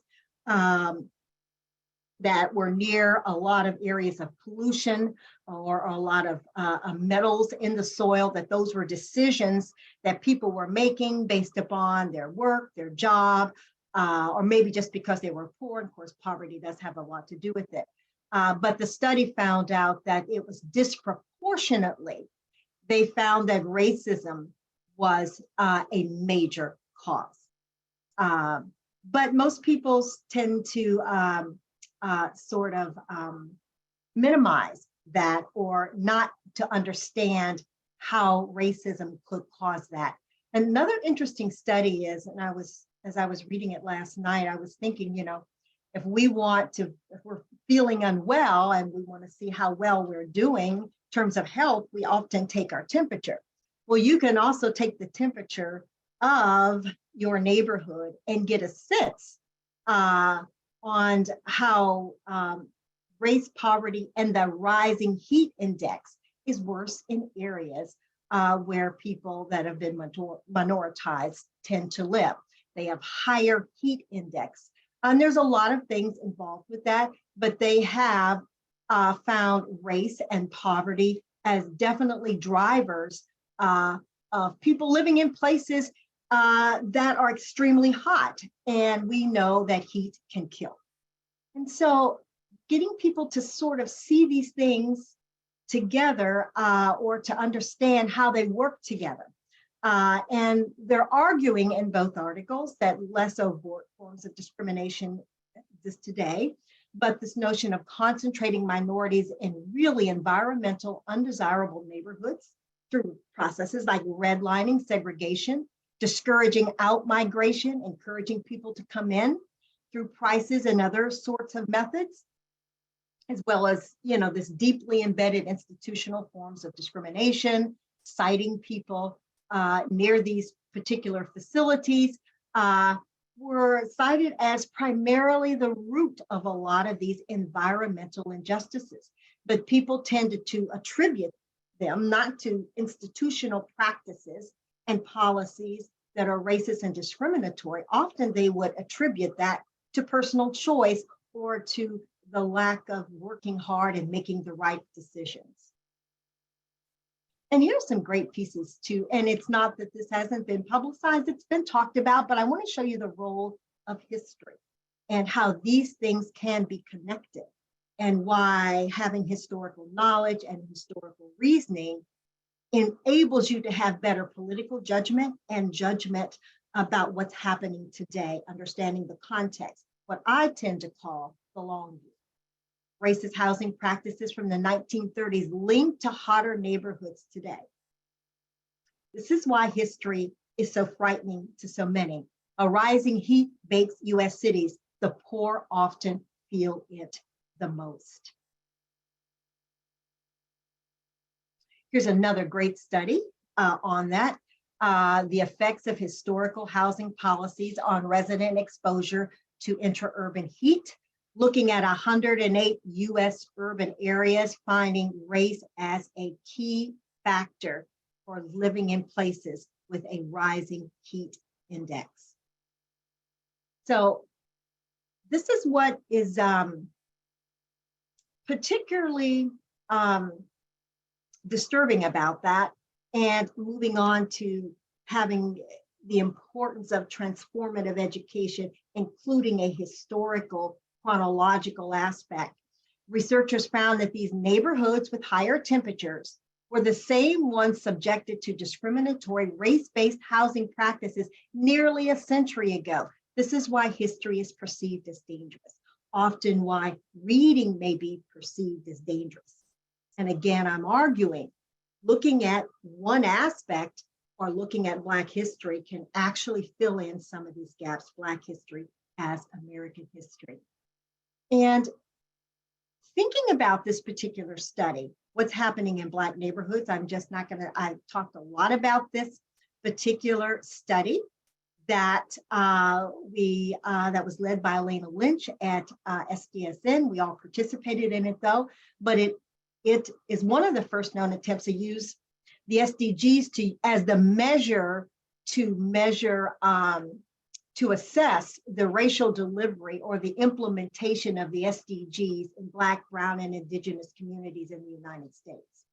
And you can get a sense of some of the things that the authors did find. It's entitled In the Red. I wish I had more time, maybe during our discussion, to talk a little bit more about it. There's a wonderful index with maps that will show you, if you can go to any particular state. If you're wondering why it's called In the Red, you can click on SDG 4, quality education. You can look to see what indicators we use. We also have the source of the data, but you can see in comparison to the white community, most of the United States is in the red. That means the delivery to Black, Brown, and Indigenous communities is really at very, very low levels. As a teacher, if you read the report, the grade throughout most of the SDGs were D and Fs. There were some bright spots. I do want to be optimistic because there's room for growth, but I'll maybe say more about this in our discussion. I want to go back to looking at the historical lens and how Black history and history itself can be transformative, can be a transformative education agent. I love this quote by Martin Luther King. We are not makers of history. We are made by history. And I have some more wonderful quotes about that. So what's so special about Black history? How can it be really transformative? How can it be transformative education?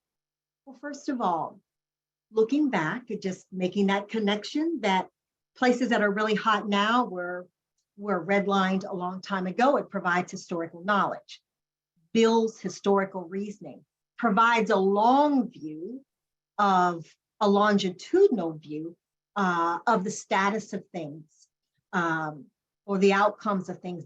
And it also disrupts this linear freedom that we keep going and we just keep getting better and better, and freedom leads to progress.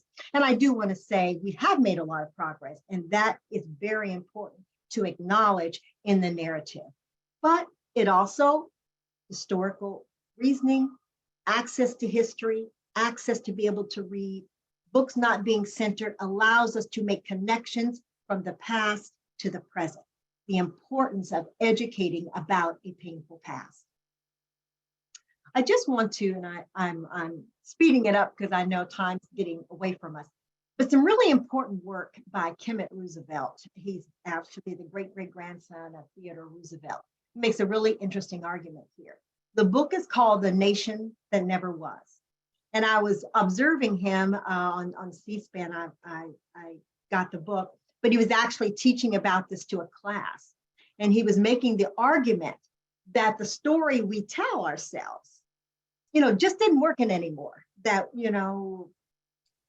country, shining beacon on the hill, inviting immigrants in, that while indeed we are, and we are aspiring to be and emerging in a great country, but that's not how we got started. And it was not in any way linear. And he argues that the morals and the values that shape the world in which we live now were actually shaped through the progress of freedom struggles, the Black freedom struggles, the suffragettes, the immigrant struggles.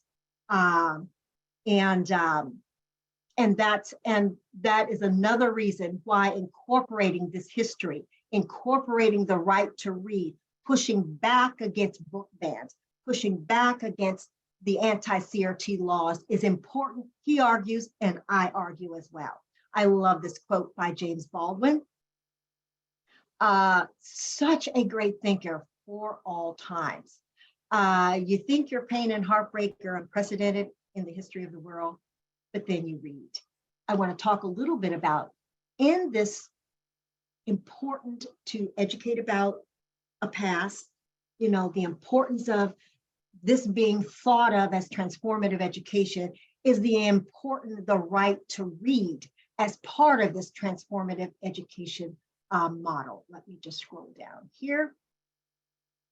I just want to bring in some other thinkers around this. Love the works of Carter G. Woodson. Let's celebrate him during Black History Month. Those who have no record of what their forebears have accomplished lose the inspiration which comes from the teaching of biography and history. Just a week or two ago, I was downtown Washington, D.C. With UNESCO and the United States Holocaust Memorial Museum, giving a talk of why it's so important to educate about a violent past and ways in which to do that. Looking at history, biography is a part of that transformative education model. Love this quote here by Elie Wiesel. Without memory, our existence would be barren and opaque, like a prison cell in which no light penetrates. If anything can, it is memory that will save humanity. As I'm working on this, as I was speaking last week, I was thinking about different things that have happened in Florida with banning aspects of Black history and this notion of, you know, eraser, marginalization, and transformative education. Our community, whether it's climate, whether you're focusing on climate education, climate change, whether you conceptualize it in different ways, and we've listened to a lot of broad conceptualizations. I've really enjoyed that. The right to read is critical to transformative education. The right to read is critical to educating about a painful past. Don't have a lot of time to talk about this. We did do a story map at SDSN around the number of book challenges and bans. I always bring it up in all my talks. It's something that we all should be paying attention to, and it is critical. The right to read. Back to right to read and Black history. There is an assault on that. This is just the assault on libraries and teachers, on the work of what teachers are doing. But I want to take it back to a historical lens, because I really do believe very strongly in historical reasoning, and I know there's interpretation is involved in that.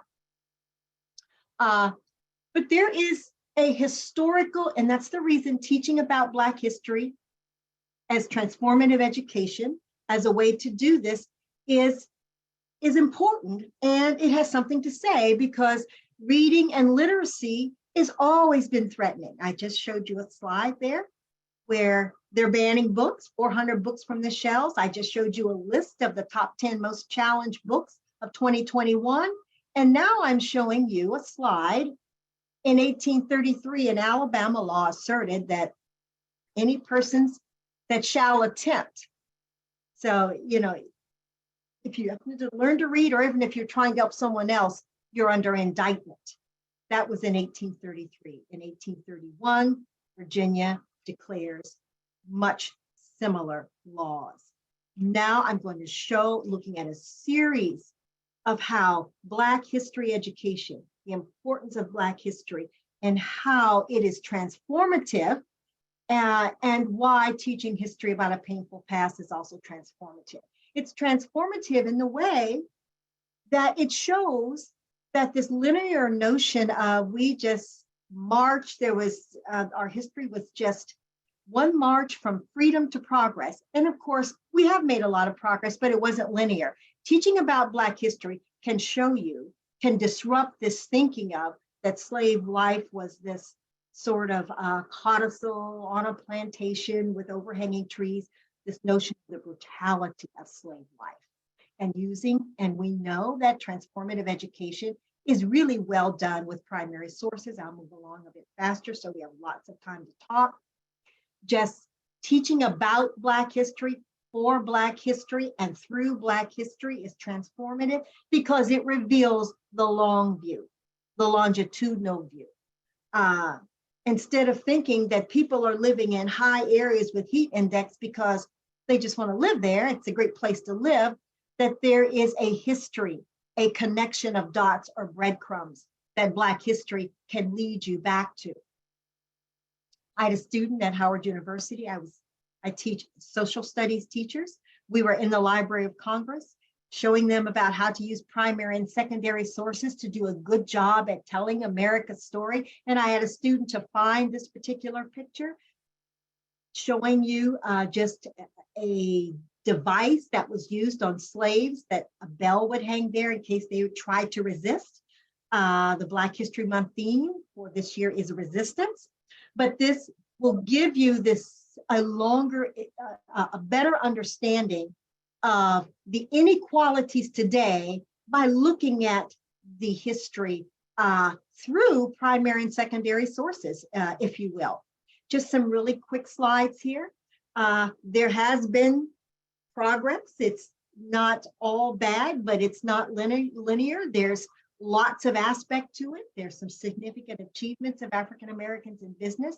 This should be taught. Why Black history is transformative.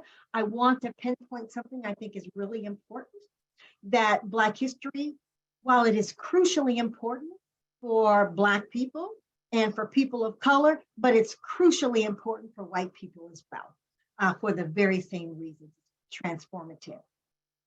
History, teaching about a painful past, transformative education also should include the progress we've made, because we have made progress. Here's Brown v. Board. I could put many more slides up about the progress, but I have a sense my time is fleeting. But I want to get to some key messages as we wrap this up in terms of the intersection of sustainable development, anti-racism, racial discrimination, and the role of Black history. Key message. And this was a quote by Du Bois, who really said it much better than I could ever say it, that the recurrence of the idea that evil must be forgotten, distorted, skimmed over. We must not remember that Daniel Webster got drunk, but only remember that he was a splendid lawyer. I'm going to paraphrase. We must forget that George Washington was a slave owner, or that Thomas Jefferson had mulatto children, or that Alexander Hamilton had Negro blood, but just only remember him as credible and inspiring. This is why Kermit Roosevelt says, the traditional story we've been telling ourselves just isn't working anymore. The difficulty, of course, with this philosophy is that history loses its value as an incentive and an example. If you do this, it paints perfect man and noble nations, but it does not tell truth. My last three messages, give me another minute or two, wrapping up. Back to this overarching goal of sustainable development, peace, justice, human rights, gender equality, respect for diversity, anti-racism and discrimination should be at the core of sustainable development and education for sustainable development. Otherwise, it is not sustainable, and I'll argue that it is not education. It is the heart of 4.7. Number two, take the long view. Transformative education must include educating about a painful past. And as I said, historical knowledge builds historical reasoning that allows us to make connections from the past to the present. And three, as we build green economies, we need to develop climate adaptation strategies that do not bake in or cement in racial injustice, anti-Blackness into our development plans. That's a big concern. Because if we choose to develop on top of a racist, misogynistic world, then we will simply build in more institutionalized discrimination. And last but not least, since my focus has been on Black history as transformative education, I don't know of anyone who is as transformative as my hero, Harriet Tubman. I want to leave us with this quote. If you hear the dogs, keep going. If you see the torches in the woods, keep going. If they're shouting after you, keep going. Don't ever stop. What a just transformational statement there as we close. And just before we close, I did hear someone ask for resources. Never want to leave a discussion without, suggesting the many wonderful resources that SDSN has developed, and UNESCO and other organizations. These are just a part of that. I was instrumental in the development of this and some of these other tools and guides. I do want to point out a book I wrote a chapter for, Peace Studies for Sustainable Development in Africa, looking at the role of peace education, especially in terms of truth and reconciliation reports and commissions. Really interesting study that just came out not too long ago for teachers. In the audience, I worked with UNESCO and co-authoring their Trash Hack Action Learning for Sustainable Development, in which we did implement some of these ideas, in that UNESCO always does such great work, as many of the UN institutions. Can't say enough great things about them. This was one of 4 or 5 authors. Teaching Respect for All Implementation Guide does a wonderful, because there's a lot of wonderful tools in the back of this book. And at the beginning, we actually framed them in some really great theoretical ideas. It's 299 pages, but it's a great book, wonderful. There was actually, it was actually field tested at ASP.NET schools around the world. ASP.NET is the series of schools that UNESCO uses to field test some of its work. And here are the citations. If you look more about the, want to read more about the studies, and I hope you do. And last of all, but certainly not least, I am the chair of the Diversity, Equity, and Justice Working Group. We don't look at human resource issues, although that's important, and having diverse people in the field. We really look at ways in which that sustainable development can indeed be sustainable, because it's just and it deals with race and discrimination head on. So thank you very much.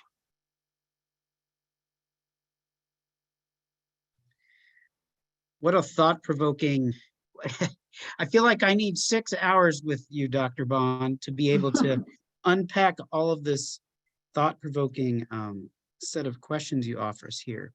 So I have a bunch of questions, and I'm just going to sort of just ask a few here and there. So Helen, I'm curious, what foundational skills and knowledges do educators need? And I use the term educators broadly.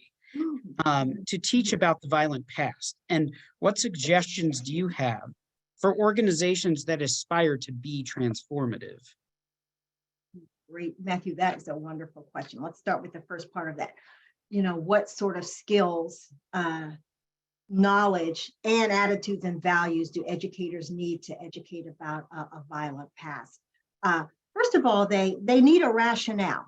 Rationale building is really, really, really important. In other words, you need to be able to articulate why this kind of education is important. Why are you doing it? How does it connect with who you are as an educator? How does it connect with the curriculum? And so it's important to be able to be able to articulate a rationale about that. And some great tools around rationale building, if I might say. I'm also a 3-time Holocaust Institute teacher educator with the United States Holocaust Memorial Museum. They have some really wonderful resources around the development of a rationale for teaching about a painful or violent past. Really great tools there.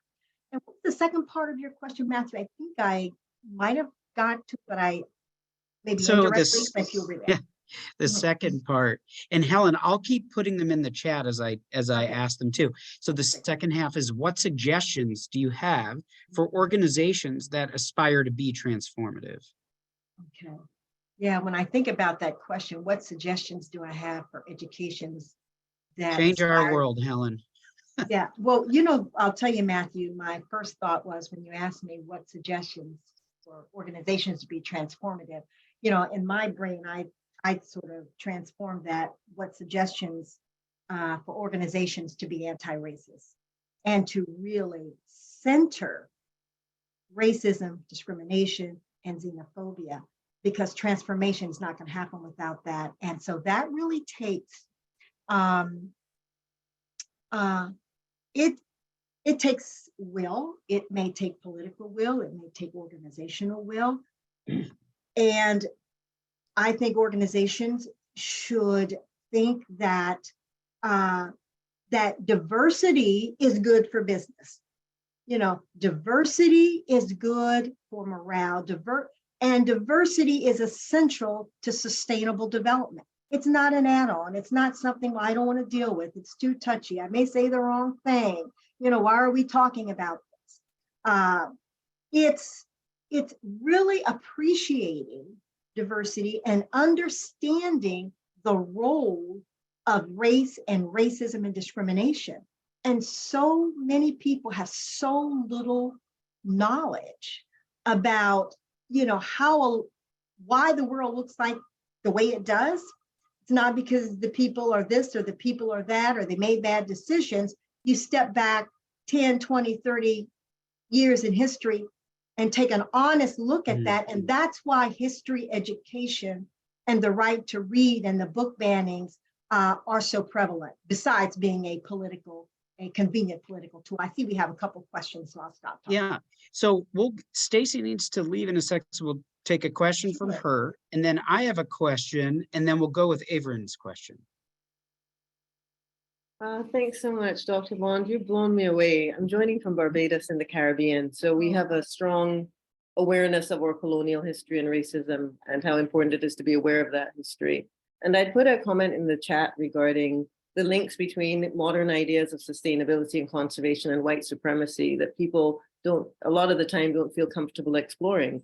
But I've noticed that the way that sustainability is presented to us in this modern aspect is this idea, first of all, you remove Black and brown bodies from the very land that they are attached to. We see forced relocations, we see Native Americans put on reservations, and we present this pristine idea of a landscape and nature that is without people. And that's what we seek to conserve, which to me is hugely problematic, because Indigenous traditions to do with sustainability, I'm of Indigenous descent in the Caribbean, stretch back thousands of years.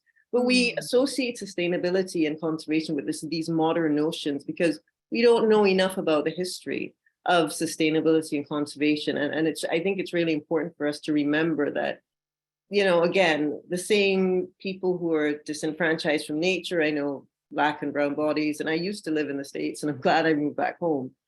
Inherently, you don't feel safe in some of these spaces that have to do with nature. And I think we need to, again, hearken to the idea of reconnecting us with the Black history, the Indigenous history that is at the core of everything to do with sustainability and the Sustainable Development Goals, and hearken back to that and have that awareness of what it really is. So I just wanted to make that comment and say thank you for making my afternoon. I've missed like all my meetings for today, these sessions. So thank you so much for that. Stacey, so much for that comment. And I know you're waiting, Averin, and we're going to get right to you. I'll let Matthew handle that. But I just wanted to say a part of my talk, because I was so time conscious, that I've been doing a look back that Du Bois, even though he's not thought of as an environmentalist, had a lot of things to say around that. So that's really a great one. So we'll go to the next questioner, Averin. If I may, please. Sure. Thank you very much for your excellent presentation. So we've got Averin. Sorry, Mohammed, we've got Averin and then a question from me, and we can get to you next, I promise. Okay, that's Thank our you. order of questions. So Averin, please. Yeah, this was a great presentation, and I sat here and grabbed my Frederick Douglass narrative. Me being from Rochester, I have to do a big shout out to him, because he inspired me in a lot of the work that I do, and being from Rochester, being educated in Rochester. I didn't read that book until I worked at Arlington Cemetery and was a volunteer at the Lee Mansion and had access to the Park Service Library. And so that's when I read that book. Also in understanding and knowing our history, and working at Arlington, I learned more about Freedmen's Village, learned about Section 27, where former slaves were buried, got to see Medgar Evers, and I'm putting together a documentary on the Black that are buried there, as well as Jewish Americans that are buried there. There are some that's Jewish Americans that fought in World War II that are buried there, Hispanic Americans that served in the Mexican-American War all the way up. So that this is very important to me, and I appreciate you telling our story and putting that information out there. But one thing I do want to be critical of, and want everybody to be critical of in having the conversation of diversity in the workplace. And I've worked in many places, and I think we have to look at the concept of diversity, not just in skin color, but in thought. Because we can have diversity as far as skin color, but everybody has the same monolithic point of view that could be of white supremacy. And so being able to have that conversation of what actually is diversity is not just skin color, it's diversity in thought, it's diversity in presentation, it's diversity in ideas. And so for anybody having those conversations, we have to be critical in that sense. And we can't just be critical in what we see on the outside as diversity. Thank you. And I appreciate you for what you've done. I will be in DC for the NCRC conference next month. Really? So to drop me a line. Yep. Yeah. Thank you. Moham? Helen, so sort of a set of thoughts here. So I always think that the pre-work that we need to do is critical. We can say that we want to do X, Y, and Z, but unless we reflect, acknowledge, and then think about the knowledge and upskilling about the histories of racial and social injustice that are critical for organizations aspiring to embody transformative educational practices first, how can we really do that, right? So I'm curious, Helen, if you could share perhaps what actions and dialogues and pre-work might look like for such an organization aspiring to achieve SDG 4, Target 4.7, and obviously the all the SDGs. Who would you suggest should be at the table, and what community and institutional stakeholders should be engaged?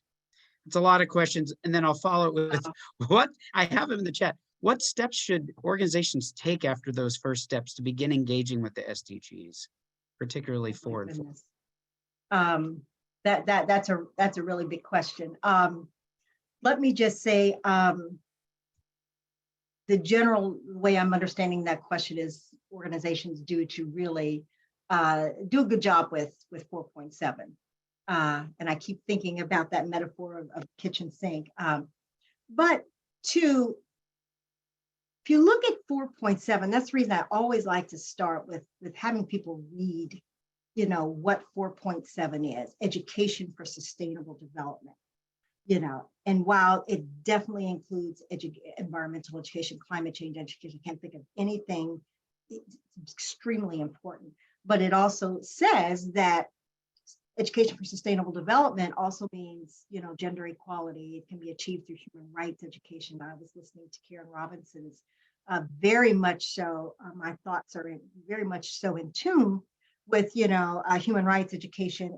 You can have sustainable development without going through that. So really looking at transformative education, thinking about the goals and mission, purpose, resources of your organization, and thinking about what aligns with that, with 4.7, realizing that, and let me just say this, something that I haven't heard and I think would be important for people wanting to implement SDGs 4.7 or whatever they're going to. They must disaggregate. They must, if you're trying to measure your progress on, are boys doing well in school, are girls doing well in school, are we having disproportionality in the outcomes of discipline? You just keep, you have to look at, well, how are Black boys doing, Black girls, Indigenous boys and girls, Native Americans, Latino, Hispanic? You have to disaggregate. and try to get disaggregated data in order to develop a policy in terms of implementing 4.7 that is targeted, nuanced, and thereby it will work. And I just like to say that because in the work that we've done at SDSN and the work that many of you have done and are doing, you're fine. And I just heard it yesterday, the importance of intersectionality. We SDSN did some fantastic work with the Poor People's Campaign, looking at the impact of COVID-19 on people that are poor. But I offered the frame, and they thought it was a great frame. I asked the question, well, how do people experience poverty? A white poor male is not going to experience poverty the same as a Black, transgender, disabled person. We may be marginalized, but we experience our life at the intersections. I think Mohammed had a question, and I think we need to maybe go back to him. Matthew, do you think, Mohammed? He had a question earlier. Yeah, Mohammed, are you there? We've got Mohammed next. And a comment. I really would like to thank you very much for your excellent presentation. And what I want to say, I share with you this empathy for the fight against racism in general and in the US in particular. Thank you very much. Matthew, can I say one thing that I didn't get to add in my presentation? And I think it's really, really important because it was getting so long. And a lot of questions have been, well, how to? How do we get kids excited about the environmental movement? How do we get them to be activists and doing some? I want to give a shout out to the Smithsonian Science Education Center. I'm working with them on a wonderful project. Maybe we'll say more about that later. Wonderful work, much appreciative of those colleagues. But what I didn't include, what we can study that is so germane to Black history. And I did a presentation for this, for the Embassy of India, is looking at the civil rights movement and how Martin Luther King went to India and learned about nonviolent direct action from Mahatma Gandhi. He brought those ideas back and implemented what has been called the genius of the civil rights movement, nonviolent direct action. And when I was doing that talk, I discovered that Gandhi was actually a follower, a great admirer of W.E.B. Du Bois, and they had actually had contact. So studying, thinking about, what's a great way in terms of to be an environmental activist.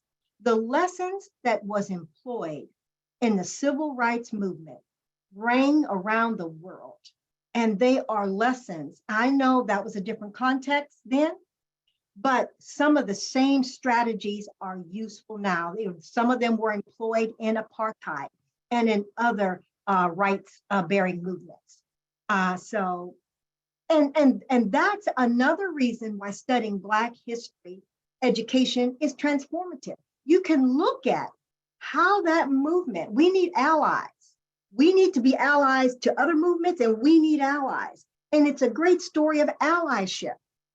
It's a great story of looking at a problem and considering the role of poverty. And it's just, so I could go on forever on that. That is a really great point. And I have one more. I have so many questions. I've developed like hours of questions for you. And now I have 6 more hours. But I want to ask you one last thing before we sort of move on to the next session. I'm curious whether the SDGs ever had in their purpose to bring about racial justice and peace. I'm curious, A, whether you believe they offer opportunities for bringing about racial justice and peace. And I'm curious what theoretical and conceptual or practical insights you might have that can help educators, and I say educators broadly speaking, and communities begin dialoguing meaningfully about the connection between racial justice, peace, and the SDGs. Oh, what a great question. What a great question. That's one of the questions that the working group, Diversity, Equity, and Justice Working Group is working on. I see one of my esteemed colleagues, Deepa Vivekas, is in the audience with us. Wave, Deepa. Might be others. I don't know if Victor or Claudia are here, but that's one of the things that we are looking at in terms of making the SDGs real to those communities. But Matthew, I really like Matt, I might say, I really like that. Is Matt is okay? Either way. Okay. I really like that first question. Was the SDGs ever designed to deal with race? And you know, I didn't get a chance to talk much about the special rapporteur on, I'm just looking at my notes on for contemporary racism and xenophobia, Professor Akimi, who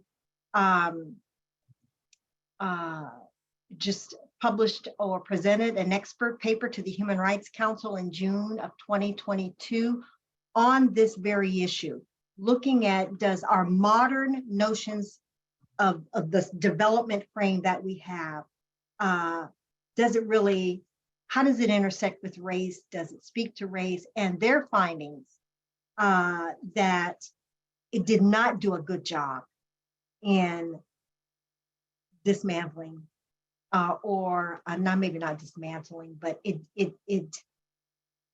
didn't do a good job in terms of anti-discrimination and racism. But your question was it really intended to do that? And I don't think that was the intent of the founders of Agenda 2030. However, there is language in the Leave No One Behind, there's the inequality that would speak to some of the outcomes that you would want to see in an anti-racist world. For example, leave no one behind. We always pronounce it, that's the central plank, LNOB. But leave no one behind, the language, if you look at the document, says you must address discrimination and racism. In terms of development, you must reach back and find those ones that are the furthest behind. That means you have to look, you have to measure to find out who's the furthest behind. And then you have to develop policies, practices, budgets, resources, the political will to actually help those that are the furthest behind. I don't hear that in our discussions around sustainable development and leave no one behind. So it has the mechanisms to do some great things. And I think the SDGs and the Agenda 2030, I think they're a wonderful roadmap. They're what we have. We need to embrace them and we can make them better. You know, we don't have perfect documents, policies, practices. We're in the world we're in, and we can make them better. Yeah, we can use them as, I feel like we can use them as resistive tools, right? Right. Whether their initial purpose was for what they were, we can interrogate them and use them. Absolutely. Well, thank you so much, Dr. Bond. This was a very provocative conversation, amazing audience with great questions. Wonderful audience. And sort of, for me, an amazing end to a week filled with conversations about sustainability and global citizenship. Thank you so much. Thank you.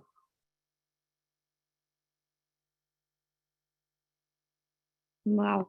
I think we are all speechless after that discussion. I think it was just so wonderful and so many ideas, as Matt is saying. I think it's and so well moderated. I really enjoyed it. And really, Dr. Helen Bond has made the connection between SDGs, which is very developmental, and all the questions on who's developing who, which agenda, to history. And I think it's really amazing to see how we can learn from history and situate things and see where we want to go. So such a fascinating panel. I think it's really set the stage for not looking at 4.7 with just the climate lens. Climate is one of the discussions, but looking at the much more broader historical underpinnings of where we are, how we reached here is so important. So thank you for bringing that discussion onto stage. We have thematic discussions now. Many of us have been quiet, and many of us have been chatting away and discussing with our friends and chatting on the on Zoom. So I think this is a time where we can all really participate in themes, discussions as we go along. I'll just share my screen to just remind us of been chatting. Remind us of where the our topics are. If I can find it, yes, here. Here. So these are our breakout rooms for this session, 2 o'clock. I hope everyone can see it. Theme 1, digital transformation, transformative education to promote sustainability and equity. Theme 2, education leadership, professional development. Theme 3, global citizenship. Theme 4, climate justice or global education, teacher education, and then climate anxiety. We have the moderators here. They are all our wonderful colleagues who have helped to make this conference happen. So I think the breakout rooms should be on. I'll keep this slide here just in case if people want to refer to the rooms, and we can join our respective rooms as we discuss these themes. So maybe pick a theme and join the conversation with your colleagues and have a really deliberative, good discussion in small circles. I think that will be wonderful. Caroline, do we have the rooms up? The rooms are open, so please, if you're able to navigate yourself into one, please do. Otherwise, feel free to put in the chat and we can direct you. Thank you.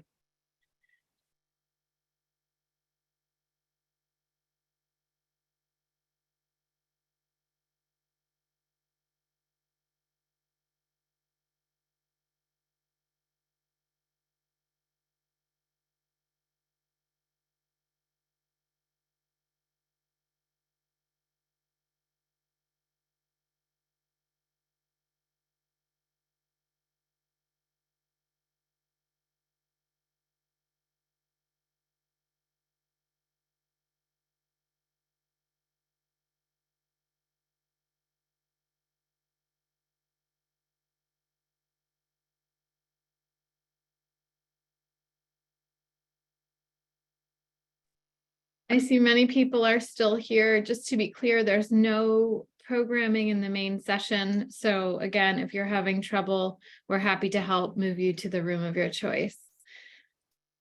You can unmute and say it or just put it in chat. Nicole has the question about if room number 4 has been decided. Or Radhika, do you know? I know that there's an or between education, what was it?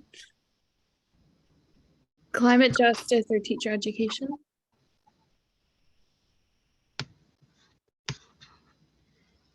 Radhika, you're muted. 4. Could I have 4, please? Sure. Thank you. It will discuss climate justice and probably with links to teacher education. So probably together. So maybe both, Nicole, if that answers your question. I'm happy to send you over there if you'd like.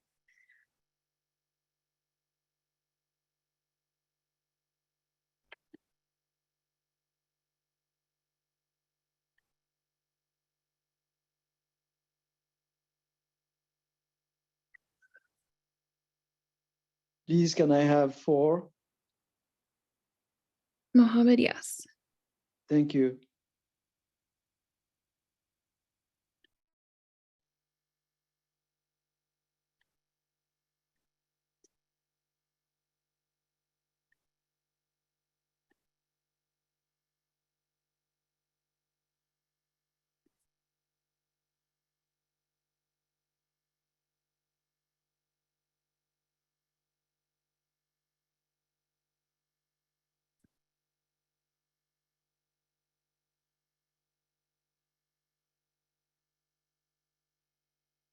Oh, sorry, I went ahead. Is now people are going for break or what are we?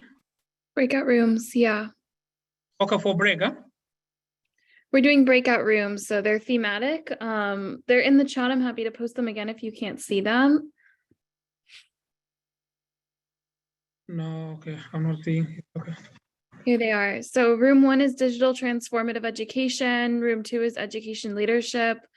Room 3 is global citizenship. Room 4 is climate justice and teacher education. And room 5 is climate anxiety. So let me know if you'd like to be placed in one of these rooms, Elijah. Education leadership, number 2, room 2. Okay, great. Let me there. Sending you there now. And Wendy, did you get kicked out of your room? Oh.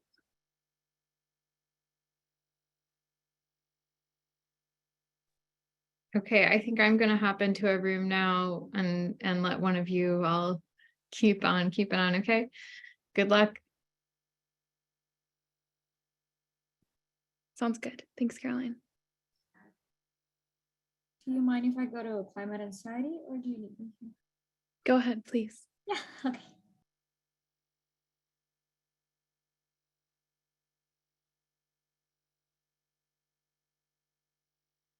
Hi, and do you want to join one of them? I'll go in a second. I'm just finalizing some slides for the afternoon panel. I'll go in, yeah.